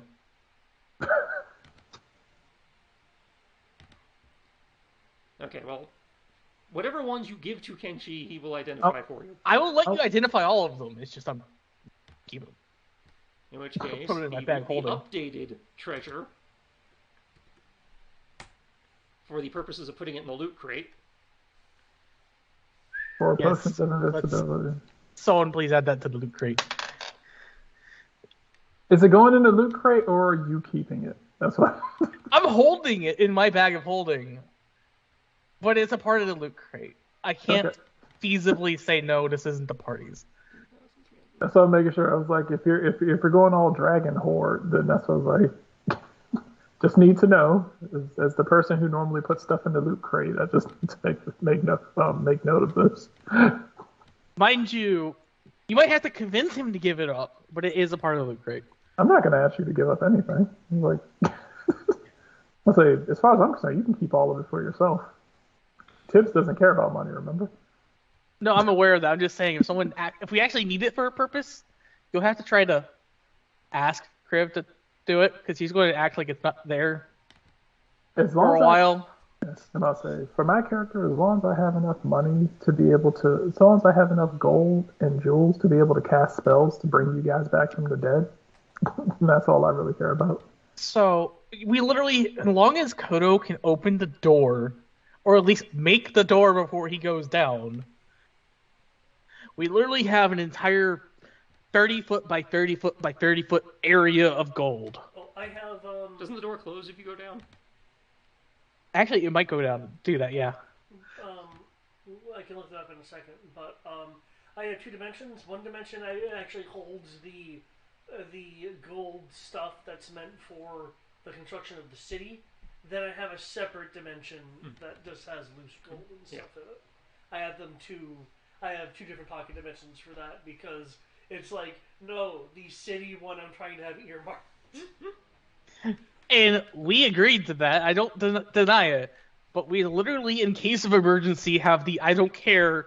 We just throw the pony at the problem and it's gone. As you guys finish tossing the nest, you do not find a key card.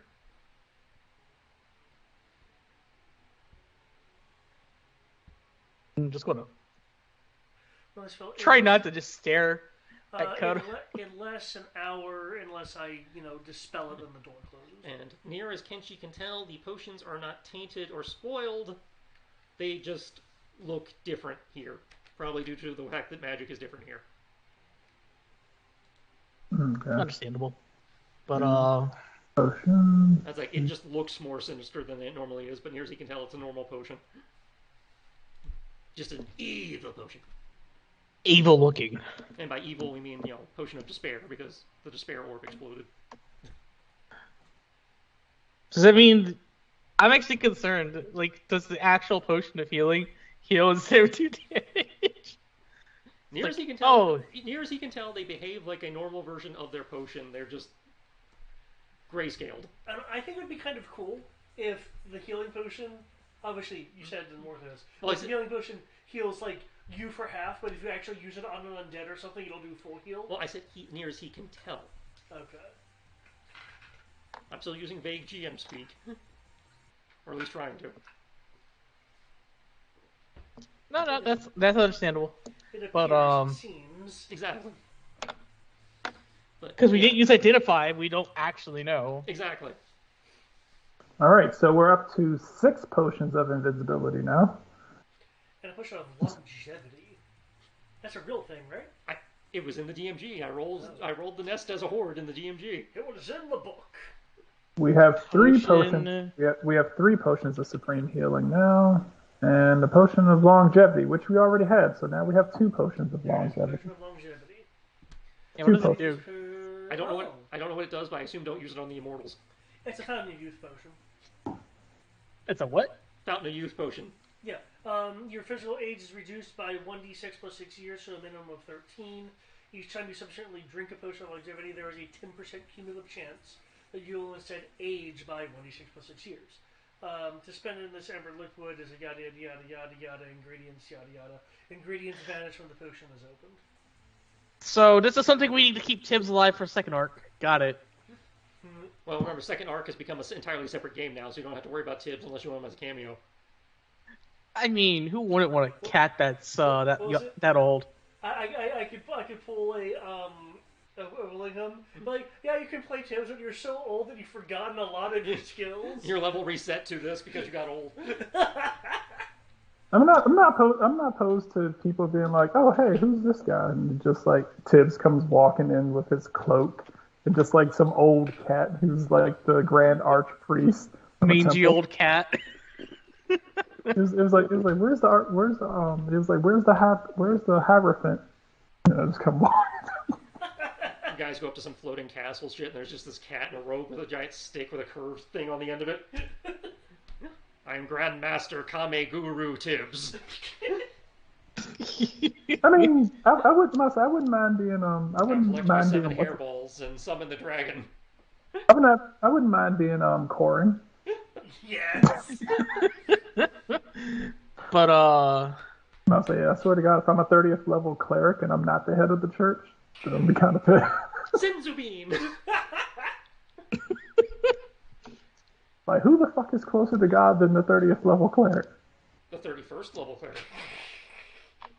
I gotta kill him. All right. He cheated. He took 1 level of paladin because cleric stops at 30.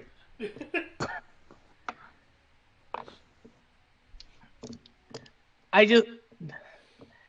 need to remember this for the next session. I need to do my 2 levels. I keep forgetting to do it. Are we officially ending it given the time? I am officially ending it here. If you guys want to pull the lever to summon the car, you can do that. But otherwise, yeah, I'm ending it here. Okay. I mean, we might as well. We got rid of the The thing. progression cutscene. So yeah, so you pull the lever, the gears, it'll make a very loud screeching, grinding sound, sparks flying occasionally. You're very sure this definitely would have set the fuckers off if you hadn't procced them Told because they're you. greedy. And eventually a cable car does pull into the station. Um, it's old, partially rusted, but hasn't collapsed or fallen apart or anything. One of the windows is broken. I'm just going to stare at Kodo, the tinge of greed still in my eyes from the fact of the sheer amount of platinum and gold, And just point out as you have that stare down, the screen splitting and to show both of you staring down each other. We fade to grayscale. To be continued. Okay. I told you, damn it, it was going to happen. Well, I mean, it was kind of obvious. All but lampshaded the fact that it was going to set them off. Oh yeah. Though, I mean, if somebody had gotten creative and thrown a grease spell or a mending spell or something, I might have let you get away with it. Yeah. But well, I thought it would have been cool if we were had this moving gondola battle thing. that was an option. So. Sorry, but you put too much gold and platinum in front of me. There were multiple ways of doing this. Arguably, you chose one of the less interesting. Not to say it wasn't interesting, but less interesting. The adventure assumes you're going to either take the elevator after using Tinker's tools to fix it, or climb the tower. And if you climb the tower, the things would be attacking you while you're climbing. Oh, okay. Which is the one that I was thinking is probably the most interesting, exciting. What you guys did was wrong, because everybody still had fun, including me. I'm just saying, is there as an action set piece, the latter probably would have been the more interesting. I do. The gondola would have been a second, good second. I did notice that you actually were able to set up a fight that did have the capacity to injure us to various degrees, which I know is something you've been trying to. Yeah. All it took was coming at you with 5 groups of 9. There you go, yeah. So I had to come at you with 50 guys. You guys had to fight 10 to 1 for me to actually be a threat. As the gift said, seriously, I like the fact that I was Spartan booted off the tower. I'm glad you enjoyed that. It was a good scene. It was good. It's probably the only time fall damage will actually work, because anytime after this, people will probably more than likely have feather fall or something equivalent. Yeah, well, it's again my yeah, it was just good timing. Yeah, you'd already used your reaction. That's what I was saying. It's usually people have their reaction when that kind of thing happens, which is why it's not an issue. Yeah. I would like to say that oh yeah, this is going to be a problem for me, and then I'm like, oh wait, that's right, because of my thing as a cat, I don't really take damage from falls. I think there's a height limit on that though. Actually, there wasn't. That was the hilarious thing. It was really stupid. It was just the way it was. It was terrible 5e wording, and I was like, huh. As I recall, it's another D&D wiki race. That's probably why. There's a reason we banned D&D wiki, and yet people keep trying to come to me with stuff from D&D wiki. It's like, we banned this entire website. Why do you keep going here? The D&D wiki dot? I think that's what it is. Yeah, it's literally just called D&D wiki.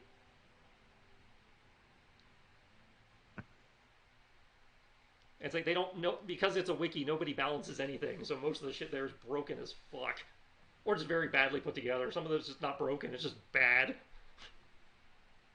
I like it, but I need to reword the entire thing. Yeah. It's like, I will entertain Reddit.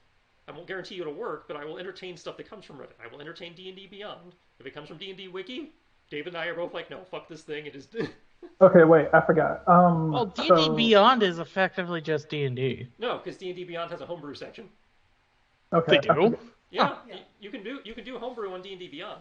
Like, what was it? What was that like several of Kenshi's items come from the homebrew section of D&D Beyond. Was Sorry. It the Knife of Annihilation that splits the planet? Yeah, I mean, there's bad stuff there too, but at least with D&D Beyond, it's likely to have gotten, comments from other users, so it's more likely to have been revised into something balanced. Yeah. Same thing with Reddit. It's like, it's not a guarantee, but usually if they're putting on the Reddit, they're going, hey, I'd like feedback, and then it'll revise into something actually decent. Okay, never mind. I found it. You are right. I am not immune to it. It's just incredibly difficult for me to be hurt by it. Yeah, that's what I thought. It's like, it wasn't impossible, and I think that height would have been enough. But let's see. You were immune for 20 feet. Something like that. I would have, let's see. Based on this, it's a DC of 1 per 5 feet traveled. And I get to make a dex check with advantage. So at that height, I would have had to beat a 18. It's not a dex save, it's a dex check. In theory, if the 18d6 rolled literal max damage, I would only take 38 damage from that fall. I must say, so I make, fall damage caps at 20d6, so... I must say, yes, see, I make that dex check at advantage, and I must say, I make that dex check at advantage. If I make it, then I take nothing. Well, he fell 90 feet, so... I would have had to be the DC 18 in order to DC 18 at advantage in order to avoid taking damage. If the awakened cat is a monk, they automatically count as having slow fall. Yep. Wow. Yeah, there's a reason why if anybody else wants to play an awakened cat, there's a more balanced awakened cat now in the compendium. Well, I didn't think people had that much issue. I mean, at least for a cat, it made sense as like, hey, you shouldn't be, mostly falling is a thing. Well, yeah, I'm not disputing that. I'm just saying, having learned more about the system and what they expect, and having played with it more, it's like I like this. I like the version I put in the compendium better. It's not that it's nerfed. It's just handles things a little bit more smoothly in terms of mechanics. Is that where I'm thinking of, like, knock 20 feet off a fall? I think so. Yeah.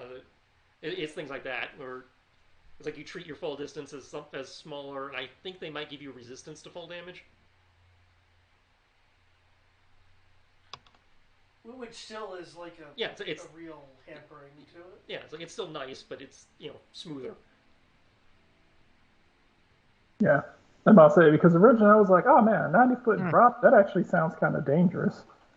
And then I saw this, and I was like, okay, never mind. I'm like, Tibbs falling 90 feet seems completely reasonable. It's dangerous. To you.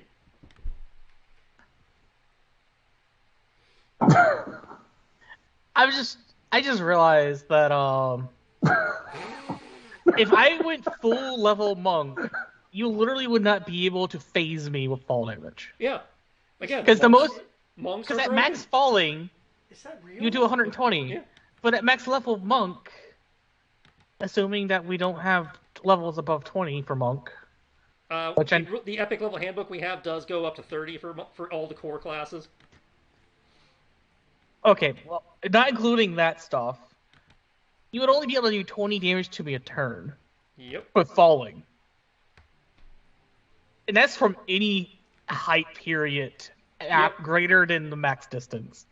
Though at that point, it's like, okay, we've got an epic level. I think I'm going to wait. I personally think it's like, okay, we've got an epic level. You've got a lot of shit to work with now. I think I'll waive the damage cap on fall damage. Oh, so is that officially a damage cap? That's the official damage cap is, I think, 20. Okay, because I thought it was just, here's the formula. No, I want to say the player's handbook has a damage cap, and I want to say it's 20d6. Okay. I could be wrong. My number could be off, but I do recall there is a fixed damage cap. Because, like, I would think at that point, you could treat falls as a deadly setback of appropriate level. Yeah.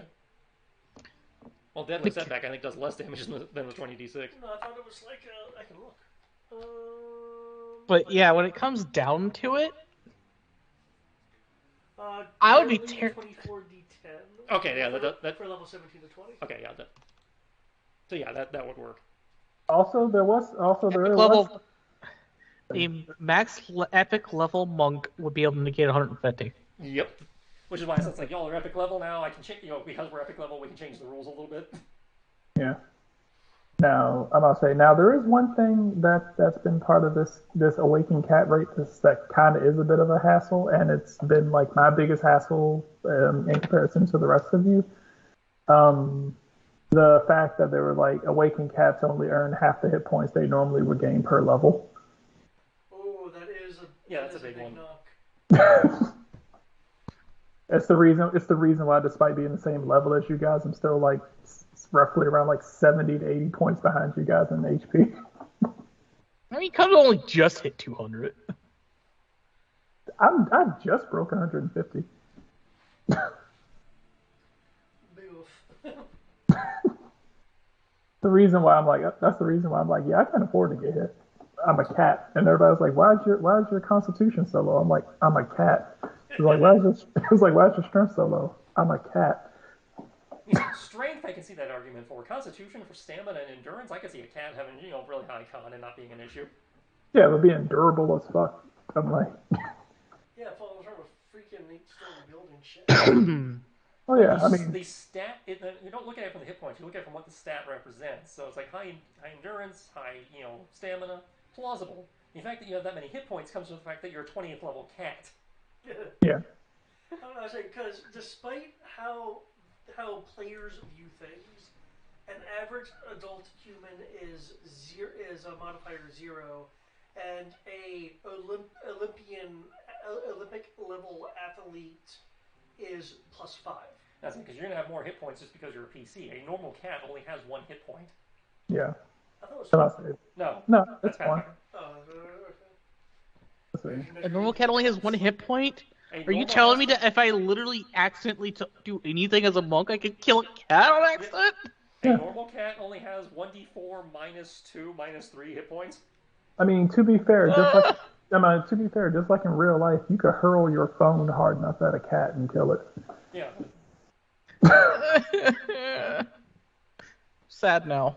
I'm saying even if it doesn't instantly die, it'll probably die from internal bleeding. Now, keep in mind, that's not just you as a monk. Anybody, So- in theory, could kill a cat accidentally by just doing anything with a piece of equipment in 5e.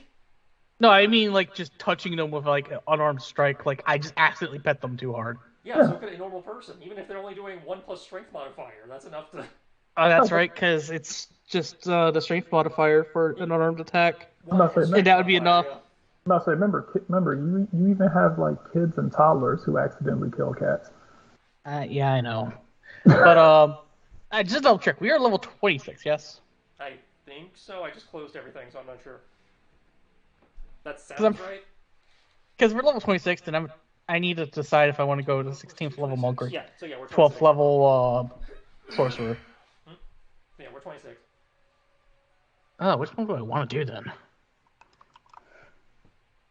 12th level monk would be nice, so I get 6th level spells. Like, did we just level, or is he tend to do earlier? He hadn't done his levels. I just completely been putting it off, and well, with the way my character stats are, I could Chris just. been putting it in. I've just been.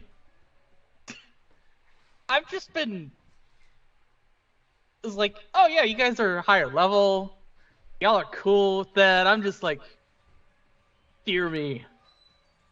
I am competent at my level. What are you, a monk? Only a 14th level monk. I have. Um, 15th level, I get Timeless Body. see, I also let's see. I cannot read. I cannot read or write. Don't you need to be able to read to do your spells? No, verbal, semantic, and Material. well, my spells are faith-based. Like you don't need to read to do. You don't need to read to have faith. That's it. He just needs to be, sermons and learn it orally, like I'm not saying. traditions. I must say verb. Now, if I was a wizard, sure. I must say verbal, semantic, and material. So long as I can speak it. Fair. I must say if I was a wizard and I had a spell book and I couldn't read it, that'd be hilarious. I just want to say this because it will make me sad. If I take Timeless Body, I will have no reason to ever eat. Which means I have no reason to ever have my freaking tea and apples. I will be sad. At least you have, what's called key points. At least you have hero points. You wanna know a funny thing? What's that? I can. I'll say.